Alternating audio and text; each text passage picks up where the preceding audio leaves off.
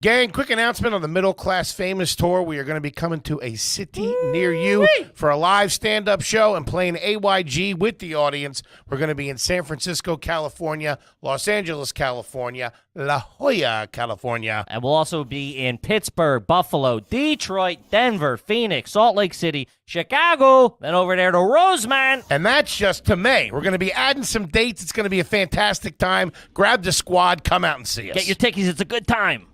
Welcome to another exciting edition of Are You Garbage? The show where you find out if your favorite comedians are classy individuals or absolute trash. Now, here are your hosts, Kevin Ryan and H. Foley. Hey, everybody out there, and welcome back to everybody's favorite new podcast. This is Are You Garbage? Sure is. It's a little show we sit down with your favorite comedians, and we find out if they grow up to be classy or if they're just a big old piece of trash. I'm your host, H. Foley, coming at you on a beautiful day down here at Aunt Tootie's basement. Caught her upstairs rooting through the mail at the neighbor's house. Okay. My co-host is coming at you from right next to me. He is the CEO of Are You Garbage. He's an international businessman, and it doesn't matter how you get the laugh as long as you get it, and I got it this week, and payday's coming up. Give it up for KJ, Kevin James Ryan. That one was a little undercooked, if you ask me. What's up, everybody? Thanks for tuning in. As always, please make sure you rate, review, subscribe on iTunes. Full video available on YouTube. As you know, those numbers are Through the roof. cooking, baby. Woo! And then Patreon.com is on fire. There's a sale. Everything must go. Get in now. Yeah. We're approaching our next goal, which is the $10,000 block. I ain't got it, man. The $10,000 roulette spin. On black, that is. Of course. Black. Always bet on black. Shout out to Wesley Snipes. So check it out. There's, over 100 episodes of AYG and Hard Feelings on there. Check it out. A lot of content. Do it. Yeah, at 10 G's is going to be a real bad timer right there. And if you're on the Patreon, you know he ain't got it. Speaking of not gotten it, how about a nice quick shout out to our producer extraordinaire? That was mean. The Magic Man makes us all look good. My best pal in the whole wide world, and I love him to death. Ladies and gentlemen, Dr. Toby McMullen, everybody. Aha, what's up, dudes? What's up, T-Bone? Good to see you, buddy. Dude, hell yeah. I just want to say that Bert episode's cooking, and if everyone hit me up, I'm changing my fucking number. Ooh. This kid's getting real high class. I know. Quick. Real hoity-toity. Who's hitting you up? It was a bit. I didn't even call him, folks. I don't know. If I'm not calling him, I don't know who's calling him. I thought your name was Tony until a week ago. Gang, this is a family episode, but we got a little company in the building. Most of you love him. He's family. I don't know what to tell you. You can't pick your family. You can pick your friends, but you can't pick your family. Pick your friends, pick your nose, but you can't pick your family. That's it. He's got to go. I'm Those are the on kind of fire. Ladies and gentlemen, it's Cousin Ian Finance, everybody. In Twice the removed. flesh. Love you guys. Glad to be here. If you're watching at home, smoke them if you got them. Blur that out. They're not paying for that. Dude, it's only a matter of time till he comes in here with his own brand endorsements and Yes. starts plugging them heavy. With his own cigarettes. Yeah, That's Ludens, right. cough drops, folks. Yep. Red Bull gives you wings. To fly Ian's- back in time and delete that. That's why you love them, folks. Ian's new energy drink, Red Faced. Pick yourself up a Red Balls. Is your sack red? Gives you lumps.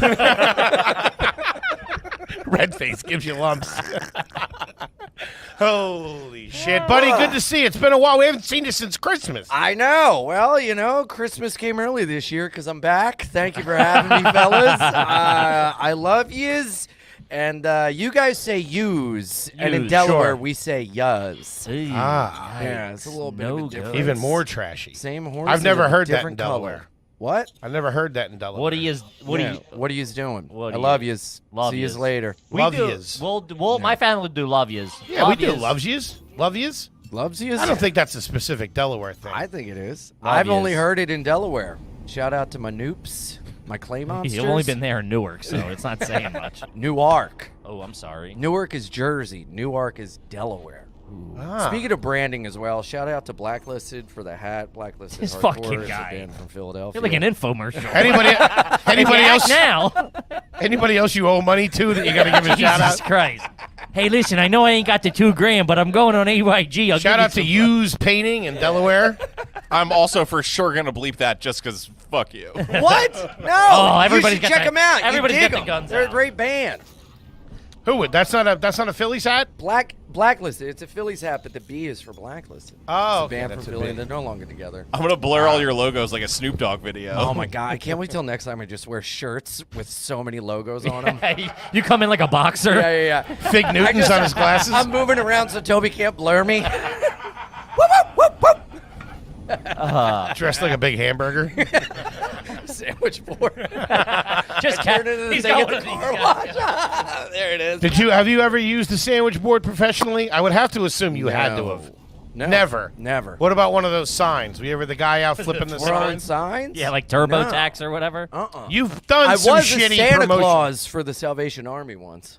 Where? Ringing the bell? In Delaware, Court ringing ordered, the I bells. believe. Yeah. Nah, I was a volunteer. I wasn't with Salvation Army. I did it on my own. Oh my God. If you stand across the street, you can undercut them. They want a quarter? I'll take a nickel. I'm with the Salvation Navy. Hello. Wait, Yeah. what do you mean? In high school, I used to volunteer a lot. And, So you actually volunteer for the Salvation? Were you ringing the bell, or were you yeah, kids sitting Christmas on your time, I lap? was ringing a bell. No kids are sitting on my lap. Stop playing out your fantasies, Henry. Can you sit on my lap? yeah. I didn't Let's know do if a you were the guy ringing reenactment. the bell, or you were doing something different with No, I it. was ringing the bell outside of a Super G, getting everyone to come. What's a and- Super G? Super Giant. It was a grocery store. Gotcha, In okay. Delaware, yeah. So yeah, it was fun. Went out to Acme, did that as well. I used to volunteer a ton up until like before COVID. I was volunteering like every other weekend. It was awesome. Really? Yeah, I really. I don't loved think it. I've ever volunteered.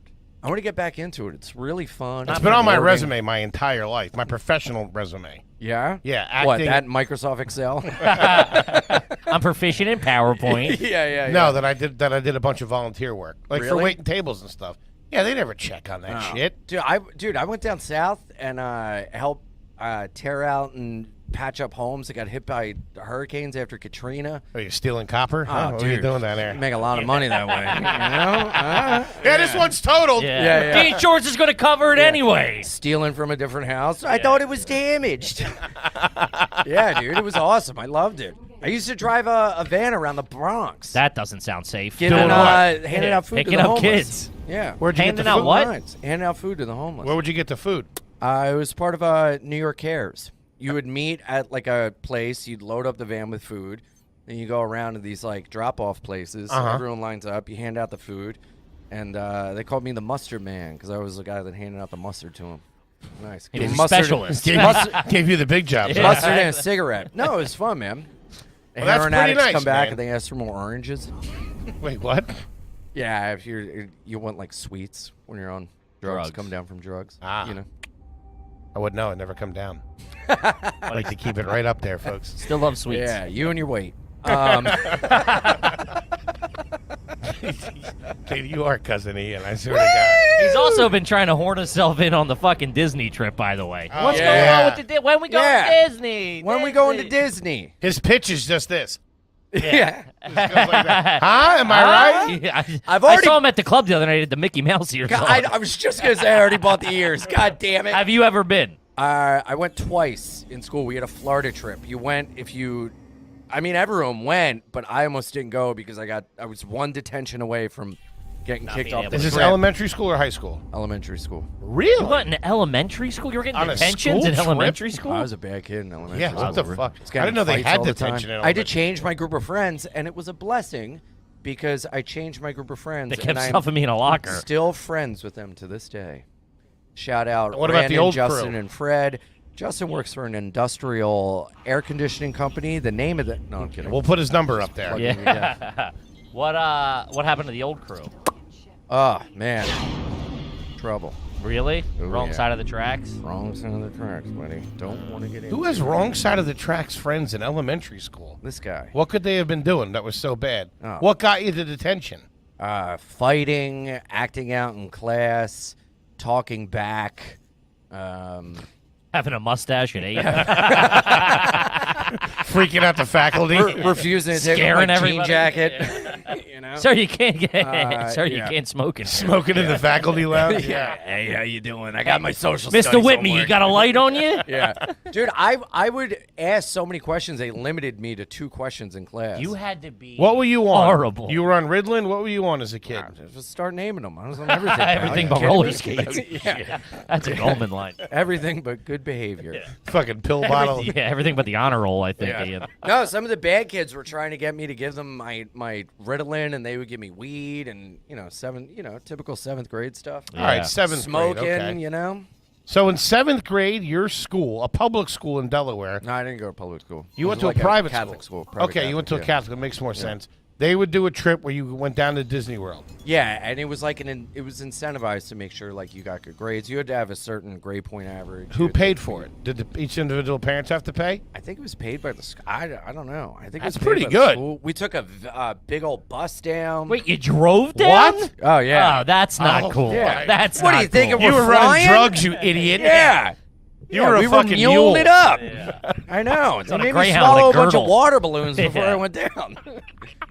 Puking in a motel Turns bathroom. out we were auditioning for Double Dare. Yeah. I have some information that may change your desire to go to Disney World ever. Why? You can't smoke. That's not true. That's not true. That's not true. That's not true.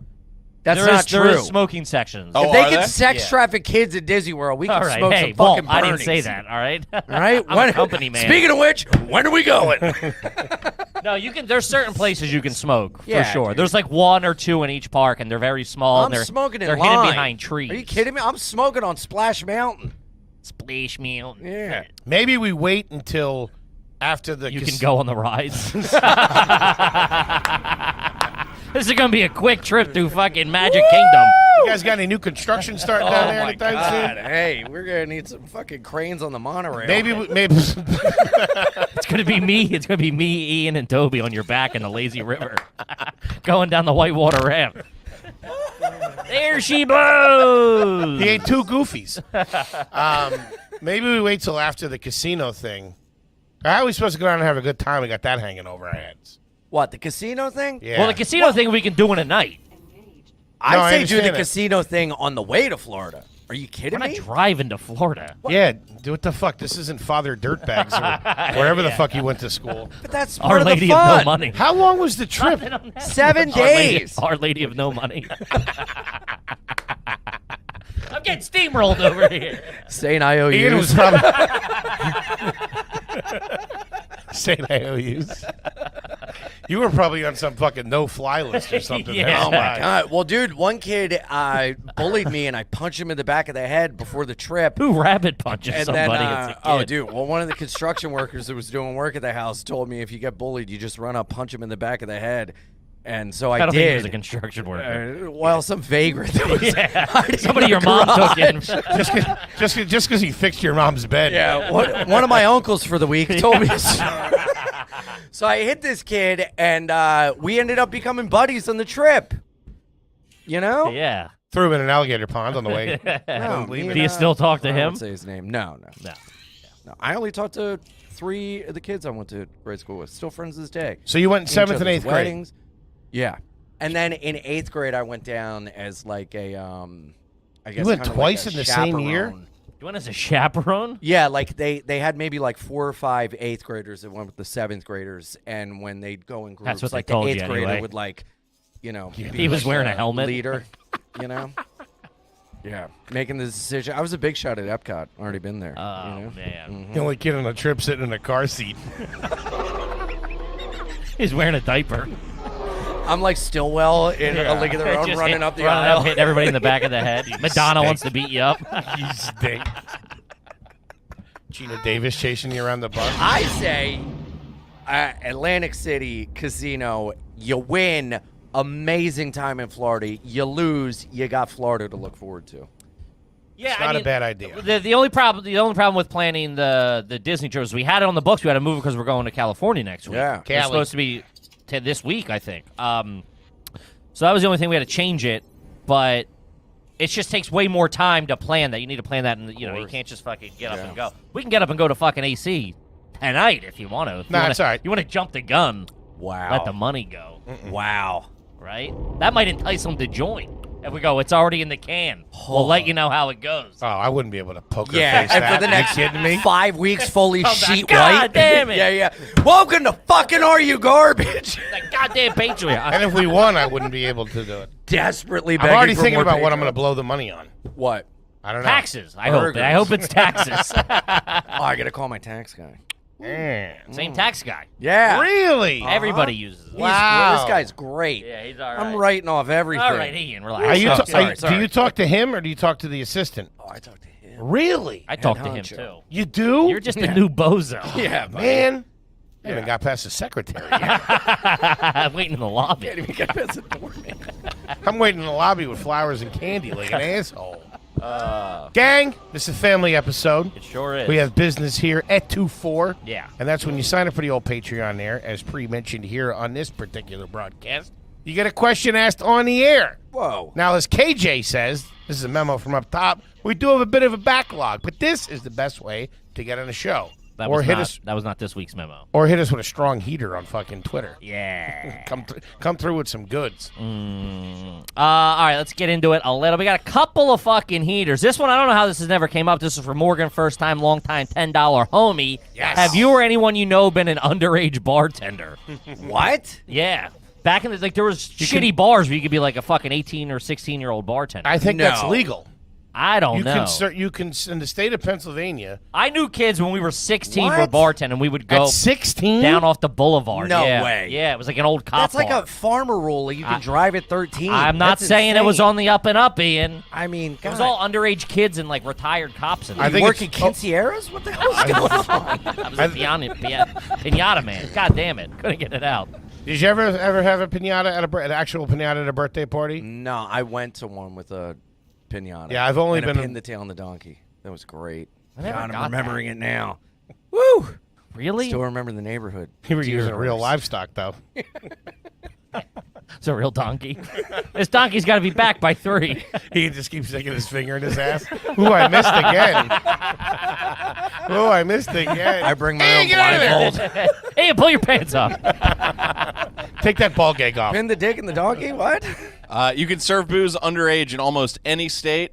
The one who plays it the most fast and loose is Maine, which across the board 17. Let them fly. Whoa, I like that. Wait. Mix it up, huh? So you got to be a 17-year-old checking people's IDs to see if they're 21. Sure. That's Yes, crazy. yeah. You're not drinking. You're serving How alcohol. you going to be a bartender and not drink? It's true. Why else would you get the job as a bartender at 17? Hey, man, I agree with Because you. you got a good work ethic? No, you're trying You to need the sneak some cash, booze. Ian. It's a cash job. is. Walk with a stack of tips. It is. Yeah. Have you ever bartended? No. Have you worked in the service industry? Yeah. Waiting Tons. tables? Waiting tables. Where'd you wait tables? Oh, New York, Delaware. Where'd you wait It's just tables? naming states. Wyoming. Wyoming. Just states we've never been to. We're not going to go check I yet. know. Wisconsin. Where did you wait tables in New York City? Oh, Lower East Side.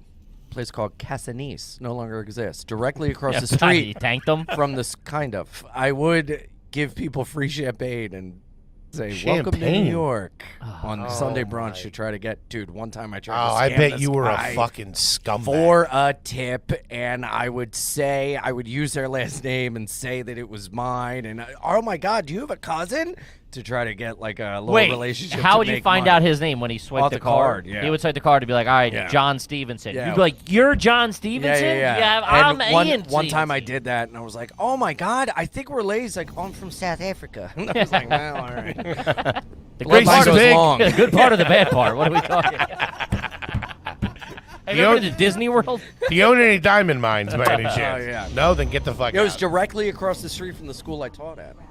I could see you Somebody- going up to tables and being like, yeah, but I talked to the owner. This bread's on a hail. Yeah. Yeah. I hated servers I'm not like supposed that. to do this, but you Yeah. guys seem like nice guys. You were probably robbing that place everything blind. was making them to be out to be a favor. Like, oh, trust me, I got you to try to get a tip. Listen, we 86 the shrimp, but I was think there's some told- back there. I'll take care of you. I was Pulled him out banned of his from getting pocket. shift drinks. Here you go. You were banned from getting shift drinks Yeah, at the end of shifts because you made a fool of yourself. no, because I was an alcoholic. Well, Some would say two go hand in hand.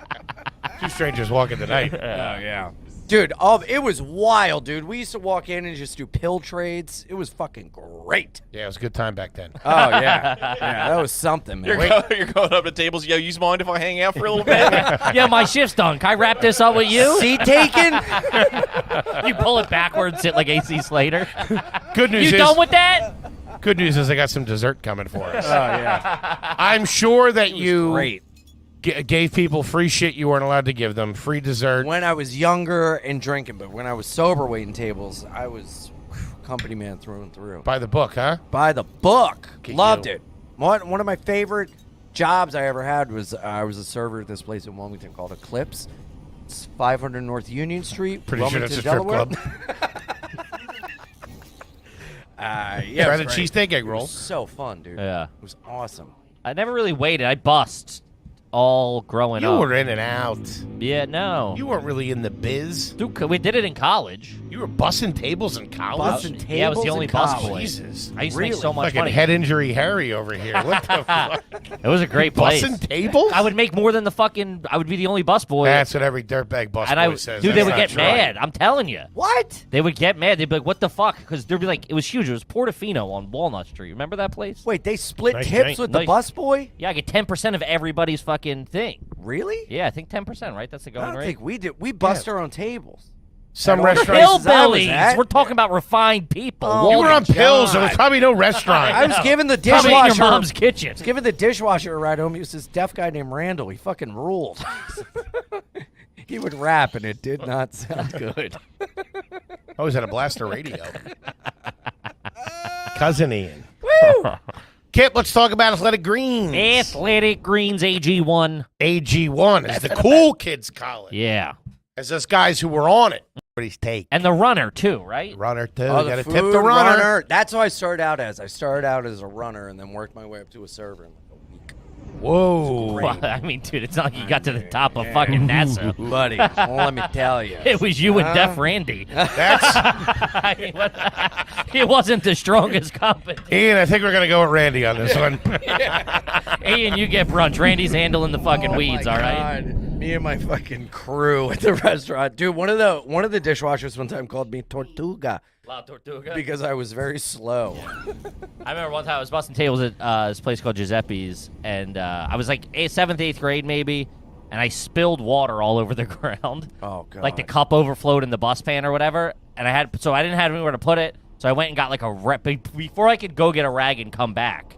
This fucking heavy set waitress who was the biggest fucking bitch ate shit in the middle of the dining room with a full tray of food for like table 18. I'm just picturing Foley in a wig. You're not wrong. You are not wrong, my friend. With the pants too high up, Uh-huh. the ass really sticking Yeah, out, the flat ass and like the fat but flat ass. the little server thing going all the way around, Oh, wearing the same yeah. pants for like 2 weeks. yeah, there's all like dough. Been there. There's flour stains on them and shit. Oh, yeah. Dude, you felt it in the back when she hit the ground, dude. The neighborhood rattled. And I knew right away. I heard it. I went, oh, that's me. That's got Kippy all over. Oh, my God. That's awesome. Who the fuck bus table 13?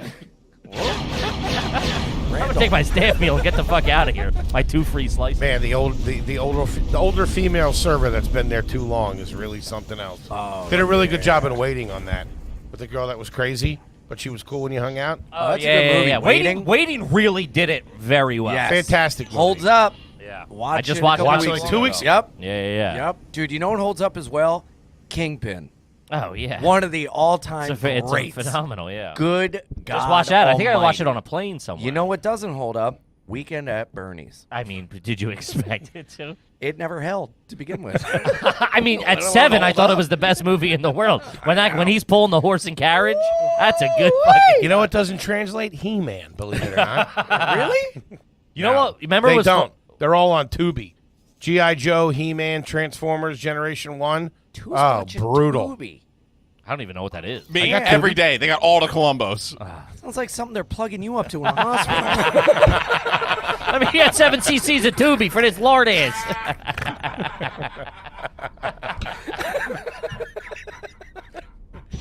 Yeah, it's not good. We got him on the Tubi.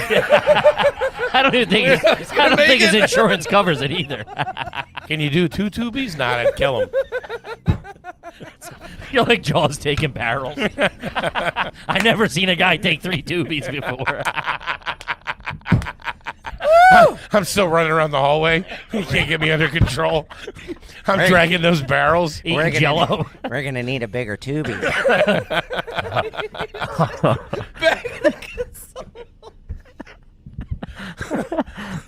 We're having a good time, folks. We're having a good time. When Cousin Ian stops by. He had presents for us, he said. I did. That's what every Conveniently forgot. dirtbag. Yes. That's what every dirtbag Which relative. I believe was the same wool you pulled over our eyes at Christmas. Did Yes. you say? You had just forgotten our presents. You just hear. Pew! No, I got you guys lighter covers. Sweet. Can't wait to throw that out. Well,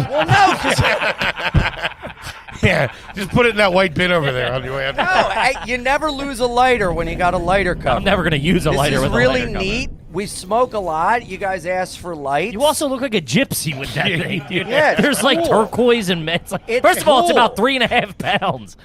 You'll know where it is. It's a paperweight. You can use it to punch someone. It's fantastic. I got you You one. have more that's got- silver on you than a Navajo priestess, too, by the way. Hey, Sam Elliott, take it easy, will I you? know who easy. I Yeah. love it. Yeah, I got you one with a little feather and Gotta turquoise. Get this guy back to the res. And I got Foley one that says "sexy grandma." Can't wait to give it to you. Well, theoretically, you didn't get this for us because it's not here. Well, it's at my apartment. If you want to come over, Chief Ian bombs a lot. Keith loses hair. Chief Ian bombs a lot. I gotta talk to the chief. I could see you doing that, too, doing a DNA test to find out if you have any Native American in you so you get your hands on a casino. Oh, my God. Get your hands in one That'd of be a them. dream. I just do it for the cheap cigarettes on the res. I'll bartend. Yeah, that'd be amazing. Can I have my shift drink now? And what's the pill situation around here? Are we doing swapsies today?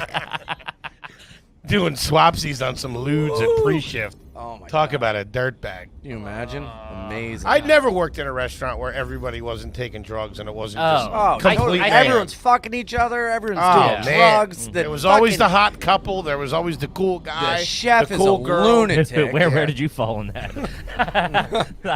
the hot couple, the cool guy, and the guy sweating in the corner. The guy eating someone else's chicken fingers. Chief sweats too much. Man, I would get real comfortable at places real fast.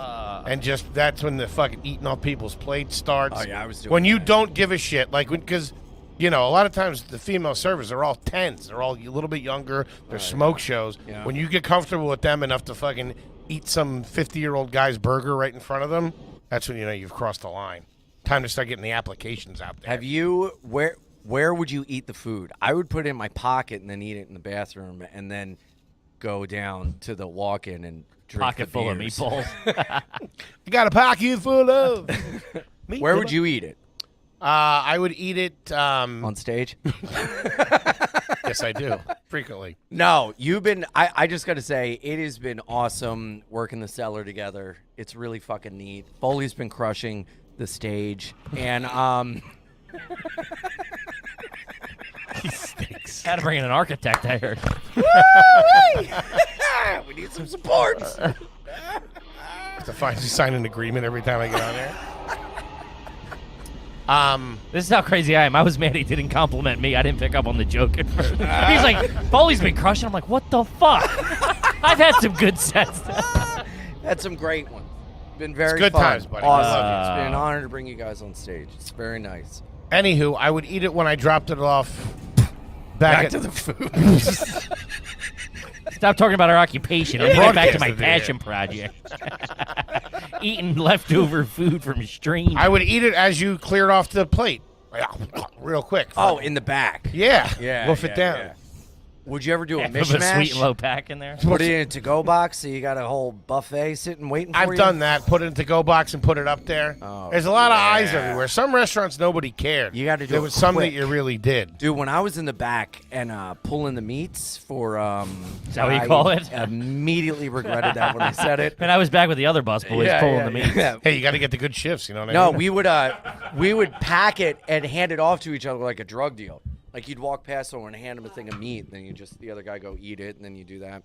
You do that with like the cheeses or the meats and the breads. I never like proper stole anything like out of like I wouldn't like put like a steak in my thing and bring it home. No, I'm not saying that. I'm saying like You definitely did stuff like that. I mean, a couple times. No, I never did that. Thanksgiving Walking one with year. a case of lettuce. I did one time. You got everything I half brought off. this from home. This was my iceberg. Check the cameras. I came in with it. I mean, you really got to speed when you got a fucking plastic bag full of calamari. That's the kind of yeah, I shit. gotta get home. Hey, it's just about 8 minutes left. Running red lights. E-brake turns around the corner. Oh, man. Where's that case of snow crab legs? They're all sticking out of your pocket. You kidnapping lobsters out of the lobster tank. Say anybody, I'll fucking kill you. Tape up their mouths and put them in the trunk. Oh, we kidnapped him. We gotta kill him now. Oh, holy shit. That's great. All right. All right, this one's from Sharon, new Patreon member. First question: ever vacuum your bed sheets? Yeah. That's crazy. Yes? You got to. Yeah. When you got a cat. Yeah, I vacuumed my bed sheets. I vacuumed the couch. Wait, question: are you vacuuming with the That's actual crazy. vacuum, Yeah. or What? do you have an attachment? No, I'll put that. I'll put that on there. You're putting the whole vacuum on a bed I'll sheet. put the vacuum on the couch too. And fucking, That's 100%. bananas. You gotta have an attachment, dude. I You're, mean, we you're have doing whole attachment. vacuum. You have attachments and you don't use them. no, because what do you mean? It's bigger and easier. You just do a couple passes on the sheet and you're at it. Bigger Yeah, but and that's easier. run all over yeah, your it's floor. all over That's the covered floor. in dirt. You look like It's a the same fool. thing. No, it's not. Yes, it's all. If it's in my apartment, it's all the same. That's not the case. It with looks like you're anything. trying to de-ice a Silverado the way you're reaching across the bed. Are you kidding me? This is just pure laziness. This is to not- insane. to not hook up the attachments. That's Yeah, nuts. dude. You got. I you think got it works better because the attachment doesn't have the wheel inside that sucks everything up really good. There's Or a get a reason cat the roller. attachments are in there for Yeah, that reason. I understand the that. people at Dyson have done the work. Yeah. Dyson. You think you know better than Dyson? I don't think I know better than Dyson, but I don't have a Dyson. When I You get got a Dyson, Eureka? Hoover, Brett, Dirt Devil. Yeah. What do you got? Black and Decker. What Maybe are you B&B? working with? maybe Huh? it's a Hoover. Yeah. Larry Yeah. Hoover, whip and work. Dude, Hallelujah. you're an insane person Okay. to stand and use the attachment. Treat yourself. Okay. All right. That's bananas. Treat I'll yourself. try it out.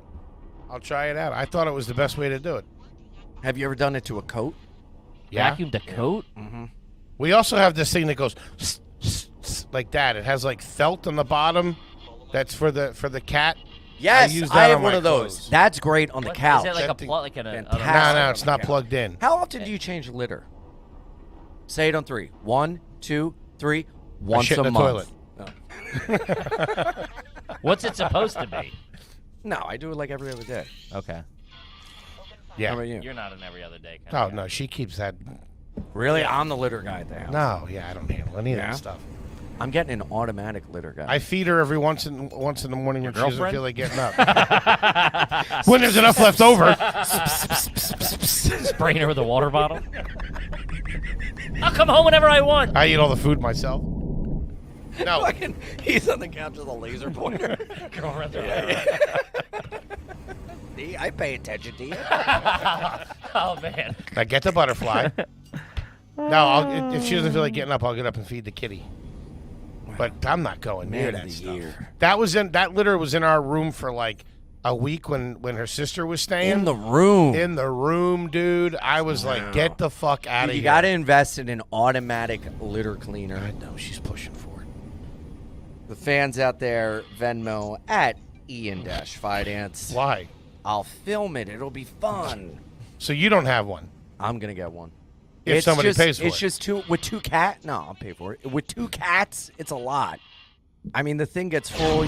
Every other day is a stretch. Dog I gotta shit's do it, really like, bad. every night. Dog shit's really bad, but nothing on this planet compares to fucking cat shit. It is vile. Well, you gotta get the litter that the deodorizer. We got all that shit. You Yeah, sure? who's It buying still a non-deodorizer? smells. Yeah, what do you think? I'm Well, then fucking why does it smell so bad? What are you feeding that guy? chili? I have a 3-alarm fire chili cook-off every weekend. Mostly just hot sauce. He loves Frank's. A lot of spaghetti. Chicken wings. They're so cute when they lick out of the wall. Oh man, Cats are the best. Cats stink. adorable. stink. I'm a dog man. Shout You out to Hans, head of stink. security. We Get a say cat we for say the she's dog. getting a little water. She had a little water. Aww. That's what we say. No. He That brought it up. is- No, we didn't. I go, look at this little guy. He's just a little guy. I say, no good drink. morning, No Hans. face. Nice to see you. Get to work. Yeah, that's how you talk to a fucking German. How much money have you made today? Oh, I'm working for you, Kippy. You got to get a cat. Kippy's Oh, you ready. fucking nuts? No They're way. the best. They're Cats the best. stink. Cat. Dude, they're so cute. Me and Ian two have of- twinsies, cats. Yes, and the way they play with each other, you can't beat it. We're cutting this. What? I'm kidding. You gotta. Oh, Dude, so if it you makes get my a cat skin with your crawl. dog, your heart will be I would. aflutter. I'd get another dog before I get a cat. Are you gonna get another dog? Are you gonna do 2 dogs? Can't don't have know. Hansi in there by himself. You don't want to be an only child. You go to be Yeah. a school shooter or something yeah, like that. or Well, I mean, you- worse, me. You weren't an only child. Look, yeah, Jesus Christ. I was an Oh, only God, one. My That's dog right. has a mustache. Has a friend named Venetia. Oh man, you got only kid vibes. Yeah. Yikes. You can't tell I'm an only child. After knowing you for, of course you can. Yeah, Yeah, you're straight crazy, dude. yeah, I know. 100%. It'd have been cool to have like a brother or sister be like, these people are crazy. Man. They would have hated you. You know, brother sister. Yeah, think about that. Look at it that You way. would. He Thank God he you wouldn't didn't. be. Ian. I'd be a different person. Yeah. Sure. Yeah. So it's good I was an only child. Either maybe more well-adjusted or even worse. I think it depends whether you were the younger. You would have done well As the older. as the older. Yeah. Yeah. Yep. Yeah, as a younger. Because we're all younger. We're bad news. Really? I'm a good kid. What are Yeah. you talking about? A lot of comedians are the youngest. Yeah. Are they? 'Cause you have to look. You're looking for the attention. I thought a lot of comedians are middles. No, I think it's younger. Oh, that's pretty good. This guy with his subtle fucking industry humor today, sneaking it in. Fucking Danny Deep Cuts On over fire. here. Yeah. Hey, Road Dog Reggie, relax. Dude, that's This guy talking. his light's just lighter. I know. You're gonna love your lighter cover. I appreciate it. I bet $400 I never see this fucking Never thing. see it. Took you 6 months to bring the fucking bathroom key back. I know. Also, we haven't gotten our Christmas gift, and it's March. What'd I get you? I don't know. You said I it. don't know. Oh, it just got yeah, delivered. Whatever. Whatever, Candies. whatever you lied about. When I'm you- trying to help you guys out. I decided you don't need the candies. So what'd you do with the candy? I ate them. Even to my kid. He loves it. I would love to know how many Christmas presents each year you buy for somebody else and just end up keeping for your own. I get little candies and I wrap them and I give them to little shops in my neighborhood that hook me up throughout the year. I bring them to different clubs and give them like a little candy. He's thing. a nice guy. No, he's low like to rent. do it. He's always looking for a deal. Looking for an edge. What are you talking free about? He's meal. always trying to game the system. You're not friends with your little shopkeepers in your neighborhood. Not that they give me discounts on anything. I am now Oh, with yeah. the dog. Yeah, the dog in the dude. coffee shop is like a hit. Yes. You bring 'em in? Yeah, that's encouraged. Dude, So you they drink give coffee? you they He give does. you He's a little latte man. they but- give you little discounts. You talk to them. Yeah, you get the know, croissant I'm for friends free with on the everyone. arm. I love being friendly, and then at the end of the year, here, I know you're, Yemenis, but Merry Christmas. I don't think that's a thing. Here's a fun-sized Snickers. Thanks for all the free coffee this year. No, it's nice. When Here's I go to a my little nickel. shop, I walk in. Here's a half-eaten Twix. They give me what I want ahead of everyone else, and then it's nice. I like it. Give it to my pharmacist. Cool. Shout out Vivek, V&A Pharmacy. No prescriptions needed. Just a wink and a handshake if you catch my drift. He'd be surprised what a pack He'll of also, sour, yeah, also pack of diagnose sour you. Skittles can get you. All right, this one's from Bernie Sanders. Nice. Is it garbage to strip the bed before you leave a hotel? I don't even get that. I think that would be nice and classy. Yeah. Huh. do What, that. strip it and put it all like in the middle? I for guess them? if there's like a lot of I throw the stuff covered in cum. Yeah, I throw the towels in the corner. I try to put my. I Sure. try to clean up nice. Don't What do you leave a tip? mess. We were just talking about this. What do you Ooh, tip? Interesting. Let's do like Nothing. you stay a night, or what do you tip? I admit I've been bad with it. he's been bad. On the road, I'm bad with it. Yeah. On when on vacation, I give we make a point. I give $5 a day. Really? That's good. Yeah. What do you think? I don't believe you. Really? No. Why? You're notoriously cheap. What do you mean I'm notoriously He was cheap? giving Snickers out to the I local give town. I give candy to people. You've been trying to sell me a bike for like 3 weeks. I got you guys gifts. I was gonna give it to you. I'm trying to sell it to you. I was gonna give it to you for $750. Yeah. Hey, that's a steal. I was You're gonna robbing give it me. to you for a Yeah. deal. Technically, you're robbing me. Yeah, and it was coming with a helmet. What are you talking about? And a lifetime of guilt I'm gonna hold over your head. Yeah, how's the bike, Tobes? Swear on your mother's life. Swear on my mother's eyes. $5 a day. Say the whole sentence. Swear on my mother's eyes. I give $5 a day when I stay at a hotel. I am I a believe very good tipper. He's also because I've worked in the industry. and he also rolls with the Tell, who's a notoriously good tipper. Yes. Hey, yes. you only got to take care of the road, take care of the people, take care of the Yes, guys. of Good man. course. Yes, and I tip out. How much you tip out comedy staff? At the club? We do pretty well on the staff. Yeah, a lot. Yeah. Always. We do. Yeah. What do we do? You want to know what we do? Going rate for the waitress? 40 to 50. It's now 50 since For the weekend? We're doing one night. We do one night. Yes. So we hit them 50 We're for the night. gunslingers, in and out. We hit them 50. We hit the waitress or waiter 50 for the night, and then if the bar or if the security guard is helping with pictures at the meet and greet, He gets a dub? He gets a dub. Yeah. See, And here's if the we thing. get something I, at the bar, The they get a bartender dub. gets it. I only get waters. So I'll give, like, if I'm just getting waters and I'm literally walking up, I'll still give like 20. Sure. If it's a headline weekend, I'm giving 50 a night or 100. Sure. Have them split it up. You always gotta take care of You always got to take care of the Always, staff always. because they're the ones. It's also too like this is a little behind the curtain, but like the staff, she or he, the server has their own section already outside, so it's not like they're just chilling in the green room just waiting for you. It's like they're leaving the people that are actually paying them that night. You So always, you always gotta always, take care of them. Once we started bringing Tommy on the road to open up, Tommy C. Tommy C. He now there's 4 of us in the green room. Oh, Tommy, no tips? I'm learning.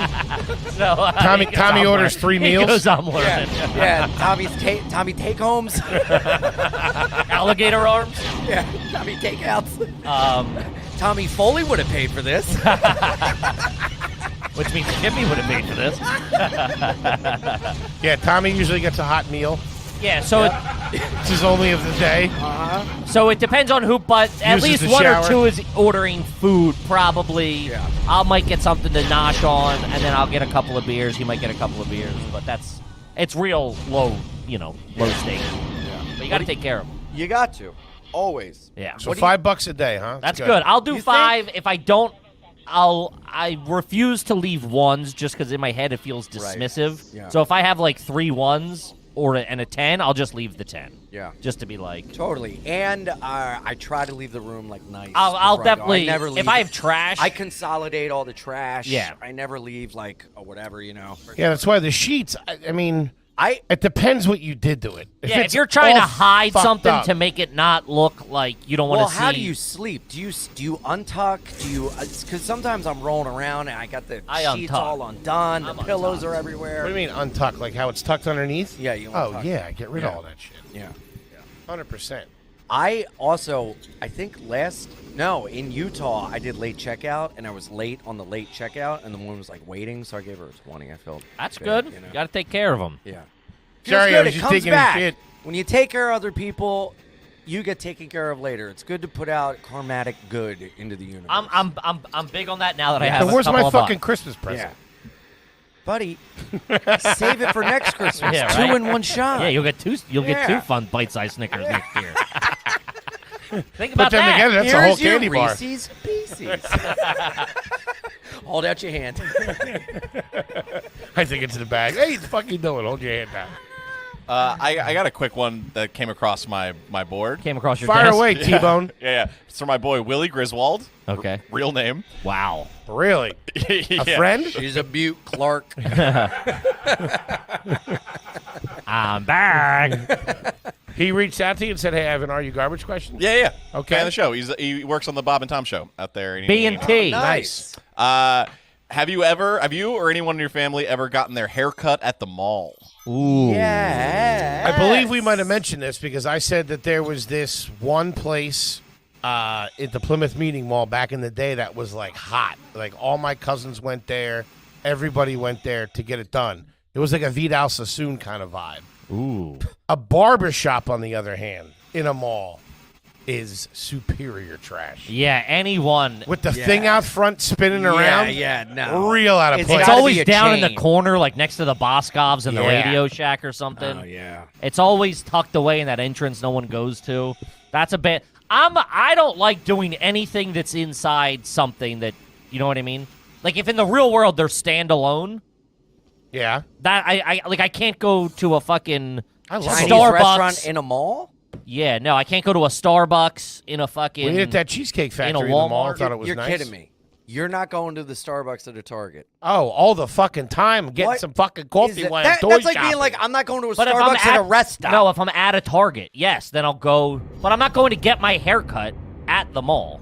I'm not going to the mall only for a haircut. So Right. I think I can interpret this. So let's say Kevin worked had a job in the suburbs and he was on his way to work every day. He wouldn't go to the Starbucks at Target to That's get his morning insane. coffee. He would go to the standalone Starbucks. or a Dunkies. I would. But- I That would I choose. understand. But what if it's on the way? And No, it's that's the the closest inconvenience one? of That's going in. weird, Dude, yeah. the inconvenience of entering a Target parking A lot. Target? Parking through What? those You're parking lots. insane. There's lights in those parking If lots. it's The on other the one's got way, drive-through. Then you got a 20-yard fucking. You got a 30-yard walk in the That's front the door. smart play because the other one with the drive-through, everybody's sick of drive-through. So you go to the Target for the faster. No, they're all you don't have to do it right now. I don't want to force you. But I think that's something you have to do.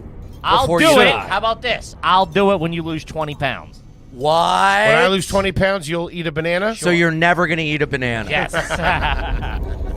I'll agree to those terms. Shake. Yes. Fucking safest bet that's ever been made. I know. Buddy, I'm never touching a banana. Hey. Think I give a fuck if this bald prick eats a banana? And if you die, it doesn't count. Low potassium kippy. Yeah, I don't really give a shit. Wow. Never had a banana. Why? It just never came up, or Never you have came an across my aversion? He's a desk. fucking weird Yeah, kid, man, I man. have really weird stuff with food. Odd. Like what else? I didn't start eating. We just did this in an episode. Was that a public episode we did that? I can't remember. Neither can I. I don't think it was. I don't know. I didn't start eating red meat till way later in life. Yeah, like mid-20s probably. Did you Don't tell guys me- know don't any tell- kids who had to have the plate with the dividers so their food wouldn't touch? Yeah. I didn't need it, but I didn't mind it. What? Nah, I'm always mashing food together. Yeah, Wait, hold now, on. Now that I'm an adult, I'll do it. Hold on. How do you get your steak cooked? Typically medium, but if we go out as a group and we order as a group, it'll be medium rare. He's a man about that I stuff. was gonna say, if you're But that's well only done. new. That's like all. I'm For me to rare. order I'm- a steak at a restaurant is crazy. I'm steak rare, Pittsburgh blue, black and blue, charred, cold, red in the middle. All right, McConaughey. yeah, what the fuck? Hey, True Detective, relax. You're twirling a beer can. I want it to still be able to lie to me when it hits the table. I want to feel its pulse a little bit. Fucking bozo. This might bring the vibe down a little bit. Oh, but great. Let's do it God, then. Yeah, hey, let's shift the gears Someone to pulled sad. someone pulled the e-brake. Yeah. Big man hit it. Ooh, hey, hit this exit Hey, we're to having sad too much town. fun. The thing with the food, Here we go. the separating of the food, the first time when I witnessed that, and like Don't tell me it saw was like true in poverty, hospice. was this really, really poor family that lived in. My house.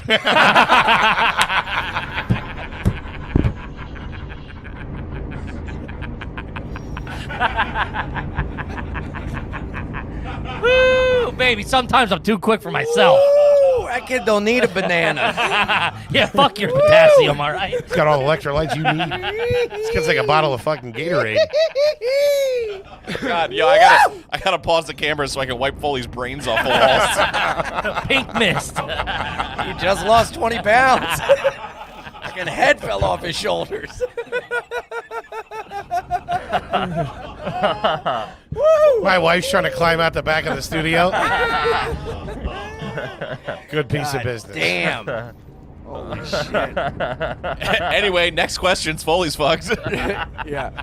Yeah, what were you saying, big guy? Yeah, hold on. Let's get it back to sad. I was saying at the bottom of my neighborhood was like a bunch of like older, shittier houses when we lived in Wilkes-Barre, and we used to pick this kid up.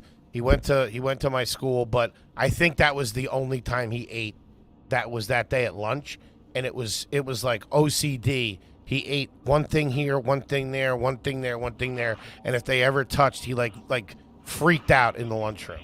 Or if anybody ever like went to touch his food, he would freak out. Could you relate? I was the one trying to take his food away. You're not going to eat that cornbread, are you? It touched the peas. But we did it. Shaking the tray. Shaking the tray up. What do you know? You can't eat it. Nummy num num num. There's a hungry hippo at the cafeteria table. He's got a snow shovel. We did have a kid in my 3rd grade class that if you touched any of his food, he wouldn't eat it, and I did that almost every day. That's where I did my best work. Yeah. Like for snack time, when he pulled out a cupcake. Hey, what's that? Oh, that's all you had to do was just put your finger what on it. special needs school did you go to with these freaks? What are you talking about? My God. They weren't freaks. Yeah. There's another guy who wore a face mask. Yeah, you must have been their God King. Jesus Christ. A face man. I just pictured like Freddy, like a Jason mask or something. He's getting wheeled But in yeah, like that kid Hannibal Joel. Lecter. I remember like realizing like, oh fuck, this kid's fucking hemmed Yeah, up. why don't you name more, give away more of his identity? I don't think he's still with us. Still, he had the nutrients to survive this long. To spare those cold winters in Wilkes-Barre. After 3 years of me. Kid never got a piece of protein.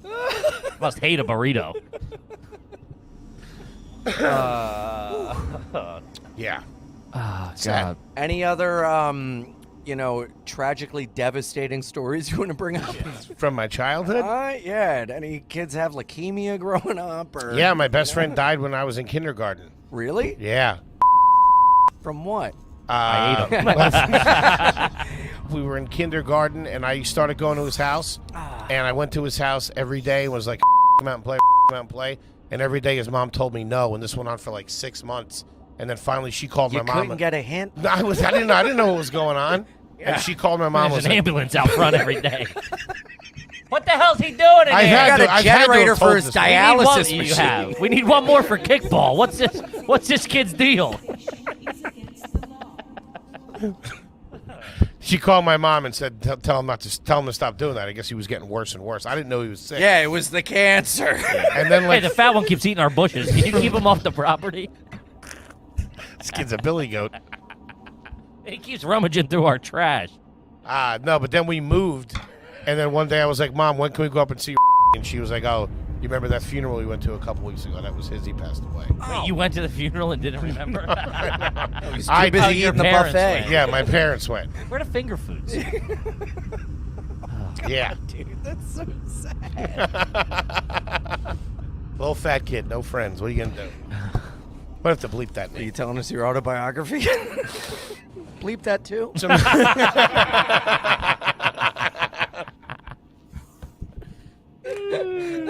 All right. This one's from Luke.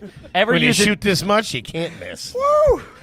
ever use a T-shirt as a pillowcase? Sure. Yes. I did it not too long ago. Yeah. Big fan of that. Big fan. 'Cause Especially if it's a soft T-shirt. Oh, man. Babe. It's like it's just perfect for it. plus, you can put them on a bunch of pillows, pretend like you got friends. A couple of body pillows. Hey, Steve. I'm having an orgy tonight. Watch a movie together. Yeah. That's trash. All right. Have let's- you ever Oh, I don't like this. taken clothes in a towel and used that as a pillow? Yeah, definitely Clothes been and a hemmed up. towel. Use Yeah, of clothes as course. when you're jammed up. Use Not the when towels. I've used towels as blankets before, Oh yeah. like big beach towels for extended periods of time. especially when you're in the middle of the night, especially if you're drunk and you're like sleeping somewhere and you're like at your boy's house in the couch or the floor or something. And you'll use wake up anything. looking for a blanket, dude. You got like a dish towel, an old shoe. You're Yeah. like, fuck, anything you can do to Kleenex. cover your body. Fuck, you got the Christmas tree over top of you. It's bad, dude. Anything. Wake that'll up with the cover dog on you. Have you ever blown up the bag from a box of wine and used that as a pillow? What? No, that's pretty good though. What are That's you, his smart. childhood friend? What Yeah, the fuck is happening? What, when you were over riding here? the rails? That is Yeah. crazy. Yeah, I fucking partied, dude. Then when you leave your knapsack in the other car. Yeah. Oh my god. That's a clutch move after a house party. Shit. You ever stand around a fire and cook a can of beans? You Ever been a the- hobo? You ever have the rail guards chase you out of the field? That's fucking. That's next level You crazy. blew up a bag of wine as a pillow? Yeah, and not only is this not a me move, it's like a ubiquitous party move, dude. Everybody knows about. Easy with the big words there, Buttons. Yeah. I'm going to Calm take down. it as offense. Yo, glasses that thick, you'd think you know him. Should have seen that one coming, though. Woo! Oh my God! Can you repeat it? I don't speak hobo. Oh, man. You know what? You're not getting that bike. And I can't do it for that original price. Gang, Cousin Ian, ladies and gentlemen. This will be coming out this week, so plug your dates. What do you got? Yes. Where are you going to be? This week, as in, This is coming out. It'll be out Thursday. I love it. April 1st and 2nd, Vermont Comedy Club. Come on out. Burlington, Vermont. Headline the weekend. I'm bringing Jordan Jensen with me. It's going to be a blast. Vermont, Very go fantastic. see Ian. He's Yes. a murderer. He's the best. Thank we love you. him. Thank you. iAnimal69, Twitter, Twitch, and Instagram. Sopranos Prima Volta. And bye, guys. And don't feed him because he'll never leave. That's right. Kippy, what do we Stuck got? With me. Gonna be in Guys, Cali. we're going to be in Cali this week. LA is sold out, but there's tickets for La Jolla? the La Jolla Comedy Store as well as Cobb's Comedy in SF. I want to be cool. Then Pittsburgh, Detroit, Denver, Can Buffalo. he do it? We'll be back in Chicago. Chicago, Rosemont. Chicago, there's only a couple tickets left for the Old Town show, so fucking get Oh, them. Zanies is great. We'll be Yeah, at Rosemont as well. Phoenix. Salt Lake City, Phoenix, and Denver. Woo! And we're Can't wait to adding get to more Denver. dates. Get your fucking tickets. Come out to a live show. Also, we've been forgetting to plug it. It's been available. There's merch available. All the T-shirts we've ever had are available. Bonfire.com/RU Garbage. Wow. Something along those lines. It'll be in the description. You can go get them. People have been clamoring for All it. the classics. Yes. We love you. We'll see you next week. Peace. Adios.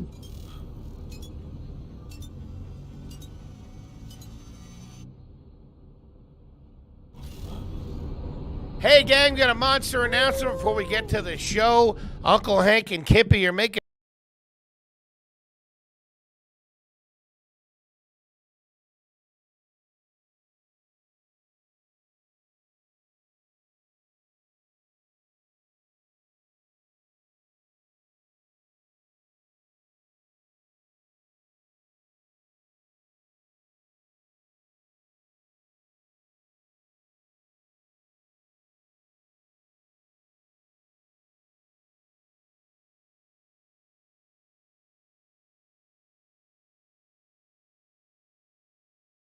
Hey, gang, it's your old pal, Uncle Hank.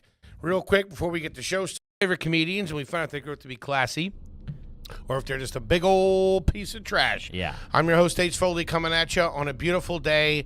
We're down here at Aunt Tootie's basement. She continues to be a thorn in our side. Yeah. Mother's Day, I'm having a nice brunch with my family. I get a call from a buddy of mine who I used to wait tables with who now works at a Fridays. Tootie's over there demanding Turn up. that she gets a free lunch on Mother's Day. She don't even have kids. I'm aware of that. Hoodie. She's trying to fucking milk him for a free Mother's Day. She said that's always been the case. What she's referring to is Veterans Day. Okay. Veterans get a free meal. So there'll be some stolen valor coming up this Veterans Day for a plate of sampler. My co-host is coming at you from right next to me, unamused. I hate them. I can't give him too much shit. He's my boss. This guy saved my life in Vietnam, all right? He is the Andy Dufresne of RU Garbage. I'll be in San Juantaneo once this all crashes. Kid puts out a cold beer, too, I'll tell you that. Give it up for my partner, my pal, Kevin James Ryan, everybody. Hey, gang, what's up? Happy to be here. As always, thanks for tuning in.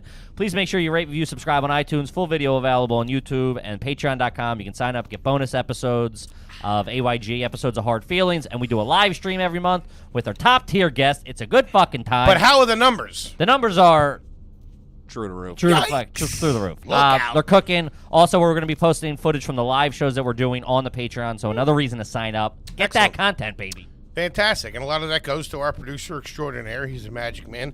Very funny stand-up comedian from Chicago, Illinois. He's here on the fucking New York scene. We were out Saturday fucking cruising around, hitting some spots, smoking some cigs. It was a good time.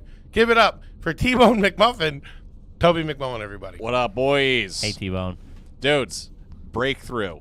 Kippy brushes teeth in the shower, changes tune, yesterday. Fresh bagel, untoasted. Nice. New York style. Nice. Stunk. He hated Hated it. Oh, get out of here. 3 out of 10. I felt like I was late for work. Shit sucks ass. Get out of here. I'm not trusting anybody with that haircut. Go ride your rebel scooter back to wherever. Yeah. my Something. conservative scooter.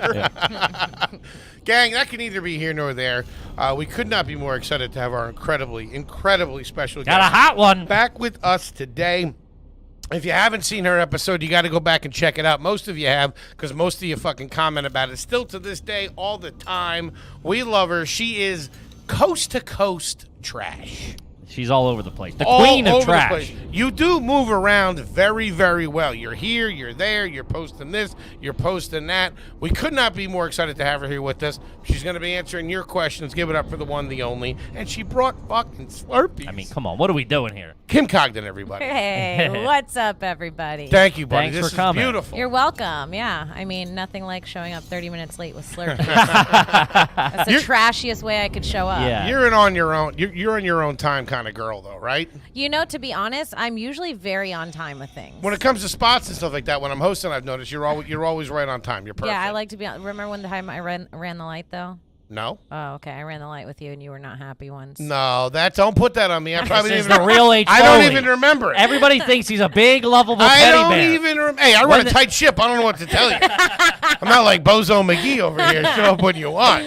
Yeah, I'm pretty good at being on time. I hate being late, but I think just getting used to. I'm driving in the city for the first time, so Which is crazy it's a nightmare. because when I said that, I meant it. You grew up in Florida. You were working out of L.A. during the pandemic. You're there. You're in L.A. You're here. You know what I mean? You're zipping around. You're flying around. Where are you getting? Where'd you get a car in New York?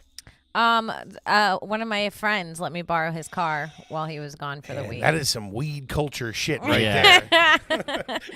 Is it a van? Yeah. And it's a Subaru. It's like a 2004 Subaru. Wow, that It fits the bill. Stick Barely shift? turns. No, I'd be surprised. it barely turns. I'm shocked that I'm not dead. Wait, what does that mean? Oh, barely turns. Like turns. you have to be speeding in order for the steering wheel to work. That sounds I real thought you meant safe. turns like the engine. I was like, damn, she knows that term. That's real trashy.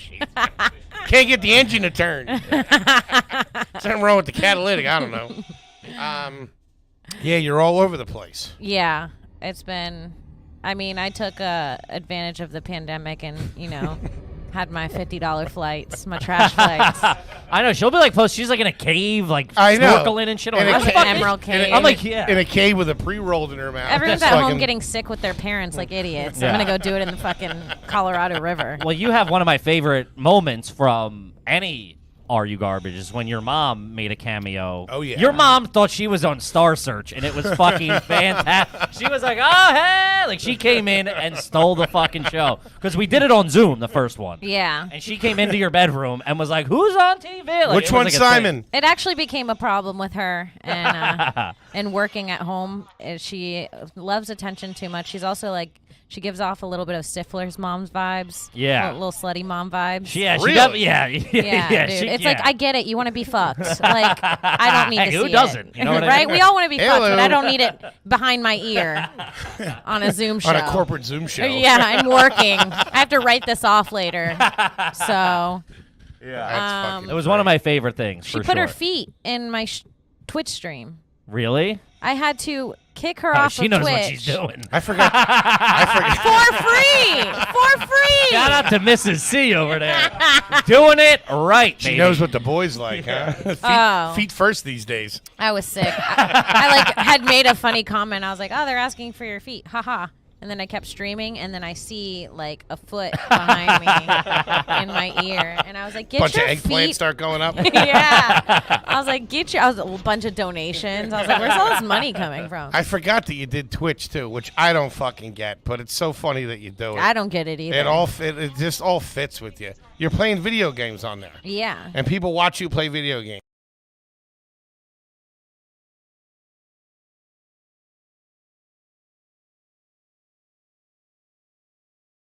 And he's like, yeah, that was Walk Like an Egyptian from, Razzle and Dazzle. It's like somebody's working for the weekend. Yeah, exactly. Getting the let out, dude. It's the I can't bonfire. wait till you get the let out. Get the let out. It is the bonfire, everybody. Faction Talk, Sirius XM 103.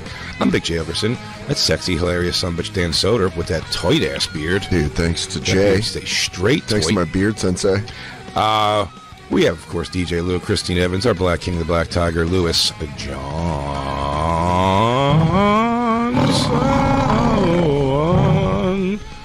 Nailed it. Perfect. Every time. Exactly the same. Perfect. We have Jacob Batat. Sad. I mean, look at that grimace on his face. Last day, he's not pumped to come back to New York City. It looks like it's not a sunny day either, so he's feeling one of his days is getting fucked by some clouds.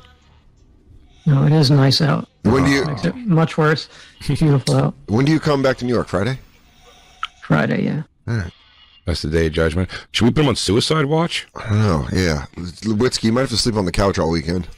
You know what? I think those dolls that come to life won't let anything bad happen to him. They're just going to steal your nightmares. Maybe that's why they earwormed him. That's why he doesn't want to leave Florida so bad. They're controlling him. We could end the guesses or what everybody knows already. The basketball game was a bust of a hang.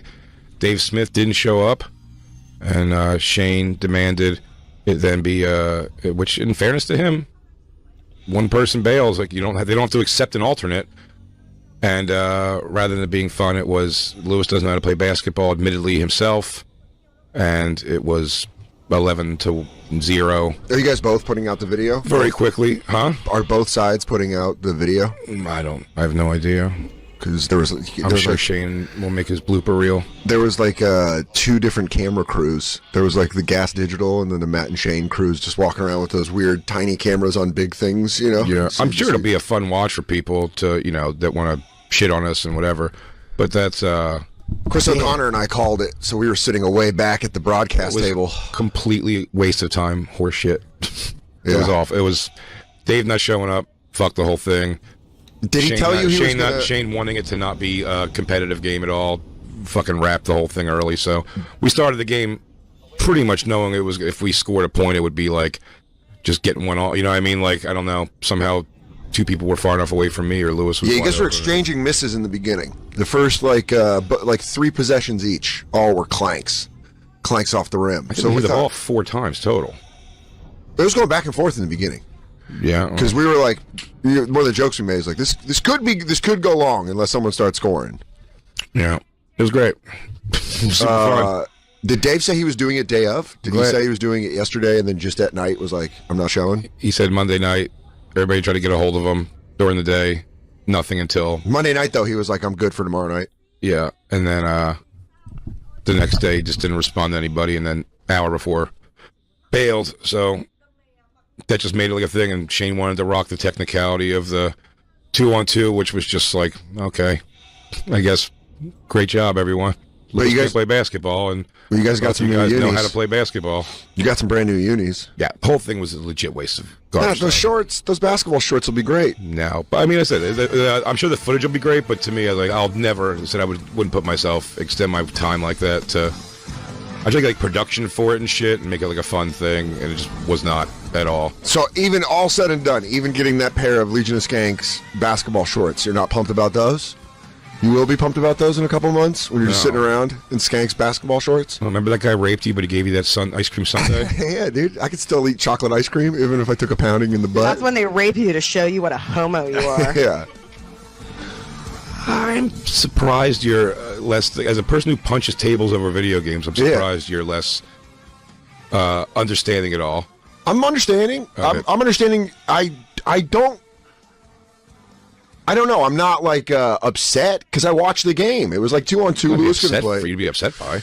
Yeah, but I watched the game. It was 2-on-2, and Lewis couldn't score, and you were, it was you and Shane. So it was lopsided. It was, yeah. It was when McCusker showed up in the short shorts. I knew you guys when it was 2-on-2. I knew you guys were in trouble. I wouldn't. How would you want me to be? Would you want me to be more like, yeah, fuck that was all fucked, or? No, you don't have to be anyway. I have no idea. But it's like, it's just, I don't know. My personality is much more of like, let's have a competitive, fun game for this thing. Instead of like, I was like, oh, well, sorry, only my sister showed up.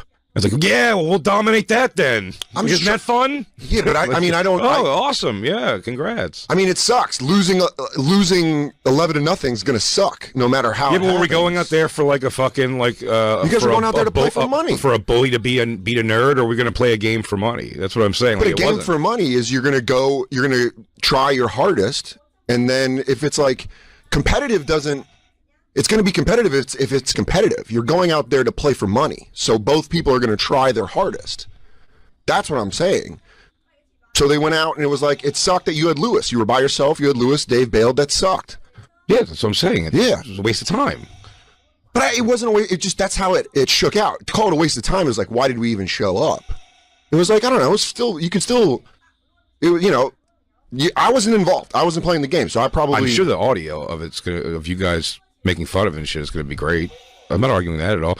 I mean, that's why I like Shane did his 50 pump fakes thing and made Lewis literally turn around at one point and forgot that the game was happening. That was very funny. Lewis putting a pick on himself was very funny. And then he ran back. Lewis is saying, I'm not playing defense on Shane shooting a 3. Shane is not a shooter by any stretch. So I even made fun of his Sean Marion release. Oh, he shoots right from the tips and clicks his heels together like Dorothy. And then Rob McCusker that too. McCusker just caught on fire. McCusker shoot for sure. Yeah, by the way, Shane's like fine under. You know what I mean? Like it's not a matter of that. Shane could play. I said this for weeks that Shane could play. Yeah, but we were supposed to play a 3-on-3 game, and the 2-on-2 game would have been a massacre from the fucking. I would have known that from the first time either of them came out and played. When the bet was made, was it 3-on-3? Were you like, this is a 3-on-3? Shane's arguing that it was 2-on-2 to begin with, is the whole thing. But I mean, that's what him and Lewis were talking about. But we didn't leave the episode without it being 3-on-3. It wasn't like we came back another meeting.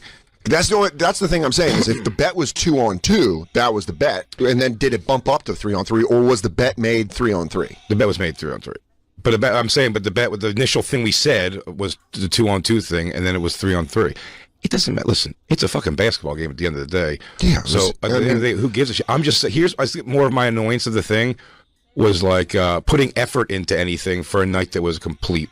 I mean, complete waste of time for me. I understand. I get that. It wasn't any fun. But I'm saying the whole night wasn't a waste. If we would have lost 11-4, 11-3 in a 3-on-3 game, like we lost. I knew going into the thing we were going to win or lose. Do you know what I mean? Lewis is an X factor of someone who doesn't understand basketball. Yeah, you know what I mean? Yeah. Admittedly himself, not taking a dig at Lewis, but also betting with knowing that Lewis doesn't know. Absolutely. Basketball. But there was a third person. The reason I was like, oh, this is an okay bet still is because you thought Dave it was going to be you and Dave basically versus. And we could use Lewis what he does. Lewis is going to go out there and like run around and play defense. Sweat on someone for sure. He's definitely going to sweat on someone. So that's all. It was just like you were just bummed out fucking bitter grapes or anything. I'm not really. It's like I think it was shitty of Dave not to show up. That is what it is. Bailing that's a Gary move. And then I was just like, I think we had a chance to make it like a fun thing, and like the choice was better made. Like, how about we humiliate you guys in an unwinnable situation? Like, what part okay, what part of the game was there a part where you're like, no, we still got this. We still like, or did you know before we started playing the game? Lewis doesn't know how to play. Dude. Yeah. So he can't be like he's only playing a one-on-one game. There's no things being like moved for him. He doesn't know. He at one point I was 2 feet from him. He gunned the basketball at my. All right, obviously you probably know this, but this is a fantastic example of a narcissistic injury. Oh, Jay, the sorest loser of all time, literally bitching about it on national radio. My face. Yeah, it bounced. I mean, like, because he just threw it hard. But again, it's not. I'm not like fucking Lewis. He doesn't know what he's doing. When I was telling him to put his back in the McCusker's chest, I touched him, like, put your body. And then he came and said a pick. Like, I'm like, okay. No. So it's just like, what was the fun of that?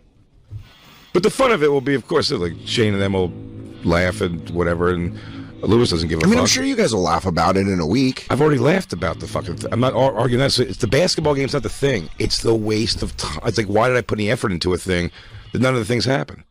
Yeah. I got a guy, the guy from the Sixers to make intros for us. It was just, which is, by the way, just bowled through. It's just funnier now that like you said, it's like in a fight, if you lose, it's still the funniest outcome. So to have like an elaborate announcement like that and to lose 11-0 is very funny. Everybody, by all means, it's very funny. Send me your whatever DMs you're gonna send and comments on my post. Have all means at it. Call me sour grapes. Call me a sore loser. I'm not a sore loser. I would have been absolutely fine to lose if we played a game of basketball. That was fucking retarded. What? Just doing that? Aw. It was a waste of time. It was caught from the get go, and I was like, yeah. When we were outside, I was saying to Lewis, was like, oh, I was gonna. I'm like, yeah, like Lewis doesn't know he doesn't know what he's doing. You know what I mean? I think Lewis should pay you $600 then. He doesn't have to. The whole thing was there. It was bullshit anyway. There was a sponsor that paying the whole fucking thing off. So there it like, is. There wasn't even, so no one lost any skin. It's just, yeah, dude. The intro with that score is funny. It's just like it's the thing. Like my energy is low for like this. Made me feel like I just won't extend my time to anything anymore. Save your podcasts, everybody. Save your shows you want me to come do on the weekdays. It ain't happening. I'm taking my free time to myself. That was fucking lame. That was lame. And okay. I just put time into it. You know, they get in the building to like approve us even do. You know what I mean? It was the whole thing. It was just like, hey, want to come? Yeah. It was just like I said. It was it felt like fucking Big Brother like splatting a fucking egg on your head and pointing at you in front of all your friends. Like, okay, well, this was so cool. Mm-hmm. And that's exactly why is this triggering him so hard. I mean, this is very much, oh, Dad said he was going to come see me on my birthday and he didn't energy. Which, I mean, I'm not saying that you shouldn't be feeling this way, but it is very transparent. Well, from now on, that will never happen again. There will never be another bet. We will never do that again moving forward. Me and Lewis have a bet. Still, for a gun. Well, I say call it off, Jay. Well, no, it's fucking pull it. I say pull all bets. That's in my hands. No, we pull all bets. We've made a rule. Unless DraftKings gets involved for heavy money. For heavy money. For heavy money. You're pulling the game. I'm pulling everything. No more bets. You're not allowed to bet anymore. You have a problem. You have a gambling problem. It's this is. I'm either doing a horrific job of explaining it, or it is what it is. Who cares? I'm reaching out with my empathy. Yeah, I just to understand. He's making a thing about losing a game. It's not. I'm surprised. Dansar doesn't actually understand this because they both have the same fundamental issues. The absent father that was constantly making promises that he wasn't fulfilling, but every once in a while he would, and they were changing and they weren't. Or this is just triggering that. That's exactly what's happening. Or the same sort of thing would trigger Dan and has in the past, so I'm surprised he doesn't recognize that. Oh, comedians. It wasn't. There was no game. Didn't it go from the 2-on-2 to the 3-on-3 because you were like, "That's an unwinnable game"? Wasn't that the whole game? I thought that was the whole thing of why the bet changed, is because you knew that you're like, "No, there's no way that like me and Lewis are gonna do." I thought that was the whole reason why it became 3-on-3. I was really surprised it went 2-on-2. It was a drunken stone conversation of 4. So forget even that. Like, let's say I made the bet 2-on-2. It's not. Here's a personality thing. Okay, let me just say this. In a flipped situation, I'd have been like, yeah, put in. Do you know what I mean? Yeah. Like technically, if we're doing podcast versus podcast, they were saying like Gardini might be fucking Italian Michael Jordan for me. I'm just. My point is. It wasn't. Do you know what I mean? Like, oh, Tommy Pope. Okay, fine. And then, like, Dave, it wasn't a setup that Dave didn't show up. I think it sucks that Dave didn't show up. Yeah. It's shitty the way he did it. So it's like... Yeah, you guys didn't have a former D1 All-American just sitting there and then told Dave to stay home. Oh, exactly. And the thing is, do you think Shane said, he goes, if Tom or Dylan from Gas Angel came in, he goes, we'll lose. That's what he said, which I thought was a weird, like, why do you think... I'm like, what do you think these people are? And by the way, young Dylan, take out young Dylan because he's got 24-year-old energy and he's running around and blah, blah, blah. You know what I mean? I get that. Like, Tom's like a dude.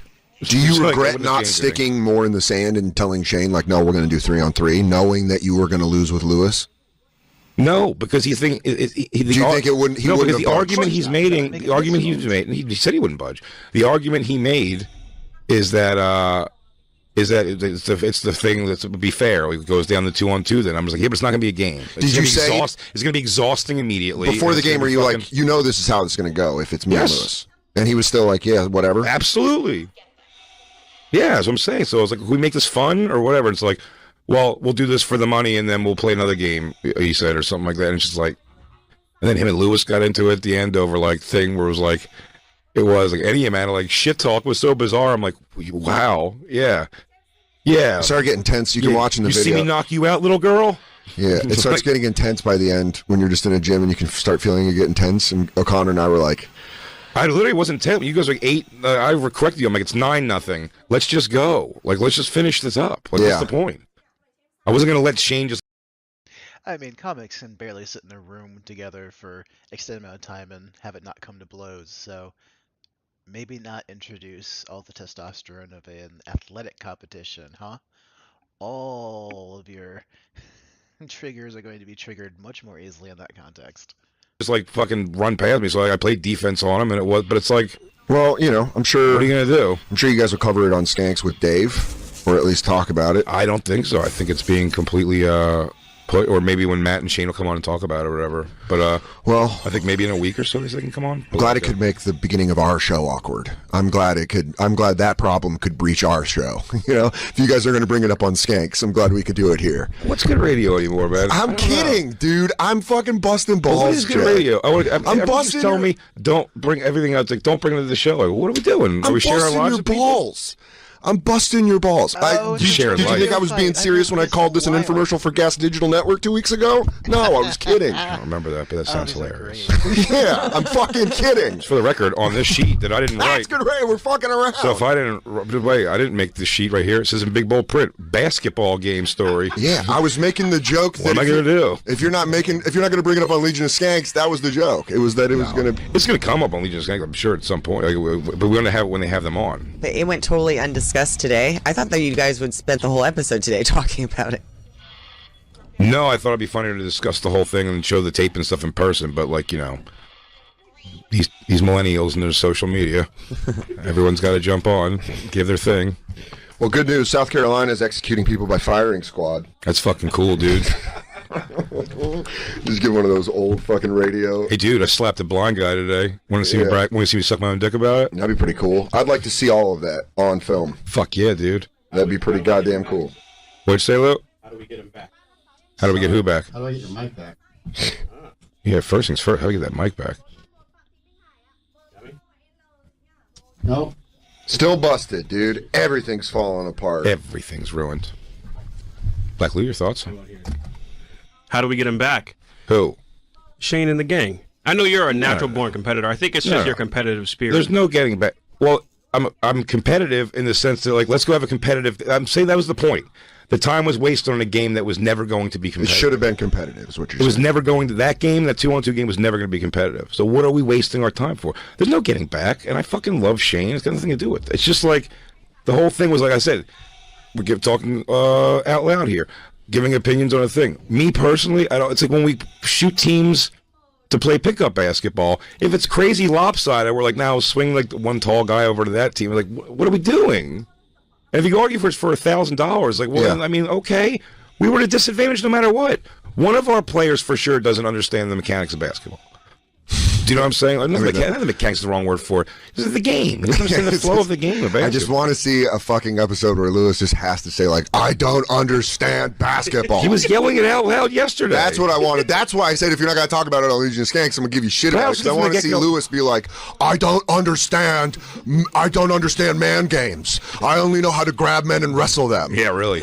It's like, learn how baseball works. I want to hear him say that. As a fan of Legion of Skanks. That's exactly how it's going to go. But I know. But he will say overall, he doesn't know basketball at all. So that's fine.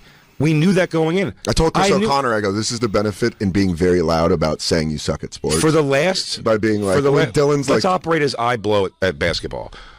Let's operate under that thing. It's still a point of like, if we're, what is this? You gotta get me, Lou. It's just it was a different thing. I would have not played it as like and let's smash him. It's like I think when it was 8-0, I was like, what's slaughter rule? Like, we just like stop. I don't care. Like, I don't care anymore.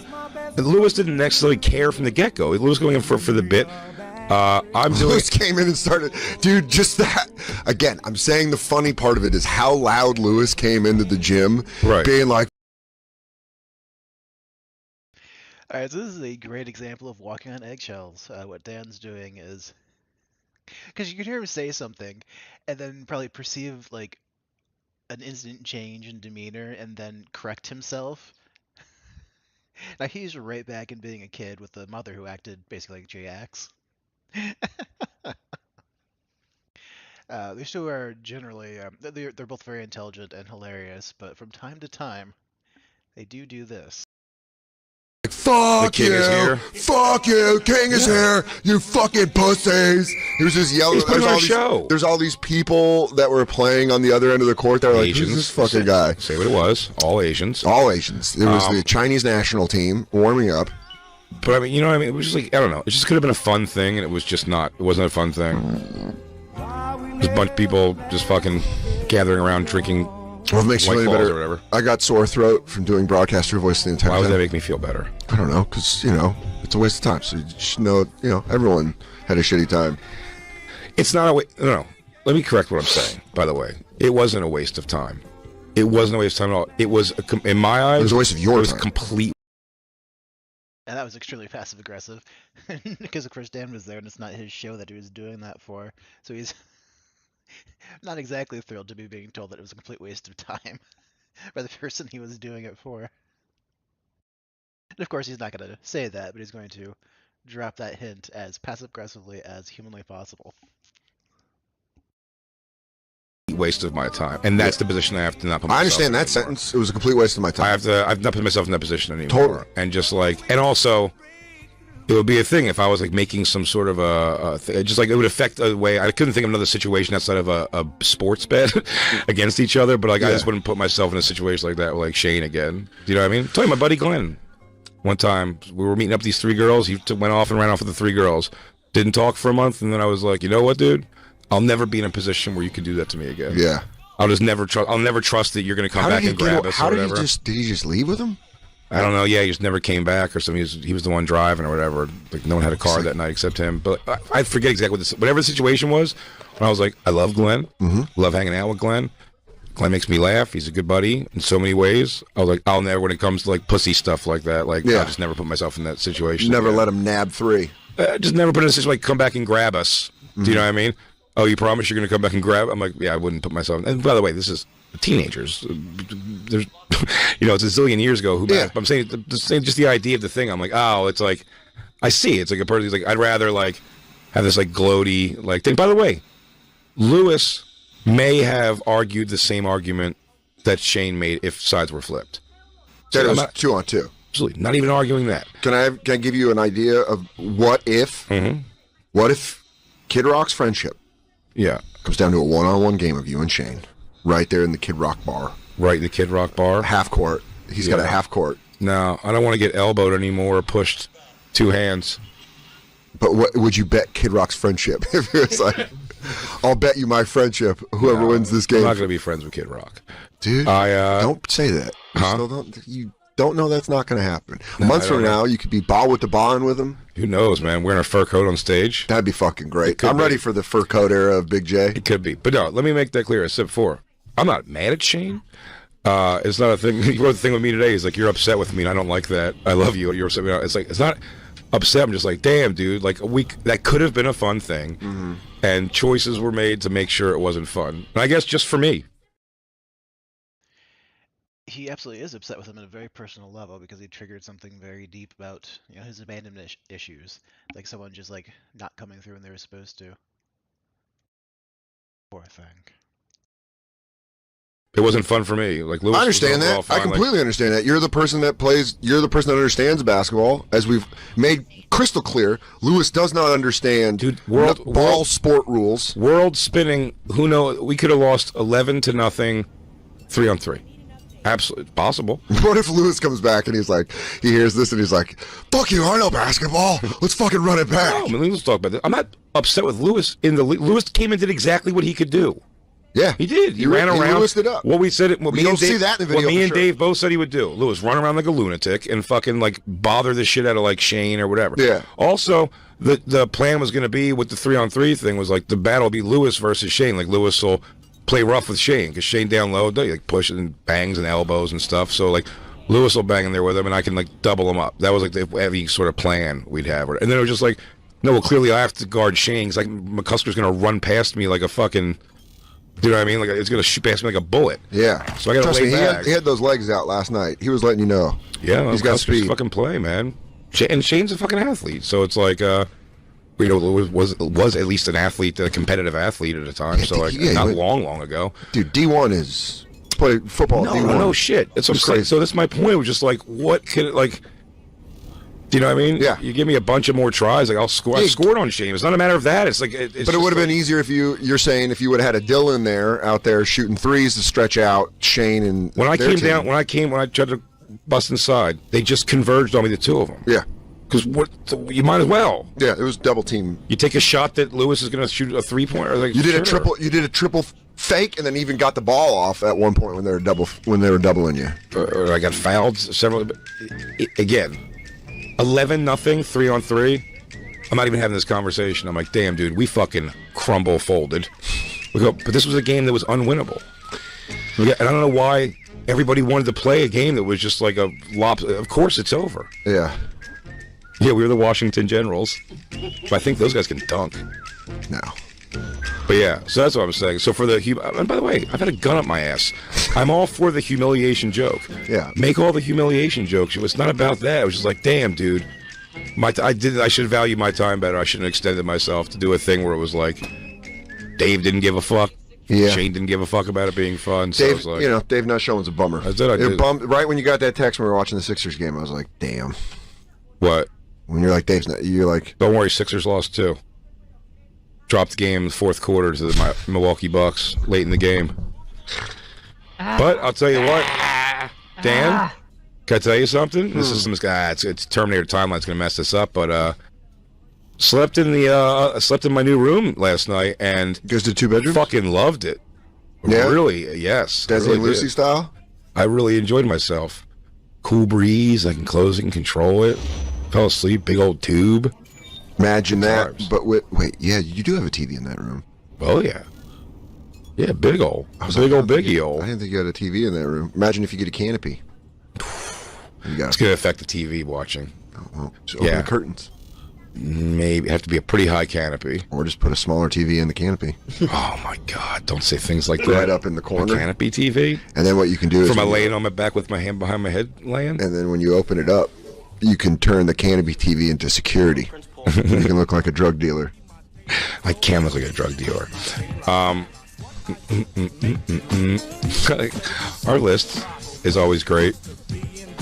Like the set lists here we have. Yeah. Because just think things like winning time. Great new show. Discuss.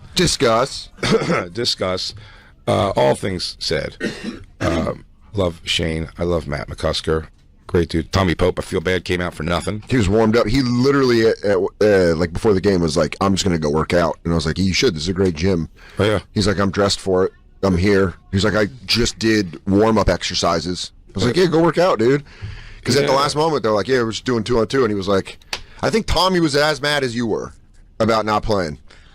I thought that it was just known that Dave might bail and there was going to be an alternate. I thought that was part of the deal. There's always a chance. Yeah, I was pretty sure that. I thought that was part of the deal. Yeah. And it was just going to be Dylan or Tom. Us on the broadcast team, we As soon as they started didn't know. I thought they were warming up. I was like, wait, are they playing 2-on-2? We got to take a break pretty soon. I know the day's all broken up weird. We got weird guesty situations tonight. We got a weird one. Everything's popping and zipping. Is she here? Is our first guest here? Yeah. She's already here? Okay, well, then let's do it. We'll take our first break. We'll come back. Viva Los Matt and Shane's Secret Podcast Basketball Squad. They MSSP rules. Legion of Skanks rules. And I burned my jersey last night. Did you really? No, I That didn't. would have been fucking awesome. But I will throw it directly in the garbage as soon as it's off the floor. You got to film that. What? If you're gonna do that, film it. Destroying the jersey? Yeah. Or My do it motto. at Skanks. Dude, I'm becoming the king of no. Do it, Become dude. the king of no. They're gonna be the most sought after man in Hollywood. No one's coming knocking for me on Hollywood. Or in king of no. comedy, whatever, entertainment. Yes. We'll be right back. It's The Bonfire. Online shopping is here to stay, which means your business needs to be ready to keep up with the pace. With ShipStation, you could buy a shoot. No action limit. Yeah, stop listening. Even like traditional bed, wash free. Enjoy as about perks and Faction Talk 103. I'm Dan Sutter. That's Big J Okerson. Our guest has the podcast, The Chloe Show, and you can check her out in Austin at the Vulcan Gas Company on May 7th. Welcome, club. Chloe LeBranch. Hi. Hi. Hello. How are Club you? rules. Welcome gas company. Is it cool? I've never been there. Yeah, I did it during the Was that Moon Tower? Oh, you went over and did Red Band show. Yeah. Yeah. Yeah, very, very cool. Welcome, Chloe. First time on the show. Mm-hmm. I owe Chloe a lifelong apology because she did my show at the Cellar, Mm-hmm. and you know what's funny? I can't think of the other name I was thinking, but she was already right to the stage, and I did this with Jordan Jensen too. Just the alliteration got me in the thing, and I went, Jordan. And I'm like, stop walking so fast and step back, Jordan, please. Jordan, you're approaching too fast. It was so Chloe came up, and I was like, Chloe, and You didn't even say Chloe. No, I had Chloe. I don't know. Absolutely. Oh, maybe. What was did I it? not? You didn't say. Do you remember what it was, Chloe? You didn't even say Chloe. That's interesting. This lady! Probably better because it looks like I didn't It was forget. good. Well, because it looks like I didn't forget the just the last name, but I had Chloe. I think it's whatever the girl's name is on SNL. I had her just last name just going over and over in my head when I was singing. I'm like, Chloe. It was like the ending of what I was expecting, and I'm like, Yeah. I was like, Chloe, can you go back there, please, and let me take another shot at this? Please, God, give me the name. No, it was chill because I got some more steps in because you were like, just turn around. Turn around, go back there. You're like- 200 meters. Yeah, you were like, turn around, and then I walked back to the entrance, and then I had. I to wanted to walk give back. a proper intro. It was. So, I don't- hate that. I hate. yeah. Did you get the proper intro? Did you like? Yes, no, I got it, but it's like I just fucking whiffing the first time. You're like, jerk off, dude. It's in fairness, my 7th hour of talking in a row on Mondays. Yeah, I think I was just like, don't worry about my name. I'm just here because Big J's going through a lawsuit. I'm here to help out. Legal funds. I'm just the girl here. Yeah, they because we have a quota. I have to hit it, or else somebody comes and checks on me. One year, like they had me host the Montreal New Faces Unwrapped, and so they were like, "That's very important to get the names right." And there were 2 people that happened where I was like, "No." I just like lost it, and I had to like pull out a paper and be like, "I'm sorry. This is from San Antonio." You're like, "Fuck, dude." You know, you're like, I should. I'm sorry. And this is like, that's their biggest moment. They're in the back like, this is going to change my life. And I'm like, I still think the funniest one ever was when Mike Yard was hosting one of my Montreal auditions. He brought me up as Todd Motor. I'm in my friend Kristen's phone as Todd Motor. Well, Jordan Jensen, who's also hilarious, like, it was the alliteration. My first time saying her name, like, full name ever. So I went, Jordan. And then as soon as I started saying Jordan, I was like, Jordan's last name? No, it's like it was just Michael Jordan. My fuck. Complete flub again. Big J, who do you think's funnier, me or Jordan Jensen? Nice. Chloe just coming in. That was a good Jordan Jensen. Yeah. Just came right in, and you're like, I'm gonna make a rival. Do it. Say who it is. I actually announced Ian Lara as Ian Hunt, and Ian Hunt's not even black. Yeah, different Ian. Completely different race and He's everything. like a Spanish white dude. He's like, what the fuck are and you he talking doesn't about? even like. I don't even know if he works like at the same places. Nervous pressure never goes away. Me and Bobby Kelly took turns and sometimes together introduced Ari to come out on from backstage. Just give God up. Mike. You guys ready to have fun? God Mike. And just like I remember before we're getting ready to do it, it's like, all right, guys, we're ready to start the show. So you guys want to come backstage and that? Far more than my comedy set. I'm like, oh, this is the thing where I'm going to say, what's up, wrong city? Or, hey, you guys having a good time? Fun tonight? Whenever I get it right and I'm like happy I got it right, I'll just repeat it a bunch of times to be like, see, I fucking did it right. When I used to host on Monday nights at Caroline's, when I'd say their night, I'd just I'd be like, all right, that day, huh? Greg Jacobs. You call every comedian going forward that name? Yeah, that's great. Fuck, it's not Greg Jacobs anymore.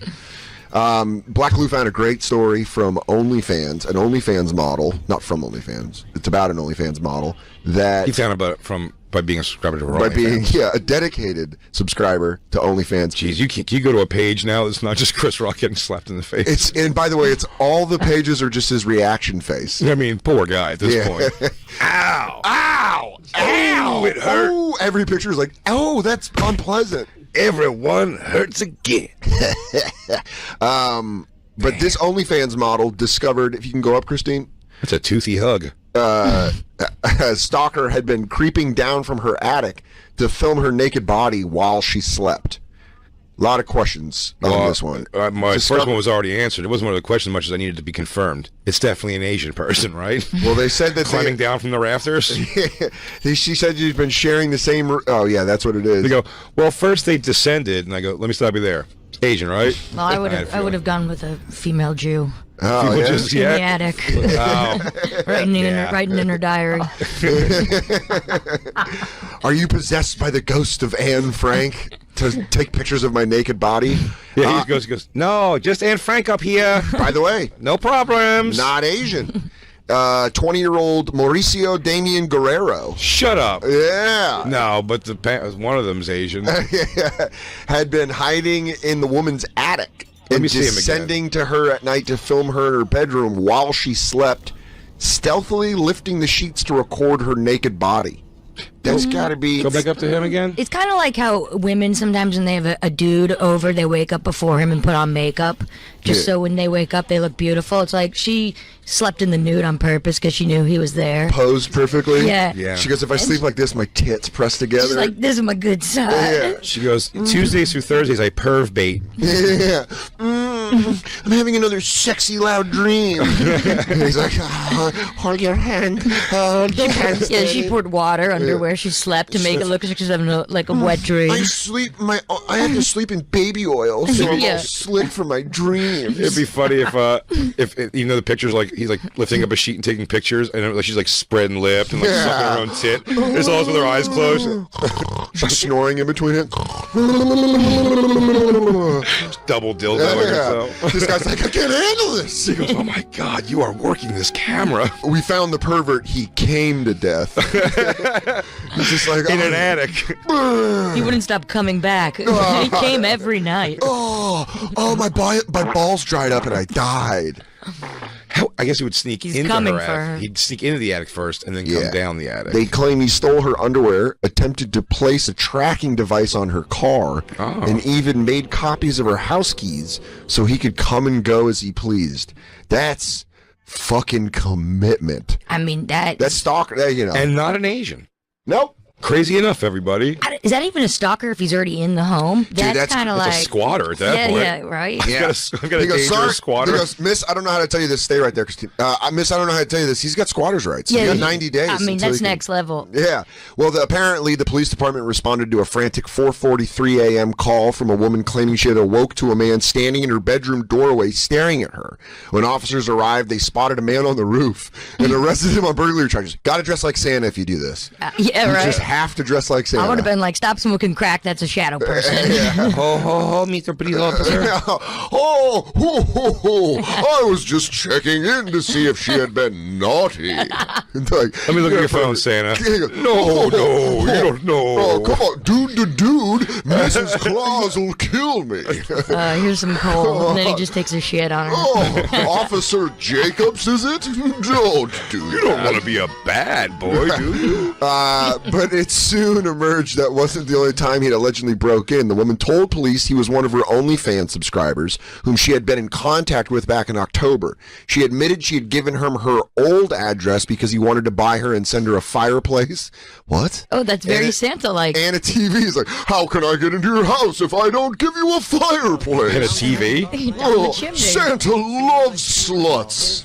And he loves to pop in on them and see them doing naughty things. Dude, you cracked the case. Yeah, this is just Santa Claus, dude. Say what you want. The suspect, Saint Nicholas. But soon she regretted it. Yeah, that's how that usually goes. Unless it's an Amazon wish list. Soon she regretted it. Despite telling him she did not want to meet in person, she said he got pushy, and according to the criminal complaint obtained by Philly Voice, they turned out then turned up at her doorstep. She said he admitted making the 6.5-hour drive from Pennsylvania. And what's this? Just like Jada Pinkett Smith, Santa Claus and Mrs. Claus are also in an open marriage. Yeah. The woman told police she was scared but felt like she had to be nice at that point. Oh, no longer naughty. She woke up at one point he was there. Hey! You know how quickly... Hello, I was here taking some pictures. How quickly you have to go from scared to nice? You're like, oh. I wonder if he went into like scared mode or if he was just like that. The scariest thing is that person's not also freaked out. Yeah. You'd almost want them to also be like, oh God, I'm caught, and like run off. Yeah. If you wake up and he goes, shh, shh, shh. Yeah, then you're like, oh, Yeah, you're man, like, this guy's oh, got no. a plan. Oh, no. You Oh, think no. she went to nice because she realized she's like, I need a toaster, actually. I need to get more shit out of this She guy. goes, that fireplace was fucking awesome. This guy really came through. I fucking love this TV. How about a PS4? Yeah. What PS? I don't know what PS4. It's 5, but it's all right. You could probably get a PS4 on discount at this point. She's gonna say to I a don't friend at some point, though, like, God did drive 6.5 hours for me. That's how fucking hot I am. It's gonna be in her bio. I'm so sexy. You drive 7 hours. Got a Mexican lunatic to drive 6.5 hours to break in and take a chance that won't get caught taking naked pictures of me. No. From bumfuck Pennsylvania. I always say, like, I know. Like, if a guy's hot enough, if I'm hot enough for a guy to murder me, like, that's killing it. That's, You'll feel good? That's hot. As the lights go out, Murderable you'll hot? be like, Yeah, that is. I get it. That, is Right. that should be think a genre of hot. Do you think Nicole Brown Simpson felt that way? She was like, oh, OJ's obsessed with me. Like, oh my God, he's obsessed. He doesn't want anyone to have me. I'm going to die. Look what he just did to that waiter. Well, I see why I did Ron Goldman first. You think she was like, classic OJ. Oh. You can't let me do anything. Yeah. God, a He's Renthal, obsessed. stop. Oh my God. Oh my God, you can do this to every friend I make? Oh Oh my my God, God. you're so left- jelly. I left my sunglasses and we had a moment. Guerrero admitted entering the home with a pry bar and stealing keys to make duplicates at Home Depot before returning them. Dude, someone just having a fucking basic conversation with him at Home Depot while he's copying the keys. He's like, can I have 2 of those, please? 2 of the silver, 2 of the gold. What are these for? He's like, just, at a friend's house. No, he was probably like me and my wife. Yeah. It's late. I had to get No, keys before she goes to work and wakes up. He's like, we're taking it to the next level. Goes, you know where I can find garden benches? Do you guys have any sort of a thing to let me scale the walls? I need guys have, duct like, tape, rope, grappling a large hooks? bag. They're like, oh, you're just the 4th person to come in today This guy doing that. We actually have a special on body bags. I don't know what's up with you guys, but you guys are just pulling them right off the fucking. Do you have some suction cup gloves? He goes, no. And he goes, you should make those. He goes, you know what? That's not a bad idea. We should have a human Spider-Man aisle. We have a discount for you, Santa Claus. Oh, dude, this is crazy. She and her young child went to stay at her mother's house, so there's a kid in the house, which is worse. Guerrero somehow obtained that address too, and made himself a semi-permanent resident at her mom's. This is her mom's house. The woman's mother began noticing odd things about the house, like windows left being open, or her house keys disappearing and mysteriously reappearing. Wow. She's like, God, I am an alcoholic. That's like that movie from the 50s, Gaslight. Have you ever heard of that? No, it got popular though because of the term, right? Everyone started watching it. Yeah. Yeah. That's because women started getting like dumped, and they just started. They're saying like, their- that I couldn't be dumped. Just Every time you get broken up, I'm like, he was gaslighting me. he love bombed me. It's like, no, it was a relationship that didn't work. Yeah. That's it. Yeah. Every time. The dramatic terms. Yeah. Once women learned the word gaslighting, it was just over for men. Yeah. That's like their new term with like, it just, sorry, you gaslit me. Mhm. And then when men learned the word bipolar. She's bipolar. What do you want me to do? Every woman's like, he's a narcissist, and every guy's like, she's bipolar. it's just a Mexican standoff with just guns at each other. It's basically the real what's behind it is he does cocaine and she has her period. That's actually what He's goes like, behind it. I don't know. It's hot and cold. She's fucking bipolar. I don't fucking trust her. After arresting him, police said they found videos and photos of the woman naked and asleep with the sheets pulled up to expose her lower half. Dan, your guess, for the record, at one point, when the cops looked at them, did one of them go like, nice. Just go to the, he goes, Vince. Vince. He goes, sorry, Officer Vince. Go to the third picture. Yeah. Third picture, he goes.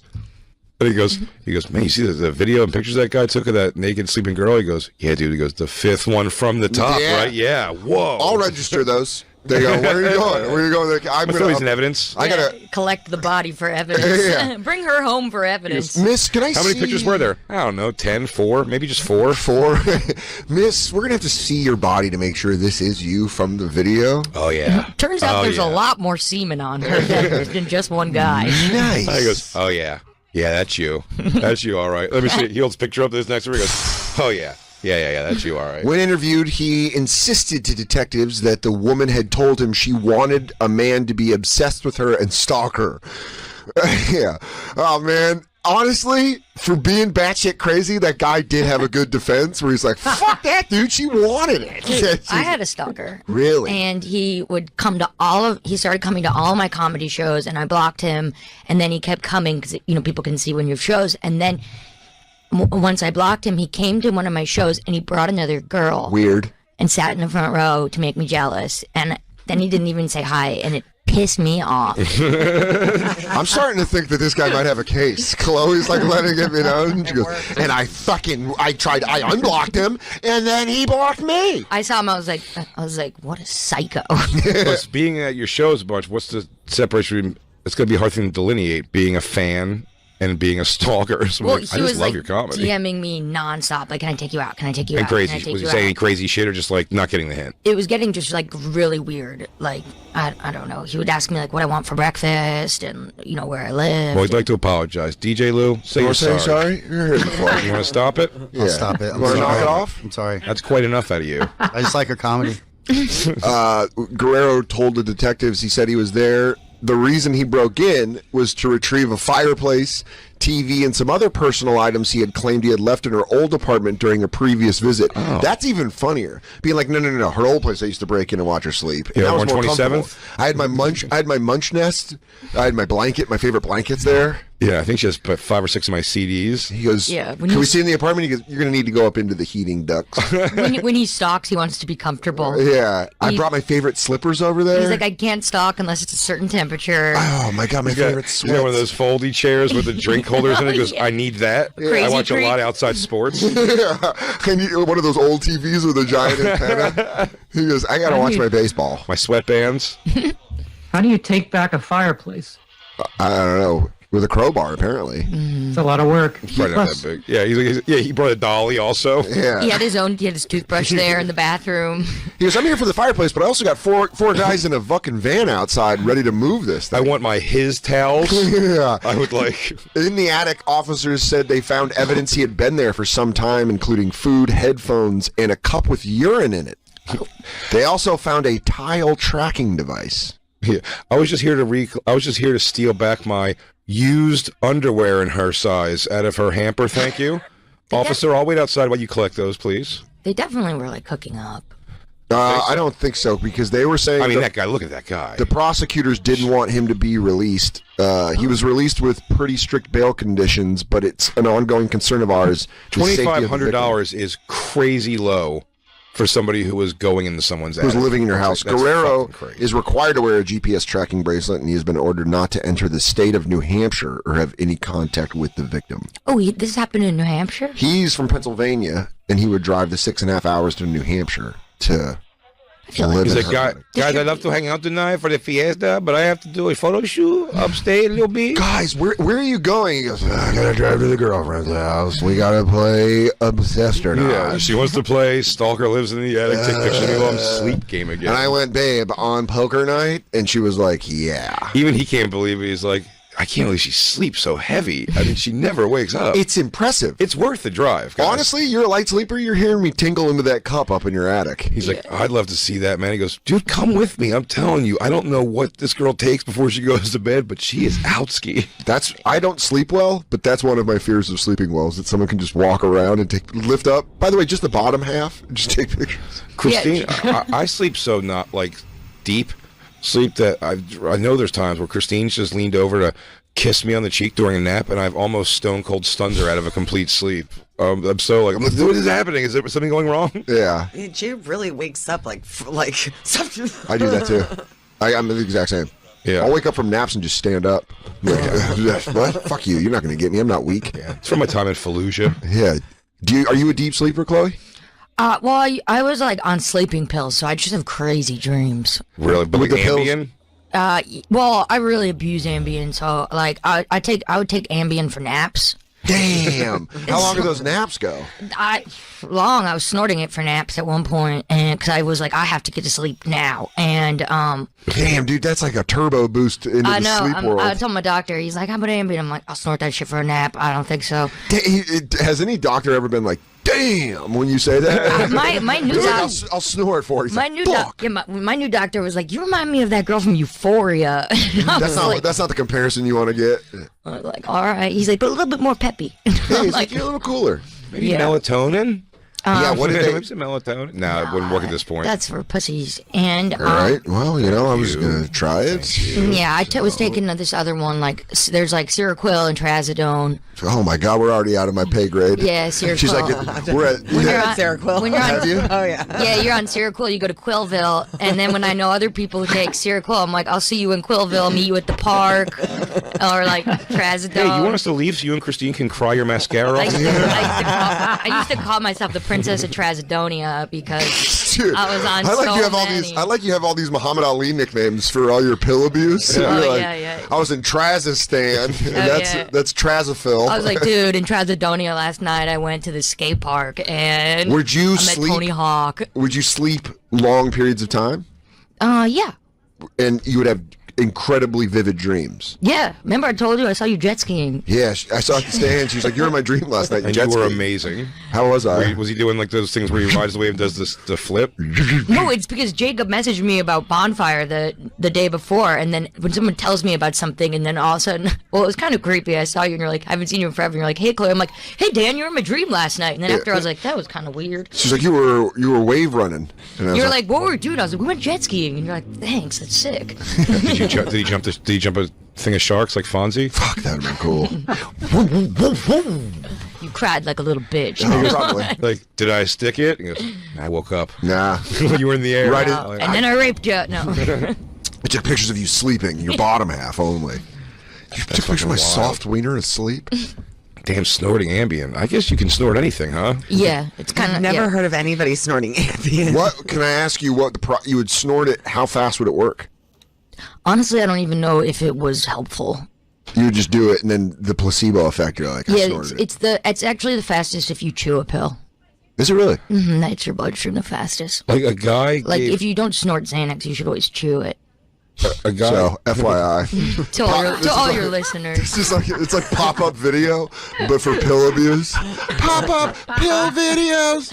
Who wants to date me? Yeah. A guy gave me and Ari a joint last weekend, and he goes, dude, there's I forget, he goes, there's coke in this and something else. I forget what the other thing was, but as he's handing it to us, I was like, isn't that just like burning cocaine? I was like, what is that possibly? He's like, oh no, dude, it does something. I go, I don't think it does. No, it doesn't, because you got to cook it first. It just burns. Yeah, it just burns off. That's like the time I told you I thought I smoked coke, but really they just burned up fast, and it was all placebo effect. Where I was like, oh, I think. Oh my god.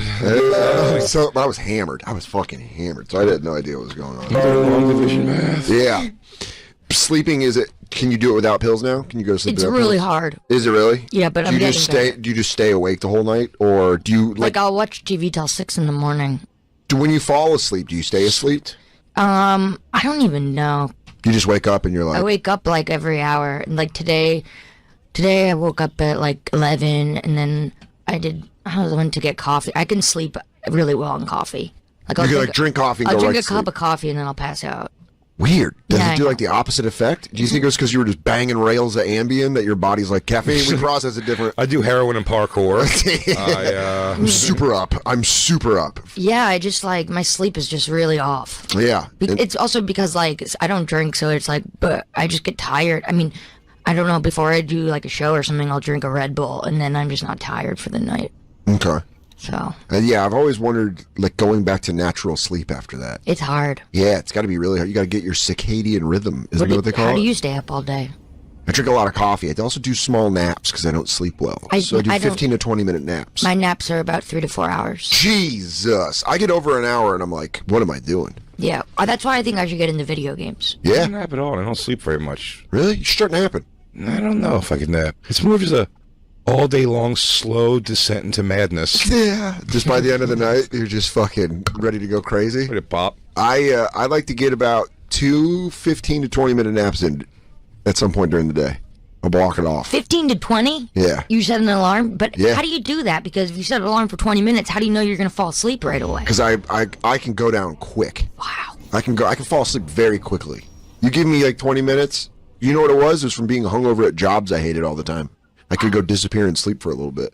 I got really good at sleeping like this with my arms folded. like hobo style, my chin in my chest. I've done that before. I can sleep really well like that, just by going into like a walk-in closet at fucking work and being like, I could sleep. I'm good at plane sleeping because Ari and Bobby Kelly took pictures of me while sleeping on the plane, and I'm like, that's not how I feel like I look. Really? Was your mouth open? No. It's just like, it just doesn't feel, you know what I mean? I'm like, oh, really? That was time traveling for me. I was out. Pictures when you're asleep, it's never good. You're never like, I like my face when I'm asleep. That's why this woman was like, Jesus, man. You know, people take pictures of you while you're sleeping and post it. We hang out with a great bunch. I think I'm a pretty sleeper. Do you? Do you sleep with your hands on the side of your face? Yeah, I can only sleep on my right side. Only on your right side? Only on my right side. You don't roll over at all? I've been trying to train myself to sleep on the left side, and I can't do it. No snoring, no crazy noises? I don't You just sleep only on your right? I can only sleep on my right side. I've been trying to sleep on my left side, and I can't do it. I constantly shift right to left. I sleep on my right side, and I have this little pillow that I have to hug when I sleep. And then you're out. And then I fall asleep. I have to hug this little pillow. That's it. When you wake up, is the pillow gone ever? No, I'm holding it. Really? Yeah. I always wake up with, I told you, we ordered that. I don't know why she was saying she held on to it, but in my mind I was picturing, like, you know, people put pillows between their legs. Yeah. And that's where my mind was. And you went, do you ever wake up and the pillow's not there? I'm like, you think her pussy swallowed the pillow up there? No, I have to put part of my comforter in between my legs, but I can't put it like too far in, and then I sleep like that. And then, because I used to sleep with a stuffed animal, but then when I got older, I thought I can't do that anymore because it's immature, so I have to not use a stuffed animal. Cast away the childlike things. Yeah, because I'm adult. Yeah. Me and Dan have been thinking about playing with action figures again. I don't know why I said that out loud. Yeah. I love it. I mean, do you know women who still have stuffed animals? I do. I have a bear I sleep with when Jay's not in town. Now I have a dog, but I do have a big bear. I have a Cocker Spaniel stuffed animal. Full size? No, it's this big. Okay. I thought it was like a full. I'm like, that's a pretty. You sleep with it? Well, I'm trying not to. Has it made like trips with you? Is it sentimental in that regard, or is it just I bring it to something? rehab every time. Every time? Do they say hi to you? Well, every time. Maybe you need to find a new stuffed animal. Yeah. Do they say That one's hi? giving you bad ideas. They go, we're gonna have to separate you from the dog. It keeps pulling you off the wagon. What do you think, Mittens? He goes, I think we need to get out of this place and try one more time to do it more responsibly. Probably a highball can cure that. You keep telling me it's a stuffed animal. And Jay's letting you know he's lighting it for him. He's been doing his lighting the entire time. I said a little photo studio, if you will. Have you ever left something at rehab and been like, oh shit, I left fucking My turtleneck. Yeah, I left my favorite turtleneck at rehab. I trade clothes with people. in Really? Rehab, yeah. Like I got like weird T-shirts and stuff from like, because whenever you go to rehab, you get a best friend, and then sometimes and then obviously when you get out after like a month, you're like, why was I fucking talking to that psycho? You know, like one of my best friends in rehab this past time, like she's banned from every Home Depot on Long Island. What? For what? Stealing. But the stories have to be incredible. Yeah. Why Home Depot? Does she steal copper She wire? would steal copper wire and then resell it on Facebook Marketplace, and her boyfriend's in jail right now, and he's doing a bid, you know, and he thinks that she's just staying with him to get street cred for doing a bid, and they, you know, because he's in there for 2 counts of grand larceny. Okay. And And you guys are doing brunch? yeah, she was cool. She did she was into like smoked a lot of crack and heroin, but like she was my best friend there. And you guys just hung out and you were like, man, I like She you. gave me this like Foo Fighters T-shirt, and I give her a Lacoste polo shirt. And, Oh, damn. Yeah, she brought her stuffed animal too. Was it all just women in there? No, it was co-ed. We had a talent show. I ran for mayor. But this was like a really ghetto one. Someone brought a gun in at this Nice. rehab. That's really funny. They go, I'll this teach is you. my stuffed animal. Dude, someone brought a gun. The psychopath brought in a gun. And This is Sparky, and I will fuck I can't up- sleep without him. Sorry. And also, everyone's going to give me all the money they have on them. that rehab was crazy. Yes, so this kid brought in a gun. They took away my shampoo, but he got a gun in there. How was the gun revealed? So what happened was, like, you know, nobody's a rat. You don't want to be a rat. Yeah. And because this rehab was like super kind of, it was a rough crowd. And like there were fights breaking out. And I've gone to like the bougie ones, but like I'm, you know, now I'm just like, I've just seen it all, and Yeah. nothing phases me anymore. So I've like gone to the Malibu ones and shit, and this one I'm just like whatever. And yeah, you're an old timer. You're like, I know how this goes. Come on. I've hung out with like. Give me my little tiny Dixie cup of pills. And let's go. Oh, they just. You start calling like policies they run. They go, you guys still doing CR walks? Like, yeah. How did you know the that? Suboxone line, like I don't even take Suboxone, but I would just hang out on the sub line. That's so funny. You go, Suboxone people, listen, they're heroin addicts, so they're better at music. They know better music. No, I love the heroin addicts. They're my favorite because the drug addicts are the coolest ones. Like the alcoholics or losers, I talk about this in stand-up. So I just only hang out with the drug addicts. I like to hang out with the people who shoot coke because they're psycho. They got the best stories. How about you know the actual internal like hospital codes, like the rehab codes? Like, oh, what happened? Stephanie gets 616. That sucks. Right. You go, dude, that was crazy. There was a code yellow while a guy was 431ing, and we didn't even know what to do. And honestly, it was movie night, so I'm not moving. It's Sleepless in Seattle in the commissary. He goes, I mean, we get a 4:30 alarm. I mean, every single week. It's one of my favorite Colin Quinn jokes. Is like in New York Story, where he's like, the teenagers are talking like cops, and the cops are talking like teenagers. The cops are like, yo, homeboy, where's your man at? And he's like, nah, he's a captain. He got to get out of the car. This is a 6:30. He's a captain. Wait, so this kid, he was definitely like schizophrenic, and he had the gun, and he was in the cafeteria one day, and everyone's in there, like 100 people. There was probably 80 guys in the rehab and like 30 women, and he just like randomly stood up during lunch, and he goes, I don't trust none of y'all. Fuck y'all. And then everyone's like, then this dude stood up, and he went to staff. He goes, just so you know, Kevin's got a gun. And the staff was like, oh my God. And he ran to his room, got his gun that he was hiding in this like rapper's toilet who was there. This older dude who's like a big rapper was randomly in there and so he ran into the bathroom outside of the cafeteria with the gun and locked himself in there. They called the SWAT team. Damn. And the SWAT team came and they locked us in the cafeteria. And this one woman who was like this like crackhead, like shot total, like blonde woman who's in her 50s, she stands up and she goes, fuck 12, I got warrants, and walks out, and everyone just starts laughing at her. That's so fucking funny. She's like, I'm not getting busted for this fucking asshole. It was fun. Damn, have you seen anyone? It was fun. Have you seen anyone outside of rehab that you were like became friends with and then lost track of and then bump into them later? Yeah, like I'm really good friends with this guy from when I went to rehab in Malibu. He is really funny. He's like my boyfriend in Malibu, and I loved him. He was really funny. He used to hang out at the Playboy Mansion a lot, and they let him take home a monkey one time from the Playboy Mansion, and he brought it home with him, and he was like, you know how hard it is to like try to do drugs when you have a monkey in your apartment? Yeah, oh my God. And he was like saying the monkey would like break light bulbs and like rip pages out of books, and it's a monkey. Yeah. Dude, monkey's gonna monkey.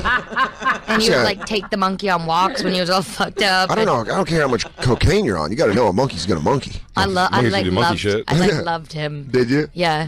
He like made a bunch of money when he was young, and he was I think the monkey. And he bought a T-Rex claw. That's fun. I was like, where do you put it? He's like, on an art stand, obviously. You fucking idiot. Whoa. And I was like, oh my God. Oh, I love you. Chloe, thank you so much for coming on the show. Oh, thanks for having me. Yeah, Chloe LeBranch. Damn, really? Jesus Christ. Yeah, May 7th at Vulcan Gas Company in Austin, Texas. Go get tickets. Absolutely hilarious. Go check her out. Chloe's Show podcast, available everywhere you download podcasts. And again, Austin, Texas. Go see her. May 7th, Vulcan Gas Company. BigJComedy.com. He's going to be in Ontario. Wait, is that spelled right? Is it the Clo Show? It's the Clo Show. Clo Show. Sorry. I haven't done the podcast in like a year. But okay. I'm going to start it again. Hell yeah. Don't worry. Start it back up. Ontario Improv this Thursday through Saturday. Big J's going to be there with Jason Ellis, and then that's March 31st through April 2nd. Then he's going to be at the DC Improv with Louis J. Gomez. Go Bananas in Hasbrook Heights, New Jersey, Nashville, and Austin, Texas. Tickets and other tour dates, visit bigjcomedy.com. Dan Soder, Hollywood, it's too late. Comedy Store is sold out. Maybe stand by. You can try. But the 1st and 2nd of April, everyone, this Friday and Saturday is going to be at Cobb's Comedy Club in San Francisco. After that, Rhode Island coming up. And then, of course, at Moon Tower Festival, he's going to be headlining the Paramount Theater. That is in Austin, Texas, Thursday, April 21st, the day before the Bonfire Show. Go get tickets. It's a standalone show. You don't have to have badges for the festival. Yeah. You can just come see this show on its own individually. So, again, get tickets for that and all of Dan's tour dates at dansoder.com.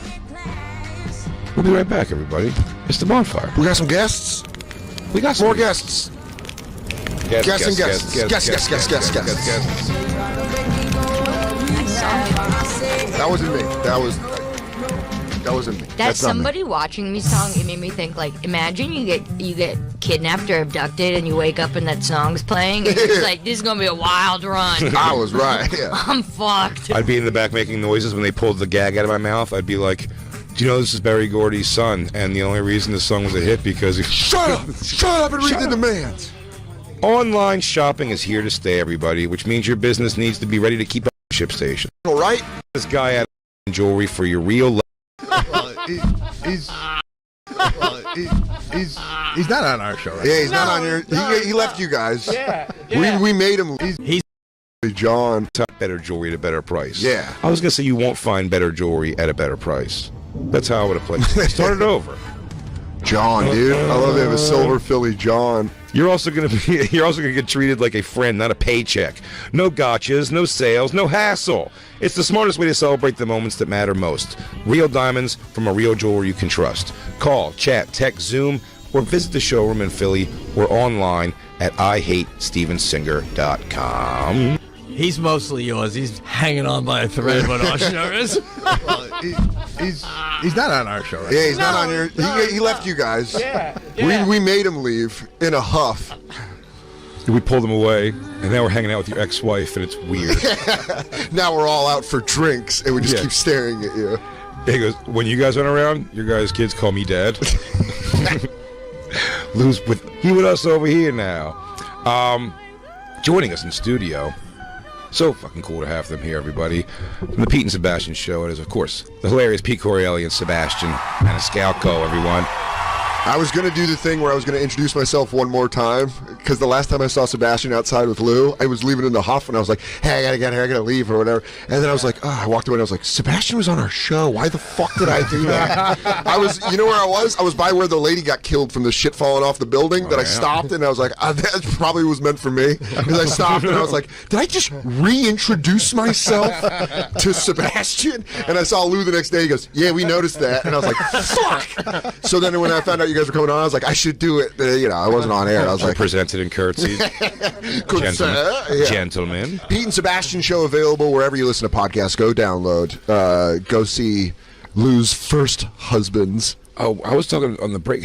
Are you guys watching any bit of that, the Playboy Exposed documentary? No, I want to get into that. Though. 10 parts. Well, that's 11, so if it's going to be 12, 12 is going to be the last one, yeah. Really? Yeah. I thought it was only supposed to be 10. It was. They added 2 because when it started coming out, the twin girls from the Girls Next Door season, where it was like the twins, they came out. First of all, both of them, 150 pounds heavy. It's crazy. They gained the exact same weight as twins, which is bizarre. If you're a twin and you were a model and you fall apart, you want to fall apart at the same time as your twin. You don't want your twin holding on a little bit longer. And do you think one of them just let go and the other one was like, well, it's going to be easier for me to go there than this one to get back down? I just saw 2 twins at the train station in Jersey when I was coming here. Dudes like my age. Yeah. Right? We'll lose a twin. And they were walking and they were just talking. And I'm like, that's fine. They're twins. If I had a twin, I don't think I'd ever hang out with them. Right? You know what I mean? Only at holidays, everything. It's fucking weird because everyone's. Lou, do you feel like people look at you and your brother and go, "Oh, that's dude, I want it." All the time. Yeah. Really? They do You like may as they're well be amazed. a midget when you with your brother. You know what I'm saying? They throw popcorn at him and treat him like a carnival side. And also, I don't think they on purpose, but just accidentally dress alike. Oh wow, that's them up there, huh? Yeah, that's Lou and Will. Oh, there they are. Look at them. I mean, done up. You're pretty hot, Lou. Yeah, what if one twin has a different style than the other one? They always gravitate towards near the same style. Well, what's the show, The Property Brothers? You ever see those guys, The Property Brothers on HGTV? What are their names? They're on everything. Yeah, are they twins? I know who they are. They're twins, but one goes with a beard and the other one's clean and wears flannels, and the other one is clean shaven and wears ties. There they are. And they did, there they are. Yeah, That they did on purpose. They got together and flipped the coin. Yeah, they go, who do you One want? of us is the beard guy and one of us is the clean shaven. Do you think one guy got beard and flannel and they're like, you can't have fucking both? You can't do full woodsman? I think Lou and Will take baths together still. Well, Lou, just to save water. Were you always dressing alike growing up? Yeah. And then when is there a time where that goes, hey, we can't do this anymore? Or We don't supposed to be 8 years it. old. We don't even think about it. We just automatically do. Still. Yeah, we're just like we're in the 90s. I was joking. If your brother passed away from natural causes, would you be worried that you're going to pass away soon?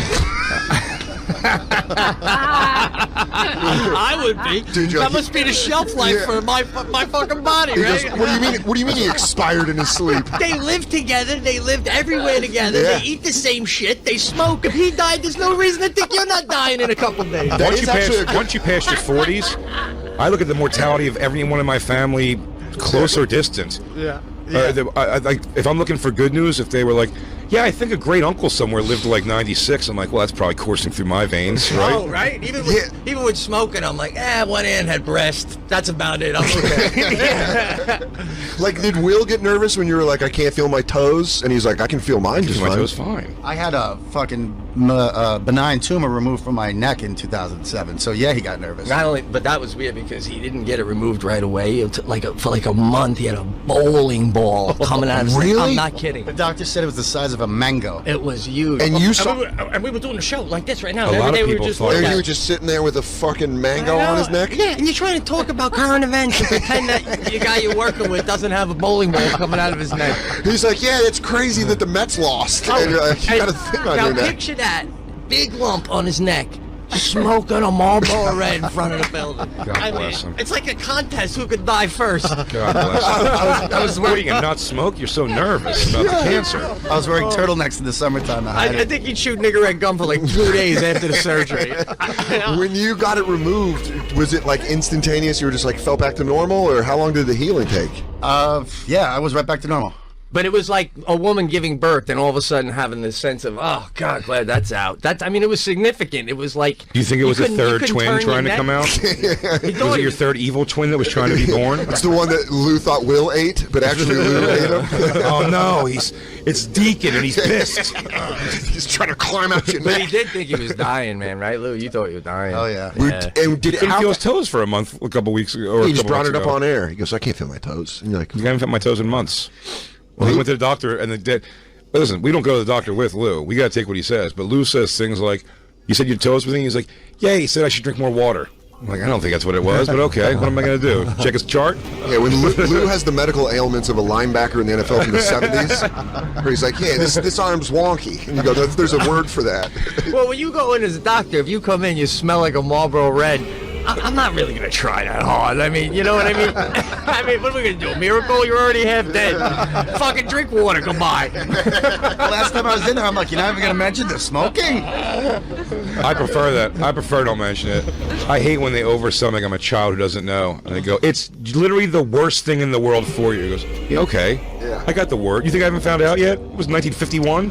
God, man. Do you still smoke, Pete? No, not cigarettes. How long you been without cigarettes? Oh, the last episode of Kevin Can Wait. No, a long time, man. Now, a long time. But I Yeah. a ton of pot. Yeah, that's what you got to do. Yeah. Everyone asks me how I quit smoking cigarettes. It's like, you just go to weed. Yeah. A guy was walking his dog once in my neighborhood who used to smoke, and he's like, I quit smoking cigarettes because I thought if I'm going to cough and like, go through it, I may as well get something out of it. So now it's only always pot. Well, that made sense. But I love a good cigarette. You never smoked in your life, Smash. I said, did you ever smoke pot? Every once in a blue moon. But no. Oh wait, but your character smoked in the. Yeah, but Irish I didn't even really know how to do it in there. Did you have to take drags or was just holding? I had it. I held it, and then I, up and then. It didn't look good. Yeah, just do that. They even cut it out. He's like, this ain't real. But I had, what do you call it? The fake cigarettes. Yeah. What are those made of? I have no idea. I think it's like all cigarette paper, just ground up. I think it's all just made. I did it one time, and it's gross. It's not. So it provides no satisfaction. at No, all. it's not satiating at all. It just burns slow, and it's like weird. If you got a guy though, when you're like doing that movie, if there's someone who smokes and his character smokes and he smokes in real life, then does that guy just smoke real cigarettes in the scene, or does he also smoke the fake ones? Do you know? I don't. For continuity. I don't know what the rule is in movie making in regards to cigarette smoke. If you are a smoker and you're smoking in a movie, I would assume you're smoking real cigarettes. No. Yeah, but anything but I've that- done, but I've also had the problem. I've told you, you want to be upset with yourself for smoking at one point. How cool it is when they go, "Well, yeah, you guys gonna be smoking in this." You're like, "Great, take one." Like, I get to smoke. Then they're like, "All right, you got to smoke this one down now to get the cigarette down to where it was on the last take." You're like, shit, I'm just in your chain of cigarettes. This is great. Put on some music. By the fifth time you have to do that, you're like, green. You're like, I don't want to do this anymore. Like it sucks. Like your mom caught you and you have to smoke the whole That's carton. what it felt like. You're like, I can't. Like, can somebody else like just get this down halfway and then I'll just hold it again? Like, it's brutal. Like having to go that much in a row. That'd be the problem. I always found it interesting when we worked here. The people that would come up and light up, like the level you got to be of fame. Like when we did the radio show with Lou and Brewer, Slash came up and pulled out his cigarettes like he was in his living room. I mean, everyone's got to go all the way down and out to the curb. And this guy, he doesn't even do is this cool? Is this cool?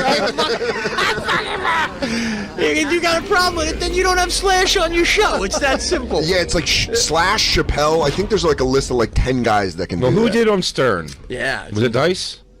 No, he didn't light it. Now somebody did on Stern. Oh, it was John Mellencamp? Is that what it was? Oh, yeah, John Mellencamp lit up. And then Artie was like, can I light up then? And he was like, no. Yeah. Like, Dennis Leary lit up when he did our show too, you know? And then when he did when you do your plug at the end, like, so he goes, this is Dennis Leary, and I fucking smoked on the Brewer radio show. Just me and Slash. That's it. Like, you know, it mattered to him that, like, it's a short list of people that are allowed to smoke anyway. Yeah, it's like an honorary member of a special club. We were like 2 of us. Yeah. That's it. That's all they got to do it. Robert Kelly told me a great story once when he was doing Leary's TV show with him. And he goes, the first day we're filming, in between takes, Leary lights up a cigarette, you know? And they were both in a band. Leary's the rock star of the band, and Bobby's the drummer. So Bobby goes, I light up a cigarette. Leary just looks over at me and he goes, Just shook him off? Just shook him off. Like, not you, only me. This is reserved only for me. Put that out. You're the drummer of our fake band. Yeah. Yeah, man, that's got. As a cigarette smoker, do you want that? You can smoke, Sebastian. You just sold out the garden, the Barclays, and the fucking Prudential. I think you get start now, guy. You get New York rules from 2000. Yeah, you start smoking cigarettes. You're gonna look so cool. New York rules from 2000. You get pre-Bloomberg rules. Yeah, you're one more movie away from smoking on a Delta flight. It's like, you can light up right here, sir. We don't care. Oh God. I one time at the cellar, when I first got in at the cellar in 2011, I was still smoking, and I got off stage and Chappelle went on after me, and then Chappelle got up and came up to the table and was sitting at the table, and I asked him, I was like, just as a fan here, what do you smoke? He's like, I smoke American Spirits, and he gave it to me, and I was like, oh, you want to go smoke? And he's like, smoke right here. And he lit up in the olive tree. And I went, well, yeah, you're Dave Chappelle. You can smoke. I need this place for rent. And he just goes, you can if Dave Chappelle lights you a cigarette. And he leaned over and he lit my cigarette. And I looked at Esty and I went like that. And she went, okay. And I took 2 puffs and I looked, and every server and bartender was staring at me. And I just put it out in a glass. And Esty was like, thank you. I've been there. There's when you get the stink on you from somebody else is nice though. Yeah. You don't have to take it. That was the good thing about touring with Attell so much. Oh, yeah. It was like in the green room, like he would just do it, and it was like, yeah. And I would even at first be like, no, they don't mean me. And he's like, you could smoke, fine. But when I go myself, like, they have to come in and tell me if they know I smoke. Like, you can. They'll come in and be like, you can smoke. I never assume. Yeah. I could just start smoking. I've always been blown away by those guys that go into green rooms and they're just like, yeah, I'm gonna fucking smoke weed and just party and shit. And you're like, I'm always just like, I'm sorry, I'm here. Are you guys mad at me for being? Well, also, there's some green rooms that have signage up, particularly don't smoke weed in here. We don't give a fuck who you are. Yeah. Okay. Not smoking no indoors was good for my career because I was such a fool. I smoked when I did stand up. I loved Dice when I was young. I mean, I loved Leary, you know. And I remember, I'd play, you remember you do the comedy, the Dangerfields, they were 30-minute spots. Mm-hmm. So I would sometimes be on my 3rd cigarette, and audience members, I'm not even doing good. I was young, and someone would yell out, another one? I'm like, they're fucking more concerned about my cigarette smoking than the show. Yeah. Holy shit. It is wild to go back and think, though. I did start comedy, long ago enough that, I remember the Comedy Cellar having, you see in the light, that thick cloud of just smoke going through the whole place, and it didn't even seem crazy. No. In hindsight now, you're like, how could that... as a smoker, I would never want that. It seems horrible. I know. It's funny because Keith Robinson used to hate the smoke when you smoked in there. And he was so annoying about it. And then when I quit smoking, I was like, Jesus, Keith, I apologize. This is disgusting. Yeah. Oh, yeah. I can smell my neighbor 2 doors down when he smokes a cigarette in the morning, you know? It comes into my window. You don't get the itch anymore? No, not anymore, man. Not any. I get it. My daughter and my wife did kill me anyway. Yeah. No, but I'm saying, but you don't have the you're man, it'd be good to have a cigarette right now, or is that all gone? You know what? When I go, and it's been a while, but when I'm in London or Europe, I feel like you're Yeah, allowed to. It doesn't even yeah, count. it feels doesn't like count. Yeah. Yeah, well, no one's gonna know back home. Yeah. Let me fucking get one. Did you ever, Sebastian? Did you ever smoke growing up? Did you ever like try it? I was a good kid. Yeah. Didn't really get in trouble. Yeah. And he's talking about these green rooms. When I would, go into a green room, I'd like keep it, neat. I didn't leave it like, Yeah. I cleaned my plate. I brought it back to the kitchen. Really? I would never dare smoke. I'm far or- more than that. I'll smoke weed in them if they say. I don't smoke cigarettes in them, mostly because I have to be in there too. It's just gonna close. It'll be all over you. But like weed, I'll smoke. But I'm also that too. Like trashing. Some people do is like leave it. It goes, oh yeah, there's the nachos I didn't eat in 3 nose blows, and you're like, dude, stack your plates. At Oh, least. nothing's worse though than when they leave their girlfriend in there when they go on stage. That drives me nuts. When the You have middle to talk act. to a features girlfriend. Yeah, it's like when your boyfriend or whatever's not in here, you're not either. You don't linger. My favorite line is always like, "Sorry if this is awkward. I don't listen to your podcast." And you're like, "All right, then why are we doing this? Hey, get out." I'm trying to get into a headspace here." But Sebastian, you used to bring, if I'm not mistaken, remember donuts and stuff like to the Gotham for the wait staff and stuff. Yeah, I used early on? to. Yeah, I don't know if you guys ever did that. Bring like pizza or donuts to the staff because I was told the staff had a big voice in who came back to the club. Very smart. If you before were not you're selling seats. Yeah. Yeah, that's why I relied. Did you? So it wasn't so much with like now I do that more. Just like take care. I'm gonna get pizza for the staff or something. But it was more just like tipped heavy and just kind of left a light footprint and try to do good on stage was what kept me. Even the 10 clubs around the country that I would headline years before I could headline regularly, like I only was brought back for that. It was nothing but ticket sales. Yeah, like the staff was like, he's cool, and he comes and he's like, Whenever you follow a tell, the staff is always like, he brought in candy. Yeah. He was so fun, and you're like, all right, is there a fucking CVS close to here? Now I gotta go buy a bag of Tootsie Pops. When someone has the idea that ruins it for you, it's like you're always like, hey, how was Bert Kreischer last week? And he goes, oh, he did a raffle. Like all the staff got $4,000 apiece in tips. He goes, you're not going to be corny and do that same thing, are you? You have your own way to get us a lot more money, don't you? Like, no. How are you going to get us money? You're like, I don't know, dude. I'm sorry. The Thursday's half sold. I know. I'm in a sip of few blue moons. You won't even know me. Yeah. That's what it is. Yeah. That's the one too. It's either you bring them presents or you're like, you not even remember I was here. That's more I do. It was mozzarella sticks. If you even remember or don't. Sometimes I never get food. I just give beer and then I leave it to the owner to give to the person who was my person all week. But I don't. Yeah. I mean, donuts, guy. Holy shit. Donuts, cupcakes, pizza, and then I would get a little upset when I didn't get like a thank you. Not even like a, hey, that pizza was great. Yeah, they just walk by it. Yeah, you don't even know if it worked because you blew up. You were coming back like, anyway. I didn't know that. I don't care about your stupid 2 fucking stoplight town. I'm out of here. Yeah. Also, what about the like when you don't get a thank you when it's pointed out too? He goes, oh, those donuts were great, and I'm like, yeah, Sebastian brought them. And I go, oh, you brought them, it's cool. You know what I mean? It's like, cool. Like, yeah, you're going to a show carrying 2 dozen donuts, walking past the line. They're like, this is the guy we're seeing. You're like, yay! There's a Winchell's down the street. Yeah, that's dealing with when you hear the nightmare stories of comics in green rooms, it always makes you feel better that you're like, well, at least I'm not that guy. At least I'm not demanding a new pair of shoes for every show. The one that was notorious for that apparently stopped doing it, though. Eddie Griffin? I think eventually they said no, and he probably didn't ask again. One time getting no to a wacky demand like that is probably quick to make you not ask again. Yeah. Because someone goes, no, why would we do that? Why would you possibly need a new pair of sneakers for every show? And he goes, oh, and you put it like that, I guess. Like, shit. Well, I guess on paper it doesn't work. Even when you play someplace good, and they're like, the rider, what do you need? You know what I mean? And I'm like, I'm always just like, I'm just going to have a couple beers. I don't even eat there. I don't want coffee or anything.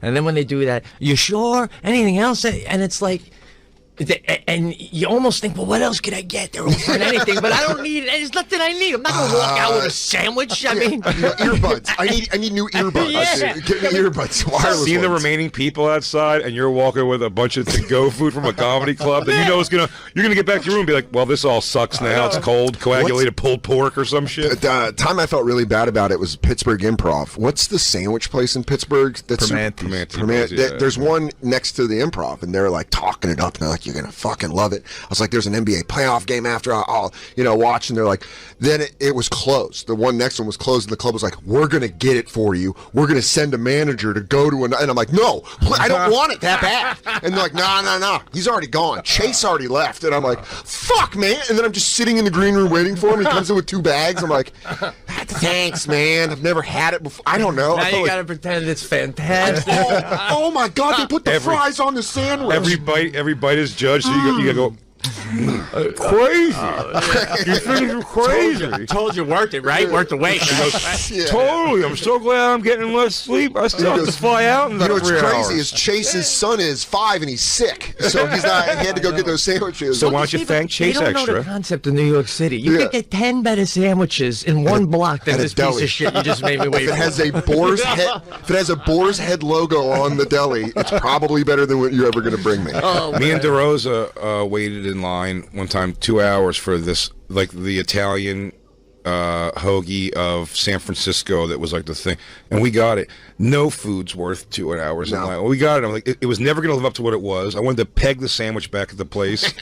It was so unfair. Yeah, that kind of like.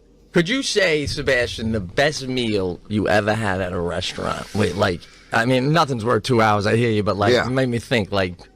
On my wife's birthday, we go to these fancy ones in the city, and we went to the, it began with an S, I think. It's like Le Cirque. Yeah, not an S. And it was like, holy shit, this is like science or something. I was like melted in my mouth. I didn't know what the fuck I was at. Like, do you have a place like that where you're like, I was in this, da-da-da? Not a melt in your mouth, but actually this Milos right here, I don't know if you guys eat Greek, and if you've been over here to Milos, is probably one of the best restaurants I've ever been to. Really? Consistency and quality. Yeah. Can't beat it. Say, now, dude, my brother-in-law's Greek. Every time I go there, he makes a lamb. I'm not a lamb guy. Is that what you I go love with? a lamb. No, I get the fish, but I do like a nice lamb. Yeah, I lived I lived in Astoria for 15 years, and our friend Stavros, his whole family's from Athens and stuff. And there's this place, BZ Grill in Astoria, and I was like, yeah, it's like a hole in the wall or whatever. And Stavros is like, that's the best Greek food you're gonna get in Astoria. He's like, that's the closest to anything I've had in Greece. Really? And we went, and he speaks Greek. When you speak Greek, the way they bring the food was like a musical. They were dancing it to the table, bringing extra tzatziki sauce. I went smashing plates. Yeah, I tried to go back the next week and I asked for a ginger ale, and he thought I tried to fuck his mom. I was like, "Can I have a ginger ale?" And he's like, "This fucking disgusting asshole." I was like, "I'm sorry, I don't know Greek." Sebastian, what's your go-to Chicago place? Do you have when you go back home? Chicago place. Well, I like Portillo's. Yeah, I was talking about Portillo's yesterday. I'm fucking excited. Italian beef.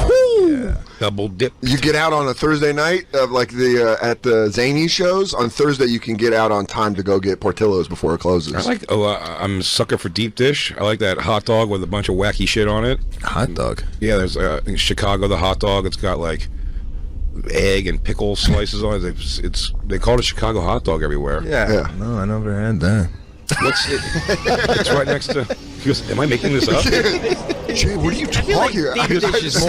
Slender Man gave it to me. Was he not there? I sell you out. I go, just sneeze. God, sorry, Sebastian. This is great. Look up the Chicago Is hot it the dogs. bratwurst thing you're talking about? Maybe? No, a Chicago dog. I know what you're talking about. It's got a pickle on it, like a hard-boiled egg sometimes, like all kinds of crazy shit. I thought you were like pretending like you didn't know what it was. I thought it was a total with the tomatoes, right? No, yeah, that's I never seen an egg though on the hot dog. The pickle. I may be dramatizing the egg in my head. In my mind, I think it's real, but I think there's no egg. Oh, okay. Yeah, no, that's the Chicago hot dog with the pickle and the mustard and peppercini, the onion. Yeah. Did you ever have, when I was in Italy, they had a hot dog stand, but they have tripe? And you ever heard of it or see it? And it smelled and looked so good. And I couldn't wait to get it. Have you ever had it? It is the shittiest. What, tripe? Tripe. Yeah, it's like, isn't that stomach? Stomach Oh lining. my God, it was horrible. I just thought maybe someone else here would have had it. You know what I had? I have had tripe at like an Asian restaurant, and I was waiting in line outside. This was during the pandemic, and I was with my girlfriend, and we were in Portland, and my feature act, like we all went to go get food, and it was like tripe, and we're standing outside, and my girlfriend's like, "What is tripe?" And I was like, I was doing that typical guy thing where you just try to get, you're like, it's like esophagus, I think, or something. And this other guy waiting in line just goes, it's stomach lining, like behind him. And I was like, oh, fuck. It's like sweetbreads, and like it's glands. I don't know. Yeah, sometimes meat's like that. I mean, Ari Shafir, I told you, took me and Bobby Kelly this past weekend for Burmese food, where I don't know what I had, but something in my soup winked at me. That's for sure. It was still alive when it went down. Yeah, no, see, there's like, no one takes me for that kind of shit, you know? Are you into it? I want to go deep into Chinatown. Yeah. And, you know. Oh, see, yeah. I mean, like bizarre foods, like Andrew Zimmer, you know what I mean? I went all of the most basic, like what we did. My idea was to go to a Man versus Food place out in when we were in Grand Rapids, me, Ari, and Bobby. Yeah, you want cable foods. Yeah, exactly. It was like a pork sandwich with beer cheese on it. Yeah, dude. Yeah, a guy almost died eating this. Yeah, right next to M&M's spaghetti in a bucket shop. Yeah. But you know what, like asking Sebastian about Chicago, that happens when people are like, when they go to Denver and they're like, what should I get? I'm like, weed. I don't know. Yeah. Go skiing. The foods, weed, I don't know. Tons breakfast of water. Burrito? Yeah. You're going to get a headache from the altitude. Yeah, that is the funny. They say it's like breakfast burrito, green chili thing. It's like very like Mexican food. But Chicago has like a lot of restaurants. Philadelphia, you got like, you know where to go. You can say the things like, should I go get a deep dish or whatever? Denver. It's like, what do you do in Denver? You're like, omelet? How do you feel about omelets? There's nothing like Denver's known for food. There's not like a thing where you like.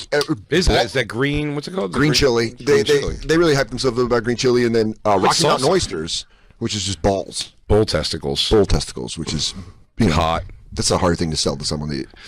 I wouldn't. What's the most adventurous thing you've ever eaten? I don't know. I don't go like you're saying you went Burmese. If I would have if Ari Shafir said we're gonna have Burmese, I don't tend to go to those things. You know, like Indian. I like Indian, but I don't know. I don't like to really step. You're not gonna go and get a crazy one if I'm like, you want to go have Croatian? Like, I don't really. I don't know. I mean, I'll go. I don't know. I want to try it, but I don't want to risk my whole meal being Yeah, it, I don't you want know? to. That's it. That's it. You don't want to fuck up your entire meal because you want to try eyeballs from Egypt. It's a wasted meal. Right, Yeah. right. Especially on the road. Yeah. Like I could have not eaten anything today. I still have memories of my Italian grandma. We'd have pig's feet, you know, and I just remember this 80-year-old lady on Christmas Eve getting her teeth in between the knuckles of the fucking pig. And I'm like, this is bizarre, man. Little Italian lady just getting at it. What do you have, Christmas luau's? Here's your lay. Here's your Christmas lay. No, don't act like this is happening in every Italian, you don't know. I never saw my grandmother eating knuckles. Well, I mean, you weren't looking, man, but they do. If you go to the supermarket, they jar the pig's ears and the pig's feet. There they are, right there. Where'd you grow up in fucking Harlem? Pickled pig's feet. Yeah, My my dad grew Italian up in- grandmother, No, they did, Mama. They grew up in the Bronx. Yeah. I mean, pig's feet is. Damn it! That's like what you're. We can't have anything else to eat. So it's okay because you take a bite 2 feet up further on the pig. Oh, you're biting into the back. That's so much classier. Old Doo J and his fucking won't eat animal feet. Sorry, Prince Okerson.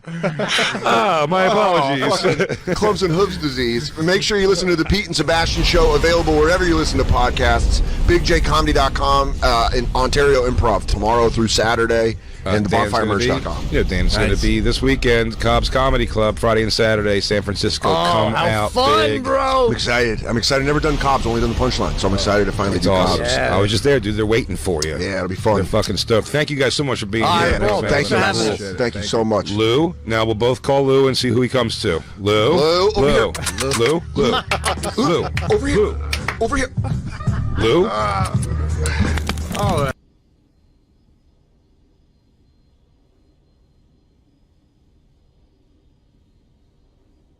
Johnny Depp and Amber Heard are going back to trial, and it's all going to be on. About the shit. I thought you were going to say About the turd on the bed. I thought you were going to say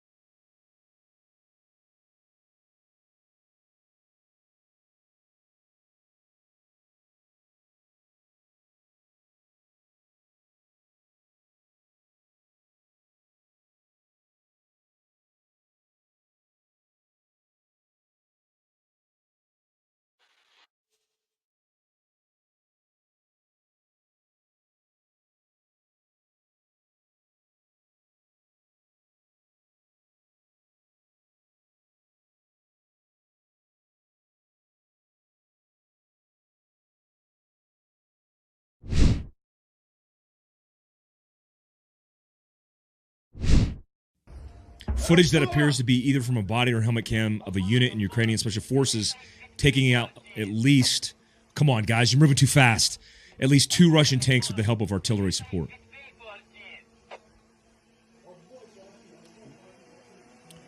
All right, they're hiding, and that dude's smoking a cigarette. He got an RPG-7 sitting against the wall, and he's doing the little peekaboo look. Not too smart. The burning Russian armor indicates they're very close to the remains of the Russian elements. The men in the video part of the court. I guess you could read this, but look, man.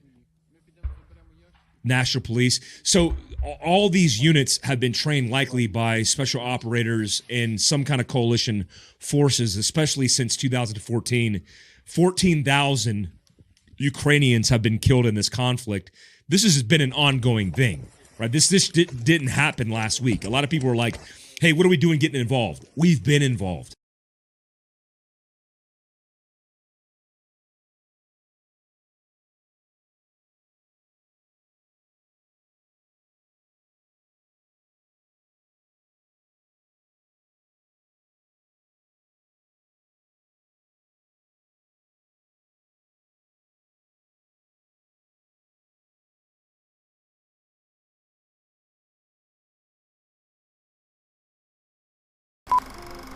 Hey, what's going on, guys? On another episode of Reacts with GBRS in the house. Thanks, guys, for showing up and doing this Reacts with me. This is like the Ukrainians getting after it. Don't know a lot of context behind the videos that we're watching, but if we can provide you the context, we will.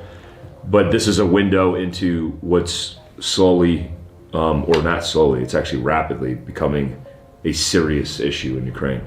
Let's kick off the first one. Here we go. Давай, уезжай. Саня. Ебать долбоёбы, бля. Where are they from? That van? Like cocktails? Yeah, I think that van. You just drove by and just threw Molotov cocktail on them? Yeah. Okay, so this is crazy. What we're seeing is you got military vehicles in and around a modern urban sprawl, like just driving around tanks, cars, Brads, whatever, and the civilians are being taught how to make Molotov cocktails. Those dudes driving that tank, they're just following orders. So if I took that, like when we were in Iraq, the initial invasion, driving around, I'm just driving to do what I'm doing. Yeah, yeah. I'm just doing my job. If you were to drive by in an Iraqi car and throw a Molotov cocktail at the turret gunner, I'd kill everybody in the vehicle, and you'd be allowed to. Yeah. Like, you're not going to win that fight. Like, to me, you're just committing suicide unjustifiably. You know what I mean? Like, if you're going to be an insurgency, that's not the move. Yeah. Right. Yeah, it's scary because when you look at these guys running around doing this stuff, they're doing the best they can, but now how many civilians are going to get killed because every Russian vehicle that rolls in is going to be assuming that these guys, every vehicle they see, like we did in Iraq and Afghanistan, is a potential bad guy, and then lighten them up. You know, this is man. it's you imagine too. I mean, remember being turret gunners, you're always worried about cars like running into you and blowing up. There it is again. Yeah, it looks like they just hit it, and that's a transportation vehicle. That's not like a tank or Brad. And they didn't do much damage, but they probably disabled that vehicle. And yeah, man, I mean that's literally what's happening right now with this martial law. Let's go to this one. I watch it. I mean, all these are on Instagram, but imagine that happening in your neighborhood. Yeah, this is like uploaded like within the last couple of days. Yeah, dude. You just imagine you're sitting in your house, your bay window, eating breakfast, and you look out and that shit is happening. Yeah. That is exactly how they feel, dude. Yeah, and everybody's nonchalantly like filming it and uploading it to Instagram. Bro, like that is that is no shit. Like I'm in Virginia Beach and I look out and that's happening, dude. That's crazy. Like just imagine how fucking terrifying that is. God. I watched this. They're gonna get contacted from the rear. Oh. Yeah. Boom, boom, boom, boom, boom. Yeah. С тяжелого стреляют в сторону домов. С гранатомета сейчас ебет. I mean, they're still on the road. See it? They're focused. Oh, that dude just launched an RPG. Yeah, dude. Crazy. Что там, мразь? Yeah, this is a bad one. It's the most dangerous times taking back off. It looked like they were taking back off. Ooh. Носай падай вверх. Бля. You know, one of the concerns I have, and even like this, is thinking about the 80s and our involvement in Afghanistan, where we're providing the freedom fighters of Afghanistan, which there's a couple ways this went about, but it eventually evolved into the Taliban.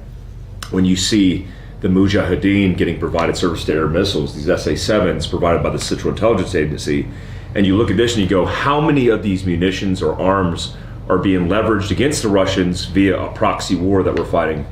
But who's in the middle?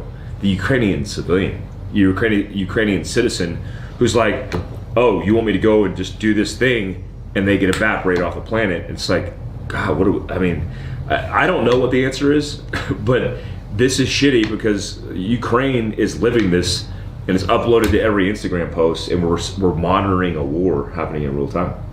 It's amazing to see, like, these are people fighting for their life. Yeah. Grandma's getting a gun. Yeah. Yeah, dude. Yeah, this is they banned every 18 to 60-year-old middle-aged male from leaving the country because they wanted them to stay and fight. But they're against a superpower. I mean, I don't think Russia or Putin's going to back down at any point. He might have to deal with an insurgency for an extended period of time. And if we continue to propagate that because we want to cause that issue, it's inevitable almost that that's going to be taken over. Ukraine's eventually going to fall. It's just like, what's the sacrifice? Сломались. Logistics, Можно man. тащить на Россию обратно. I watched this last night. All right, like hilarious.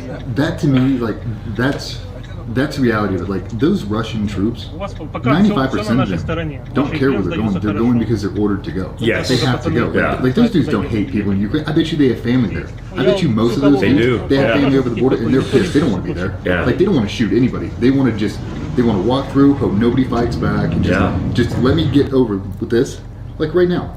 Like if those dudes were there to just murder everybody, they'd be doing it right now. Yeah, 100%. Like, I think that's what sucks. Is those dudes don't want to be there, man. I wouldn't want to be there. Well, the campaign originally was, when Putin briefed it, was a special military operation, but it had specific conventional goals, right? This is a NATO country that is conducting a conventional campaign, and if they roll through and start murdering people, that will be very different on the back end of how this unfolds. Because, Kiev, or not Kiev, but what's below that already fell? Crimea already fell. And basically the government handed over and said, hey, we're done. If the president of Ukraine came forward and said, we're done, you're still going to have insurgent elements that are just like, we're separatists. We're not going to give up. We're going to fight to the death. And they'll be dealing with that. Because the alternative is, that they come through and start murdering people, lose the support of both the Russians, which they're doing in a way, but also the support of the Ukrainians that were going to say, hey, we're now belong to Mother Russia, and then it extends the timeline, more people dying. I mean, I just talked to a Ukrainian woman yesterday who messaged me, showed me a video of Ukraine and everything that was going on, and told me her mother lived in Moscow, and she was Russian. And so she was half Russian, half Ukrainian, and that was her circumstance. It's like, oof, this is tough. I don't think I've ever seen this one. From this, Russians are kind of being undercover. There's a few that were like running in Ukrainian ambulances. Oh, is this the sabotage thing where they got rolled up? Yeah.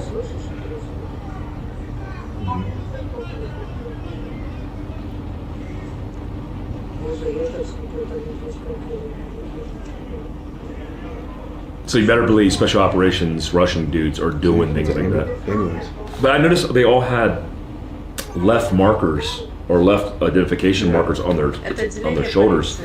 I wonder what that was about. You think that was their bona fides for each other? Yeah. I mean, it probably changes because they're putting on Ukrainian uniforms. I mean, like even some of the little bit of stuff. You kind of talk about in the military, some kind of scenario, like what can you do because everybody wears obstacle. Like right now, like that is a near peer threat. Yeah. Like Spetsnaz get out, you look just like Ukrainian SF dudes. Yeah. You're wearing the same kit. You've all got obstacle, you all have nods, you have everything. It's like you need something that's, a red band around your arm. You need something in near far recognition. Yeah. Start moving around in the daytime. There's a picture. There's a picture right after that.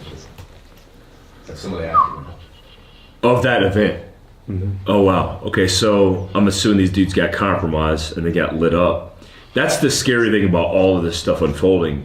You don't know who's who And an insurgency completely causes this fear, this psychology. That's like a sniper, you know, it's like one sniper can disrupt the psychology of an entire country. And then you got Ukrainians looking like Russians and vice versa. Nobody knows who the good guy or bad guy is. And then this happens.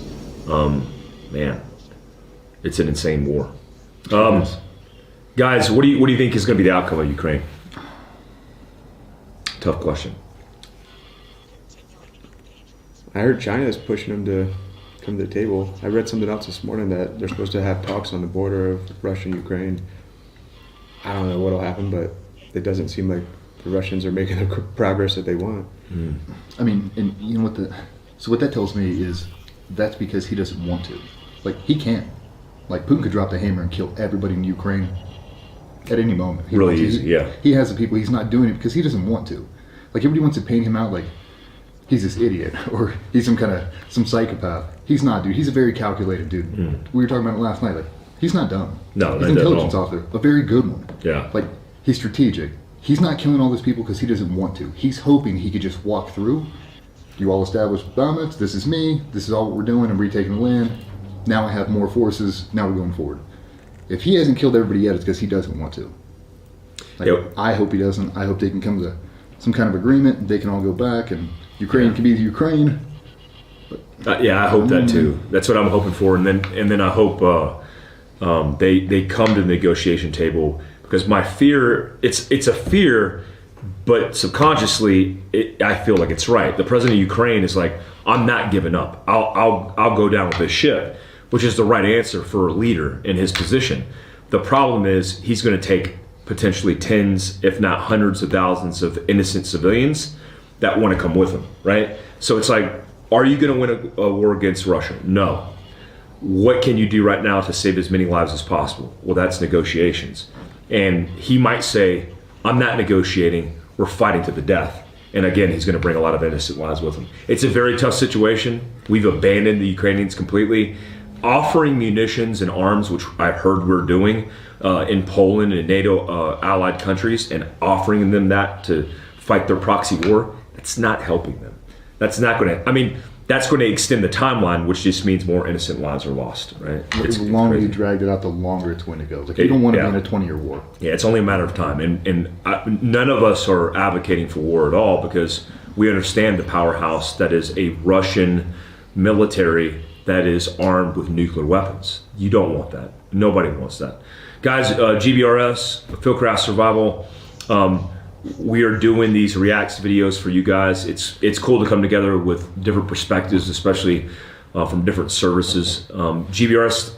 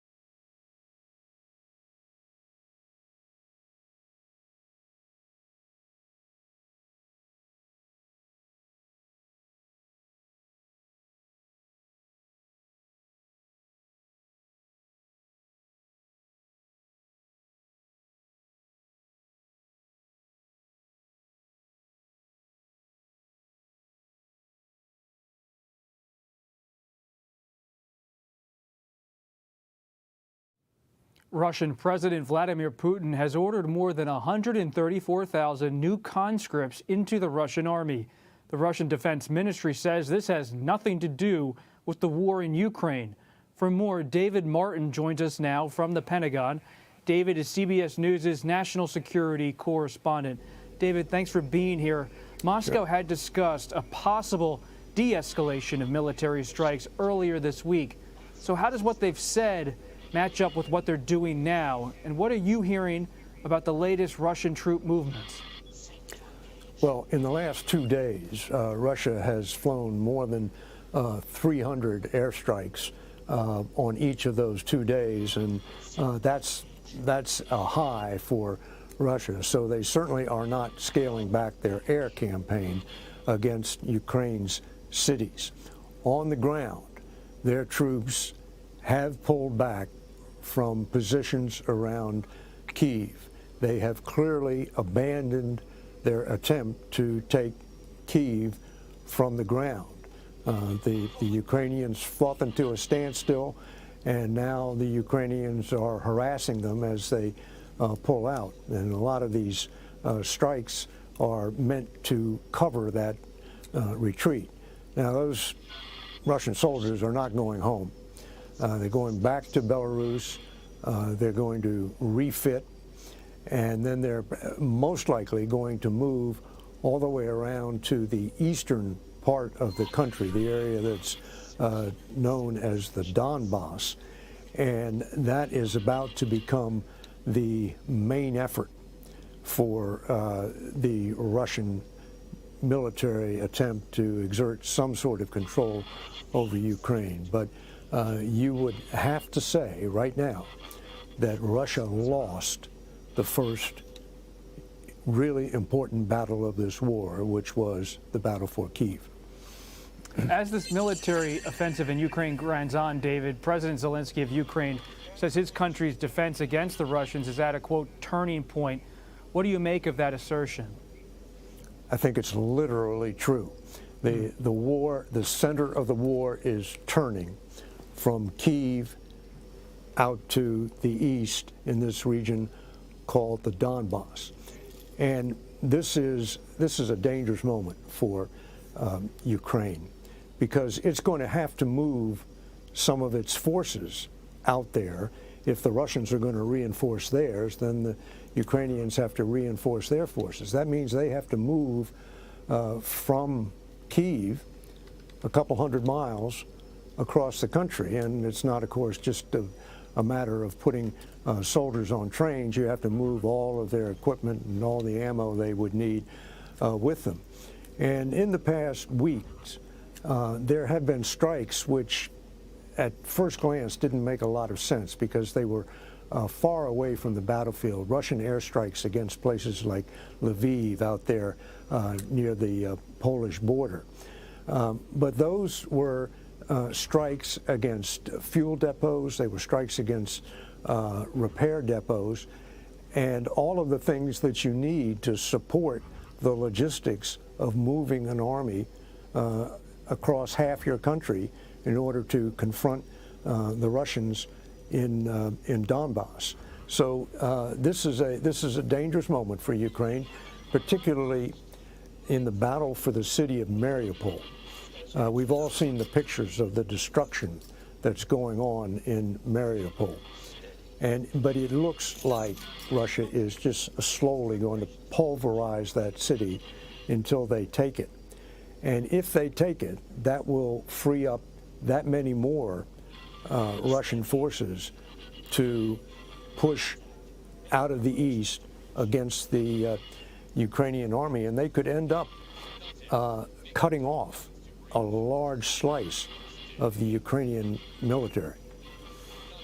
David, you've heard these reports of fighters from the so-called Wagner group fighting alongside Russian forces. What do you know about that group and what they're up to?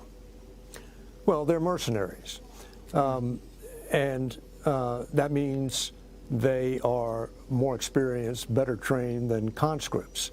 So 1,000 members of the Wagner group is probably a more potent fighting force than 1,000 Russian conscript troops. But these guys are not invincible. They were in Syria fighting on the side of the Assad regime. And at one point, this is several years ago now, they actually attacked an American base in northeastern Syria. And the U.S. called in artillery and airstrikes and killed probably 200, 250 of them. David Martin, thank you so much for your reporting. We'll see you soon. Sure.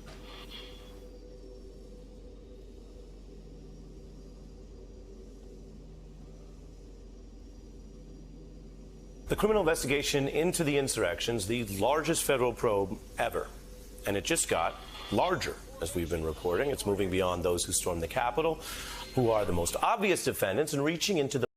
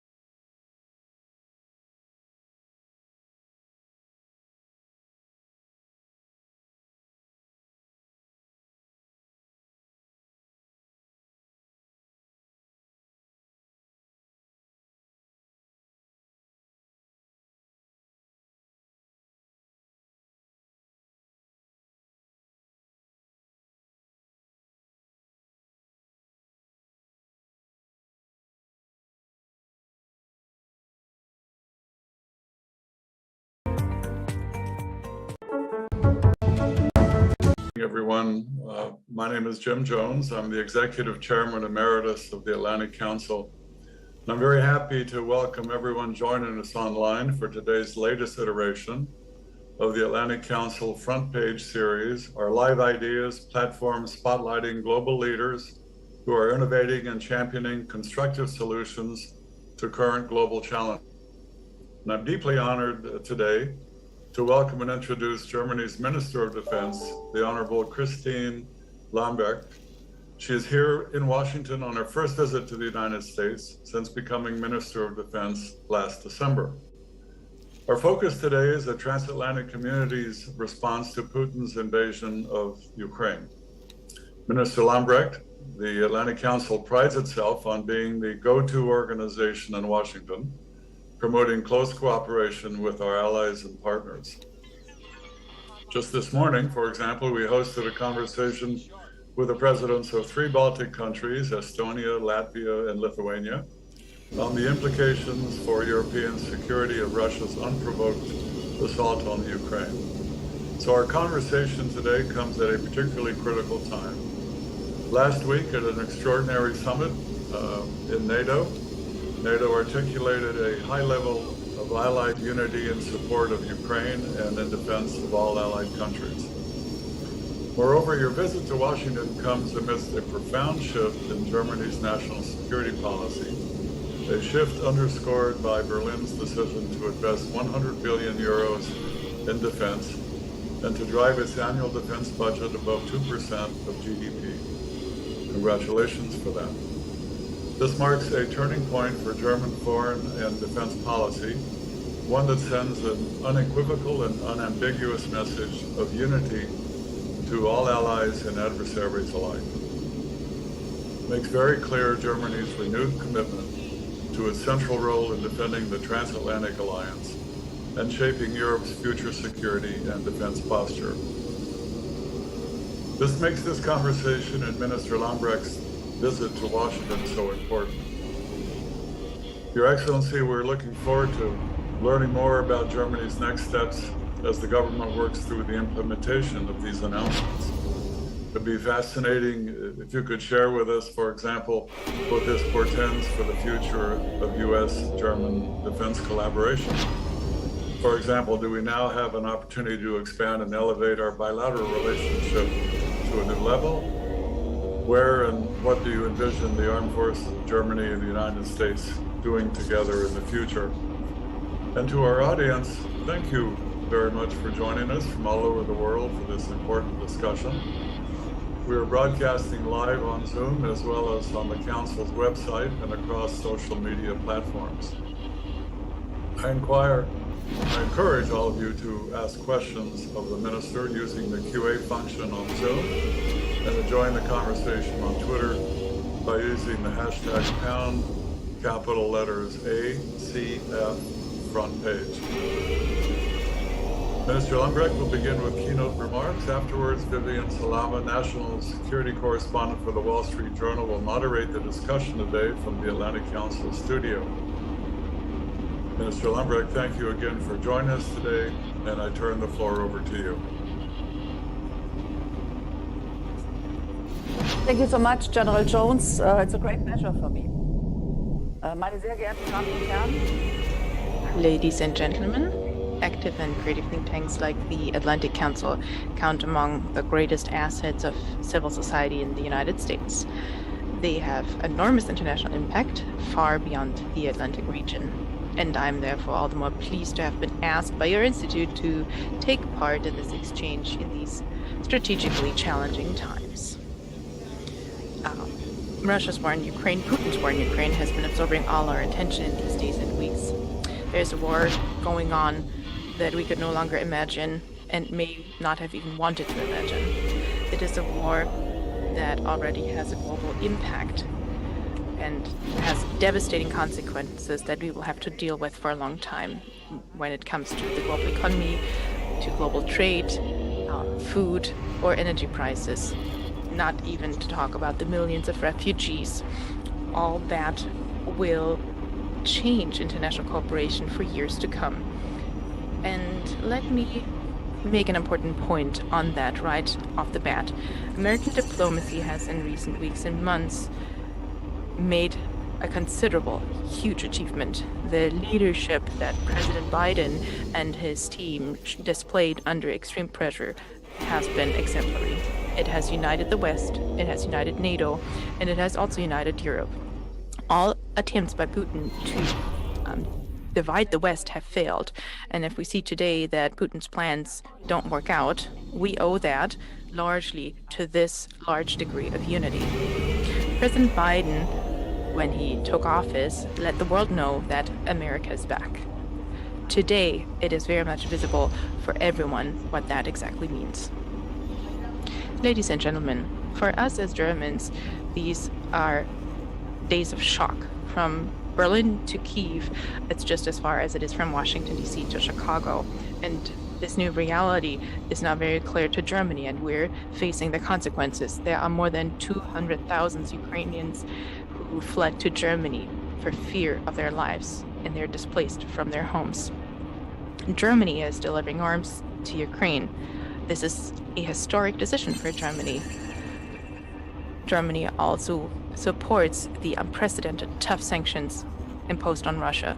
Germany supports NATO when it comes to strengthening the eastern flank with more service members in the Baltics, in Slovakia and Romania. Germany is also shouldering a large part of the cost for the $1 billion assistance package of the European Union for Ukraine. Germany decided to also significantly strengthen its own armed forces through a historic special fund worth 100 billion euros for full equipment of the Bundeswehr, the German armed forces. So in other words, we are facing the responsibility and taking it on that is placed on us today. And even more so, Germany has found its new role in security and defense policy. Federal Chancellor Olaf Scholz used the term Zeitenwende, turning point in history, for that. We will actively assume this new role in close cooperation with our American and European allies and partners. And I can tell you, we fully take on that responsibility, and we are serious about it. We are working towards a change to our constitution in order to secure sustainable funding for this Zeitenwende. We are investing billions of euros in armaments projects in order to provide the urgently needed capabilities for NATO. And with vigor, we are trying to bring about a change in energy supply in order to end imprudent dependencies. And we know very well what we owe ourselves and our allies, also militarily, and we're implementing what we decided together in NATO, spending 2% of GDP on defense. We are also reinforcing our commitment to nuclear sharing within NATO. We will procure the American F-35 aircraft so that this part of deterrence remains credible. Germany will meet NATO planning targets faster than we promised. We have planned to achieve an army division, and we will have that ready 2 years earlier than we planned, which is in 2025. Ladies and gentlemen, we Germans have accrued a lot of guilt throughout the Shoah and the crimes against humanity and with the devastation of 2 world wars. And so we pledge ourselves to be a force of peace, conscious of their responsibility before God and man, inspired by the determination to promote world peace and an equal partner in a united Europe. This is what our Constitution says, the basic law. For many decades, we have made a committed contribution to détente, diplomacy, integration, and multilateralism. We also made a contribution to deterrence and international crisis management. But we were always very clear that our military role must have a limit. Very often we step back, and that did bode well for us and worked for us. But it is also clear that being a force, a power of peace today means something very different than it meant 70, 30, or 10 years ago, or even 2 months ago. But let me also tell you, Germany will always remain a power of peace. There will not be a militarization of German policies. Our first choice will always be dialogue and an attempt at communicating with one another, understanding one another. Never, ever will we do things alone. We will always be closely involved in the EU and NATO, in the United Nations. And because we have to be embedded in all of that, Europe continues to need the US as a friend and as an ally. Article 5, NATO's security guarantee, is for us as Germans and Europeans essential. We will ourselves do much more, no doubt there, but we do need the alliance and we do need the strength of the United States. And this is why the messages are so important that President Biden has been sending to the Europeans ever since he took office. It's not only about that type of diplomacy that I mentioned. It's not only being involved, embedded, and about consultations, but it is also about an increase of the American troop presence in Europe instead of the drawdown that the predecessor had decided on. The US remain a European power, not only because this is good for Europe, but also because it's good for the US. And I can tell you that very clearly, also with a view to domestic discussions here in the United States. Security in Europe will pay off for the security of the United States. It strengthens the freedoms and the values here in the US, because these values are also our values. And it is those shared American and European values that Putin is attacking with his greed for more power and great power. Ladies and gentlemen, every American service member on European soil secures hard American interests, security interests. And now it is our job to show the American citizens, the American taxpayers, how much we appreciate American commitment by adding our euro to their dollars. And that is how our common commitment to indivisible Atlantic security turns into a practical proof. Our alliance is alive. We stand by each other, and I can tell you we're in this together. Ladies and gentlemen, we Europeans know very well the actual priority of the American security debate is China. We know that even though our eyes and hearts are very much looking to Kyiv, Mariupol, Kharkiv, or Odessa. But we also know that it is being closely followed by Beijing, Tehran, and Pyongyang as to how we respond to Russia's aggression. In all these cities, people have understood that the West is not at loggerheads or weak or helpless as people had assumed or even hoped. Germany will first and foremost always be a European power, but we also know very well that our commitment to the universal values of freedom has a global consequence. We cannot look away or stand idly by. This is not in accordance with our creed. If we commit to the Zeitenwende now, we also think of China and Asia. We also think of Africa and the Middle East. We know that our freedom and our peace and also our prosperity depends on the stability and peace in these regions. And we know that many people look to us with high hopes, those who have to fight for their freedoms every day. Let me reassure you that we are willing to pay that price. A Zeitenwende, a turning point in history, cannot be had for free. We are in this together, and we are stronger together. And now I look forward to our conversation. Thank you. Madam Minister, thank you so much for your remarks and for joining us. I'm Vivian Salama from the Wall Street Journal, and it's certainly a pleasure to have Minister Lambrecht here with us in Washington. If you're watching us from nearby or around the world, we certainly have a lot to talk about. And Madam Minister, you've definitely had a very eventful 3 months since you assumed the role of Defense Minister in Germany, and so we definitely appreciate you taking the time to talk to us. We want to dive right in. Obviously, Germany recently reversed its historic policy of never sending weapons to conflict zones, saying that the Russian invasion of Ukraine was a moment that imperiled the entire post-World War II order across Europe. And the decision, even though it was viewed as an abrupt change in course, the government now has started to send weapons from its own stockpile. It's sending 1,000 anti-tank weapons, 500 Stingers it said it would send, Stinger anti-aircraft defense systems. It's also authorized the Netherlands to send Ukraine 400 rocket-propelled grenade launchers, and it's told Estonia it would send 9 howitzers. So you touched upon some of Germany's efforts in your opening remarks, but if you can really elaborate, obviously there's a desperate need, increasingly so as this war drags on. What more is Germany prepared to do for Ukraine to help this?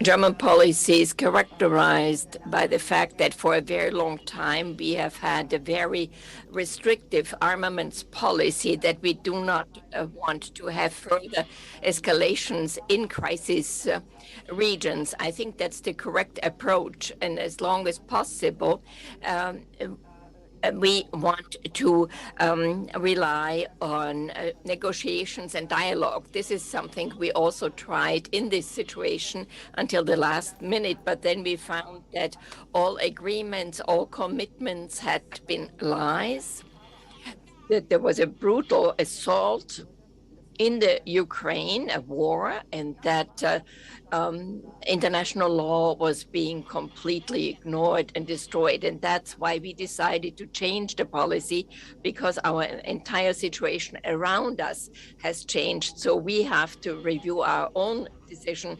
Therefore, it was important not only to support Ukraine just with funding. We have done this since 2014. Through financing, because it's important that Ukraine is able to become part of the EU or NATO. But after the war started, it was necessary that we also supported them by weapons, and therefore we use the stocks that we have in the Bundeswehr, and that's important. But we also do that because the situation of our armed forces are not such that we can provide an unlimited amount, and therefore we have been acquiring new weapons and organize the deliveries, the supply to Ukraine. That's our approach. We have certain restrictions. We don't provide any tanks, but we support in many ways with weapons, with equipment and additional support. And it's a continuous support, but I hope you understand that in politics, we do not talk about what we supply when, because for me as defense minister, it's important that the supplies actually get to Ukraine and are supportive, and that those who provide the supplies do not become targets of this war. This is a great danger, and therefore I want to protect the drivers and our soldiers who provide those supplies. We will continue to support the Ukraine. We do that in a harmonized, coordinated effort in the government. We are a clear partner in the Ukraine in this very courageous and very difficult war. See that the weapons get to Ukraine. There have been some challenges as far as the weapons actually getting into the hands of Ukrainian forces. From Germany's perspective, what have been some of those obstacles, and what is Germany, along with its NATO allies, doing to try to circumvent those challenges?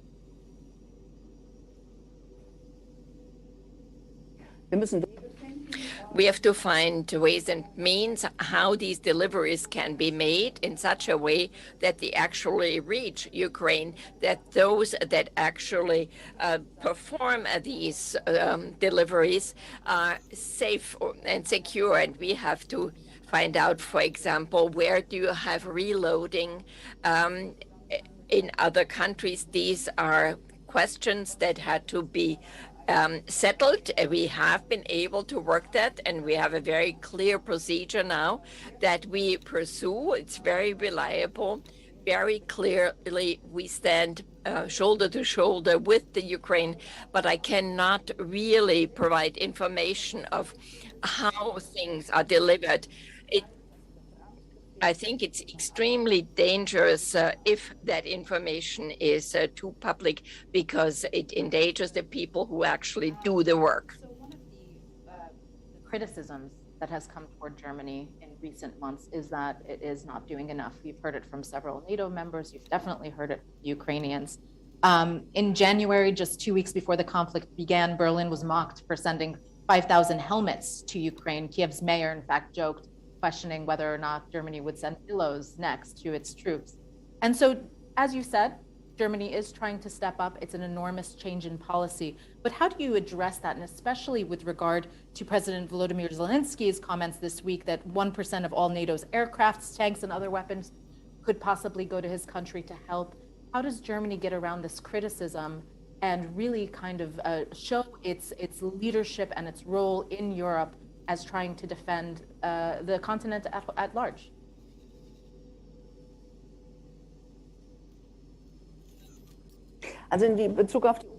Well, with respect to the Ukraine, Germany, I think, is the second largest supplier of weapons, without going into any figures here. As I said, we don't talk about it because it's important for us to be of assistance. I know that there was some mockery, the discussion about the helmets. If you get a letter from the Ukraine embassy in the situation where Ukraine was worried that it might be attacked, and where we have an agreement that we cannot provide any weapons, if we get a letter, please provide some helmets, I immediately checked what do we have, and we delivered it. That's the path we pursued, and it was important that we quickly responded to those requests. But yes, we had to take this path, and in January we had not taken the decision to actually deliver weapons, because at that point we still hoped that we could prevent this war, because we still had negotiations ongoing, because we looked at the consequences that result, especially for the people in Ukraine, the terrible force that is being used, the loss of their homeland. And at that point, we still tried to prevent it. It might have been naive, but at that point in time, we hoped still to be successful to avoid this brutal war in Europe. But in the future, we are clearly we will clearly fulfill this NATO objective. We decided on a path which makes it possible, all the way to having a change in our constitution, and 2% of our gross domestic product will be actually the target in order to assure security in Europe. We are reliable. We have been reliable. We immediately strengthened our forces on the eastern flank in Lithuania. We strengthened our efforts in Romania for air policing, and we are also going to strengthen our efforts in the Czech Republic. But we always have to make sure that Article 5 of NATO is going to be actually kept, that this alliance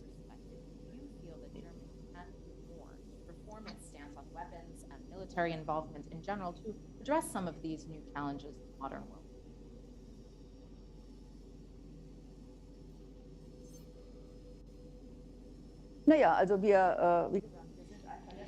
Well, as I said, we are a reliable NATO partner. And for instance, we have the Rapid Reaction Force, where we are going to make a major contribution so that they can be rapid and effective. And we also contribute to a European security and defense policy, because there are some efforts not in parallel or in competition to NATO, but in a complementary manner. And what we've learned from the war is how important it is to act quickly, and therefore we will have a rapid reaction force on the European level. And in all those areas, we Germans are going to be participating. We understand that we have to accept this challenge, and we have to show the public in Germany that there's a very broad support for this, for meeting this mission. In the wake of the war in Ukraine, many commentators and even allied officials, such as the president of Estonia, have declared the NATO-Russia Founding Act null and void. What is Germany's perspective on the act's continued relevance or lack thereof? And either way, what more is Germany doing or planning to do to reinforce and enhance that military presence on the territory of Eastern allies in particular? Well, I lack any creative imaginary power to go back to business as usual after this brutal war of aggression. I don't have enough fantasy for that. And that when it comes to certain agreements that were made, that we can just go back to those agreements in a trusted atmosphere and an atmosphere of confidence. I don't have the fantasy for that, but we must not close our channels of communication. We have to keep up our dialogue, and we're showing this right now. There are negotiations that are growing on between Russia and Ukraine in Turkey, and it's important that people in a situation like that are still able to talk to each other, even though it's difficult. It is hard for me to imagine that, and so I find that very impressive for Ukraine to go down that path. But the channels need to be open. And the NATO-Russia Founding Act, just going back to it is surely not a path we can envision right now, but we have to keep up the discussions and the dialogue.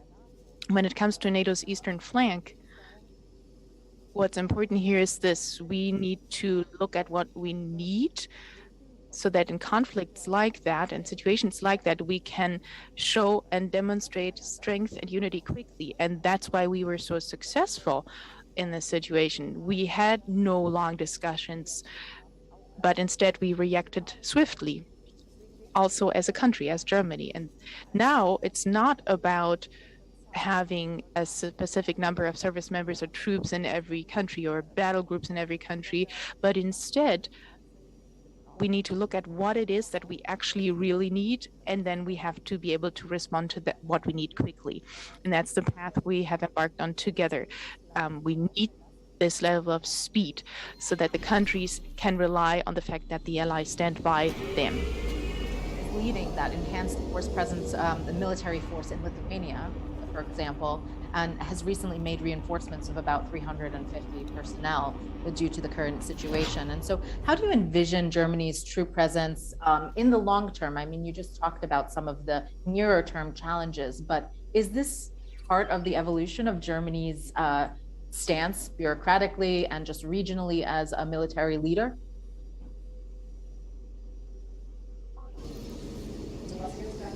What was crucial now was for us to respond quickly. We had to supply very concrete assistance quickly. And in the medium and long term, what is crucial is that we are prepared correctly at the eastern flank, and the rapid response forces of NATO, when the 45 service members, are a very important sign, and Germany will make a large contribution to that by sending more than 15,000 service members. We will use them to support the eastern flank next year there. And also when it comes to the EU, the rapid deployment capacity, we will also make a large contribution in the form of troops as of 2025 for about 1 year. We will take the lead in that time frame in the RDC. those are our contributions, and we are willing to stand by our allies. We know that this cannot come for free, and that's why it is so crucial that we send that message saying that we will make sure that we're equipped correctly so that we can live up to that responsibility. I remind folks who are watching us and not in the studio that you can ask questions to Madam Minister at any time, so just send them in via all the tools. I'm going to turn to one here from one of my media colleagues, Nishant Tharoor from the Washington Post. The minister invoked the moment as a turning point in history. In her view, what is the next chapter, and what does history look like? Do values of the West change?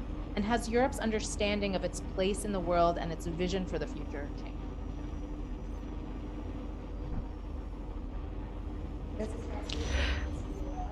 It is important to me that with all the changes that the Zeitenwende brings, that we stick with our clear commitment to NATO and to our allies, that in Germany, it also remains important that we're a power of peace, that we count on dialogue and negotiations. That is crucial. But on top of that, at the same time, we have to be able to tackle all the other challenges that we are faced with right now, and that we can master those challenges also militarily. That is a Zeitenwende turning point in history, in the debate in Germany too, that has unfolded over the past several weeks. But it is so crucial that we are in touch with ourselves as to what our role is. It is important that our role is not to stand idly by while others commit, but instead that we commit as well, that we must be more engaged than we have been so far. And that is this Zeitenwende that has taken place in the public discourse in Germany. And when it comes to the West and our alliance, I have to say that we must not change, because the strength that we have shown and demonstrated in this situation with all of our decisions, be it regarding sanctions or support for Ukraine, or be it NATO-related decisions, that this unity, this is something that we need to preserve. Also, looking into the future, that's our strength, and we must not give up on it. Minister, here in the U.S., as in Germany, there has been emphasis on a need to prioritize and reallocate resources to the Indo-Pacific challenges. However, as the Ukraine crisis has shown, Europe still remains a security issue. And for the U.S., definitely, there have been discussions underway about potentially basing more troops there on a permanent basis. Does Germany believe that the U.S. should have a more robust, permanent presence in Europe?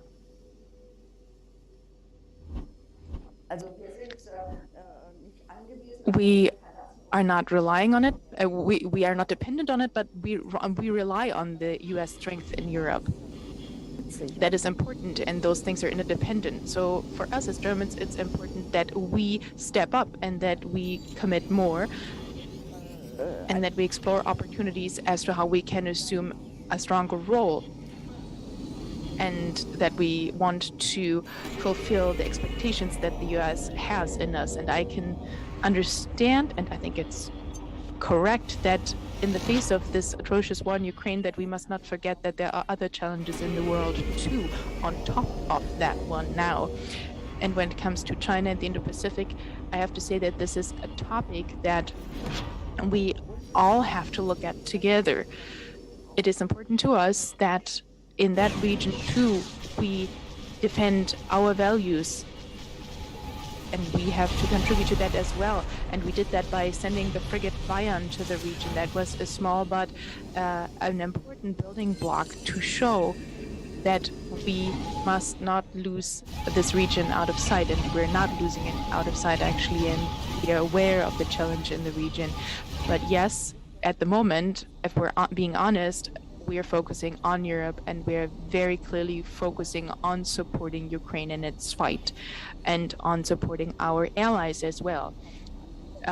Because the closer you get to the Russian border, the countries find themselves in a very different situation, and their threat perception is very different. And realizing that is our focus at the moment. And we'll definitely get back to the Indo-Pacific momentarily, but a few more questions on the current conflict. Germany has announced its plans to purchase the U.S.-made F-35. as an immediate replacement for its Tornado aircraft in an effort to get the military back up to speed and ensure the ability to honor its NATO commitments upon invasion. But Chancellor Scholz noted in the next fighter procurement that the next fighter procurement will necessarily be a joint Franco-German effort. So can you talk a little bit more about both of these decisions and what they mean for nuclear sharing and for European security now and going forward? The federal government, in its coalition agreement, very clearly committed to the fact that we take on our responsibilities and obligations with regards to nuclear sharing. We want to live up to those responsibilities. And that includes that we need to find a successor for the Tornado system, because the Tornadoes will be decommissioned in 2035. And we have to organize a procurement project now that was necessary, very much so. 2035 sounds like it's far away, but actually this is a lot of time for a big armaments project. So it was important to us to make that decision. That's the Tornado succession. That is the one generation, but when it comes to the next generation of fighters, we in Europe will try to launch common projects. And that includes the FCAS project in order to have a second generation fighter aircraft to live up to that responsibility. And so, yes, in Europe too, we want to make sure that we support the security and defense industry and support that and make sure that we have that capability in Europe. But this is the next generation, and the F-35 will, in very concrete terms, release the Tornado that will be decommissioned in 2035. The European Union's strategic compass was released last week, looking at some of the major initiatives. Can you tell us where Germany's priorities might lie among these initiatives, and where you expect to be most engaged in the EU defense effort? The strategic compass is crucial to show us that even beyond NATO, because some countries are not NATO members in Europe, that even beyond NATO, we are very much aware of the security and defense policy situation in Europe, and that we are focusing on Europe here as well. We will also be involved, but I want to highlight that we're going to be involved not in parallel structures. We do not want to have parallel structures to those that we have in NATO. No, instead, we want to have additional abilities and capabilities in Europe so that Europe can focus more on European security. No parallel structures, but an addition. When it comes to the rapid deployment capacity, we will in 2025 provide the core piece, if you will, to the EU RDC, because it's important to us that we take the lead here as well, and that we also get involved once the RDC is ready to go. But there will be no parallel structures. These things need to be complementary. That's crucial. How is the government rallying German and other European companies to perhaps step outside their comfort zone a little bit on the EU's role and getting involved in the EU's role in defense and security matters?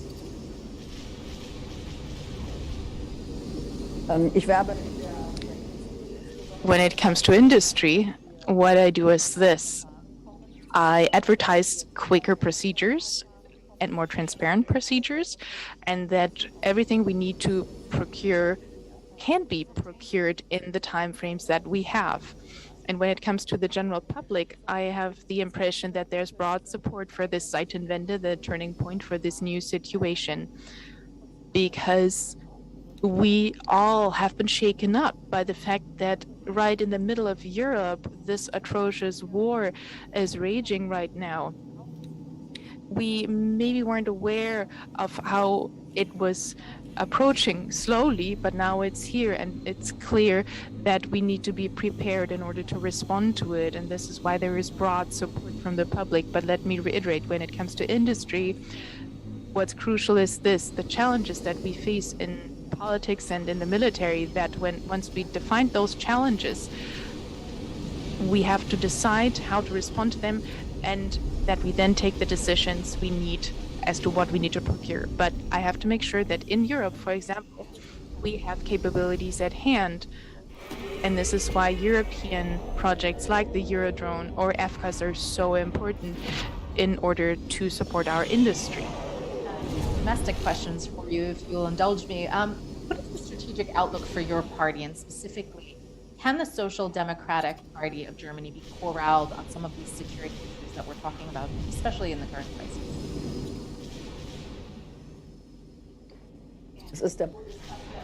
So it's the Federal Chancellor Olaf Scholz with his party, the SPD party, and also with his parliamentary group that supports him in conducting the Zeitenwende. For 16 years, we had defense ministers, both male and female, of a different party, and this did not happen.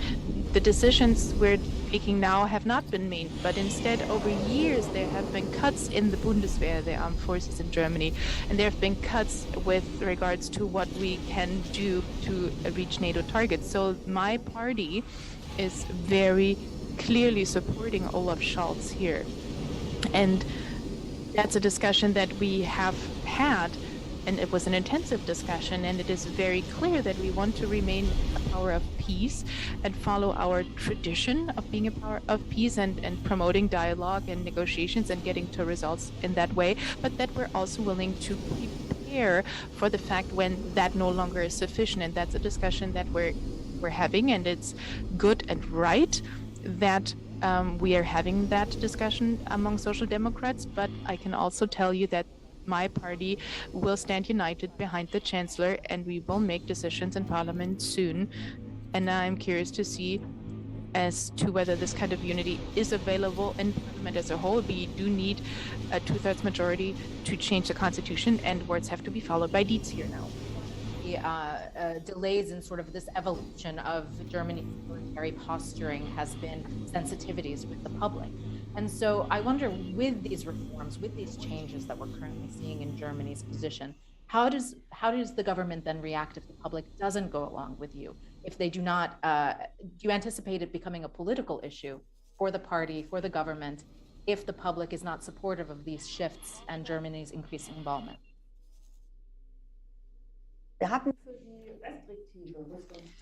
For the restrictive defense policy and the decisions all the way until the beginning of the war that no weapons would be sent to Ukraine, we had about 70 to 80% of the public that supported it. But then this brutal war was started, the majority is completely reversed. And now we have support for providing weapons, but also providing a lot more funding and equipping our armed forces better and supporting NATO. We now have clear, broad support in the public, and it becomes clear that discussions are being held in the public. But the change is that we have experience, of course, change people in Germany, and therefore they agree with certain decisions. And I'm very optimistic that this will stay the same, because now everybody has become aware that the support of our country is absolutely necessary. That's not an abstract idea, but right in the middle of Europe, we now have to face these urgent issues because a war is taking place only 100 kilometers away from our borders. The alliance to develop a greater rapid reaction capability for collective defense. Where then does the readiness of Germany's armed forces fall in that priority list for the country's special defense investments?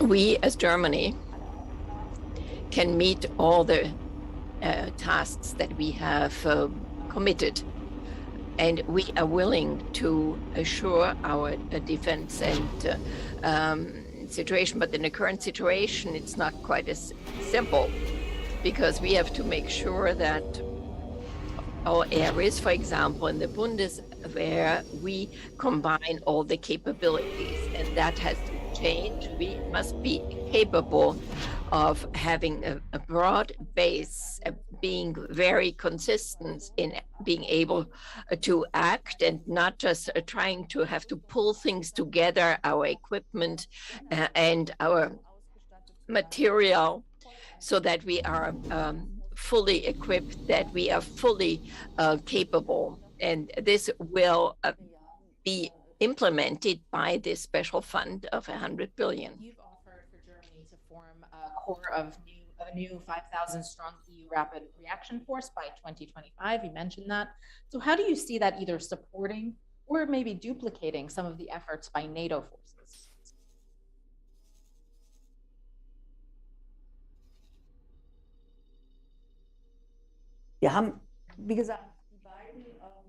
As I said, we have two capabilities of having it in parallel. That's true, but it's necessary because the European initiative, it's not a German rapid reaction force. It's a European force, but we will be participating in 2025, and that will make it possible to react very quickly. In addition, we will have the rapid reaction force of NATO, which has completely different dimensions. 45,000 and the European version only 15,000 ultimately. That is to be able to react very quickly in Europe. It is really not a duplication, it is a complementary system, and therefore that's the decision we made. One of the interesting phenomenon, just sort of going back to the Ukraine issue, one of the interesting things we've seen in recent weeks is Ukrainian government officials going from arms dealer to arms dealer in Germany, essentially begging for weapons. And so how do you see that as contrasting with some of the more official lines of aid that are going into Ukraine?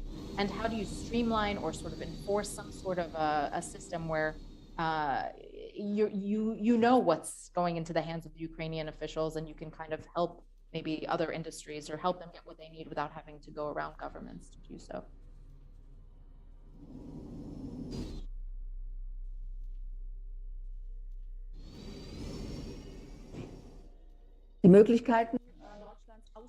The capabilities of Germany to supply from our military stocks, and we did what we could, and something which we also could do responsibly, because I have to be sure that our defense capabilities and alliance responsibilities are met. We can't weaken that. In addition, that we have the possibility of acquiring for Ukraine or support Ukraine when they approach companies directly of when we make sure that how quickly they can supply something and what sort of performance they want. We support the Ukraine, and then we will decide in the government to approve these exports. That's the way we have been doing it. That is not something that the Minister of Defense is responsible for. It's the entire government here, the entire Security Council. And I can tell you that in all various departments, all those that are involved, including the Ministry of Defense, has a great willingness and readiness to support them, both with respect to letting them have some of our material or making acquisitions for them from various armaments companies. I think it's important that we all are supportive and help Ukraine in this terribly difficult situation, because the decision and the commitment of the Ukrainians has shown that Putin was not able to implement his plan, and he was not capable of actually taking over Ukraine within a few days, but that there is some committed objection to his activities. Someone who identifies themselves as Alexander simply. Will Europe continue to actively push for EU-only capability development efforts, or will it now consider more EU-US joint capability development and joint procurement again? Well, we need both. We need development in certain projects, for example, for the Eurodrone or FCAS. we need it in Europe. We need development in Europe because it's important to have the appropriate industry there. And I can only do that if I'm able to actually have some orders that are placed with those various companies. But it's also important to see where do we have developments where we can contribute, where we can support them. For example, here, the decision with respect to the acquisition of the F-35. Well, we need both, not a pure focus on just EU-US cooperation. We need not only just European cooperation, we need both. And we have to have the proper balance here and look at our common interest. We want a strong NATO, strong capabilities to defend against any attacks that are made against us. U.S. officials have been very upfront in the fact now that they believe this war in Ukraine could be a very prolonged war. And I was in Ukraine just before the war got started. And one of the things I was hearing constantly from European officials is that the U.S. needs to pace itself, needs to learn that these wars don't happen quickly and don't finish quickly. And so what do you think, in your experience and as Minister of Defense, how do you pace yourself in a war like this, where you continue to give support and maintain support to an ally without burning out yourselves?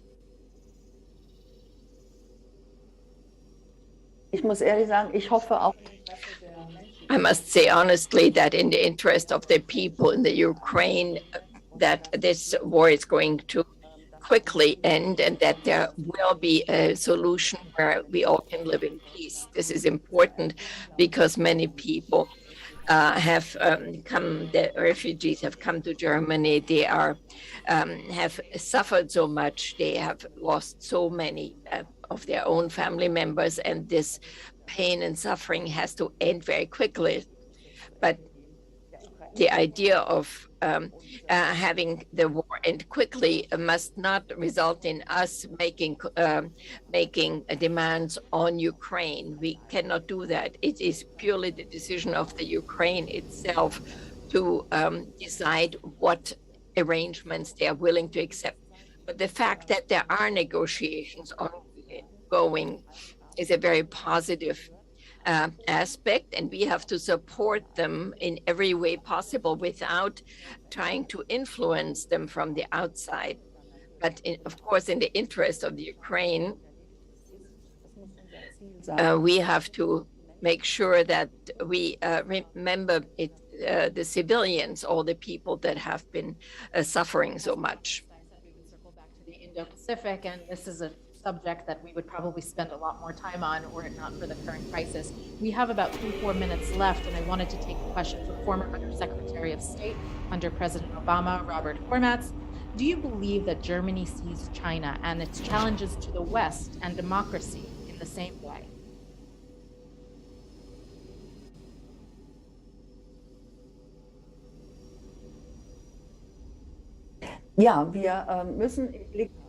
Yes, we have to be aware of this. In the Indo-Pacific, we have to represent our values together. We have to defend our values, and it's something that we have to share. I think we can't believe that it's far away and has nothing to do with Europe. That would be a wrong approach. And we see that in China, we are people are looking of how we react to Ukraine, how NATO is responding, and it becomes clear, well, it's quite far, but it has an impact on us, on Europe, because it is our values that we, of course, share with the United States, and we must be willing to defend them, of course, in different manners.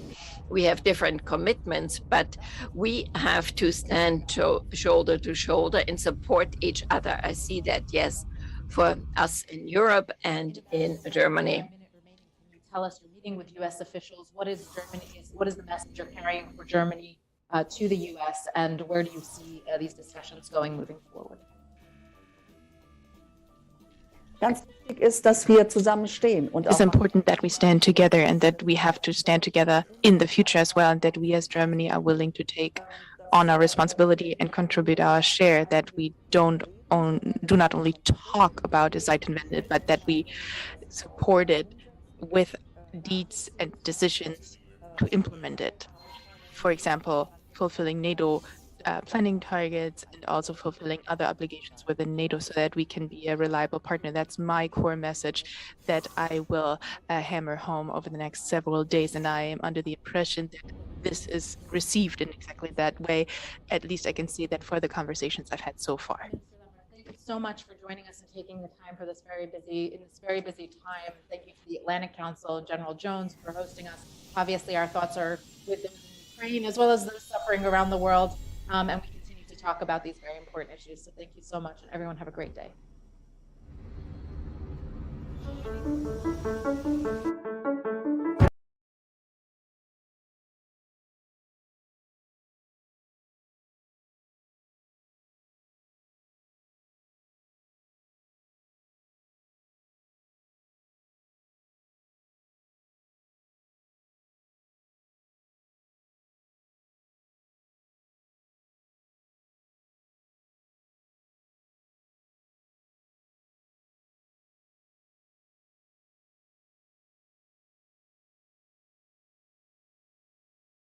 We turn now to the view from inside the Kremlin and an interview with President Vladimir Putin's chief spokesman, Dmitry Peskov. He's also the deputy chief of staff to Putin. Special correspondent Ryan Chilcote, who was just reporting in Russia for us for the last several weeks, spoke with Peskov this morning. Dmitry Peskov, thank you very much for joining us. Thank you. It's my pleasure. Over the weekend, we heard President Biden call President Putin a butcher and say that it is impossible for him to remain in power. President Biden then said that he was not advocating for regime change, and yet you have said that the Kremlin still finds these comments alarming. Why? Well, it's quite alarming. First of all, it's personal insult, and one can hardly imagine a place for personal insult in rhetorics of a political leader, and especially of a political leader of the greatest country in the world, of the United States. So we're really sorry about that. And his statement about whether Putin should not or should be in power in Russia, of course, is completely unacceptable. It's not for the United States president to decide who is going to be and who is the president of the Russian Federation. It's people of Russia who are deciding during the election.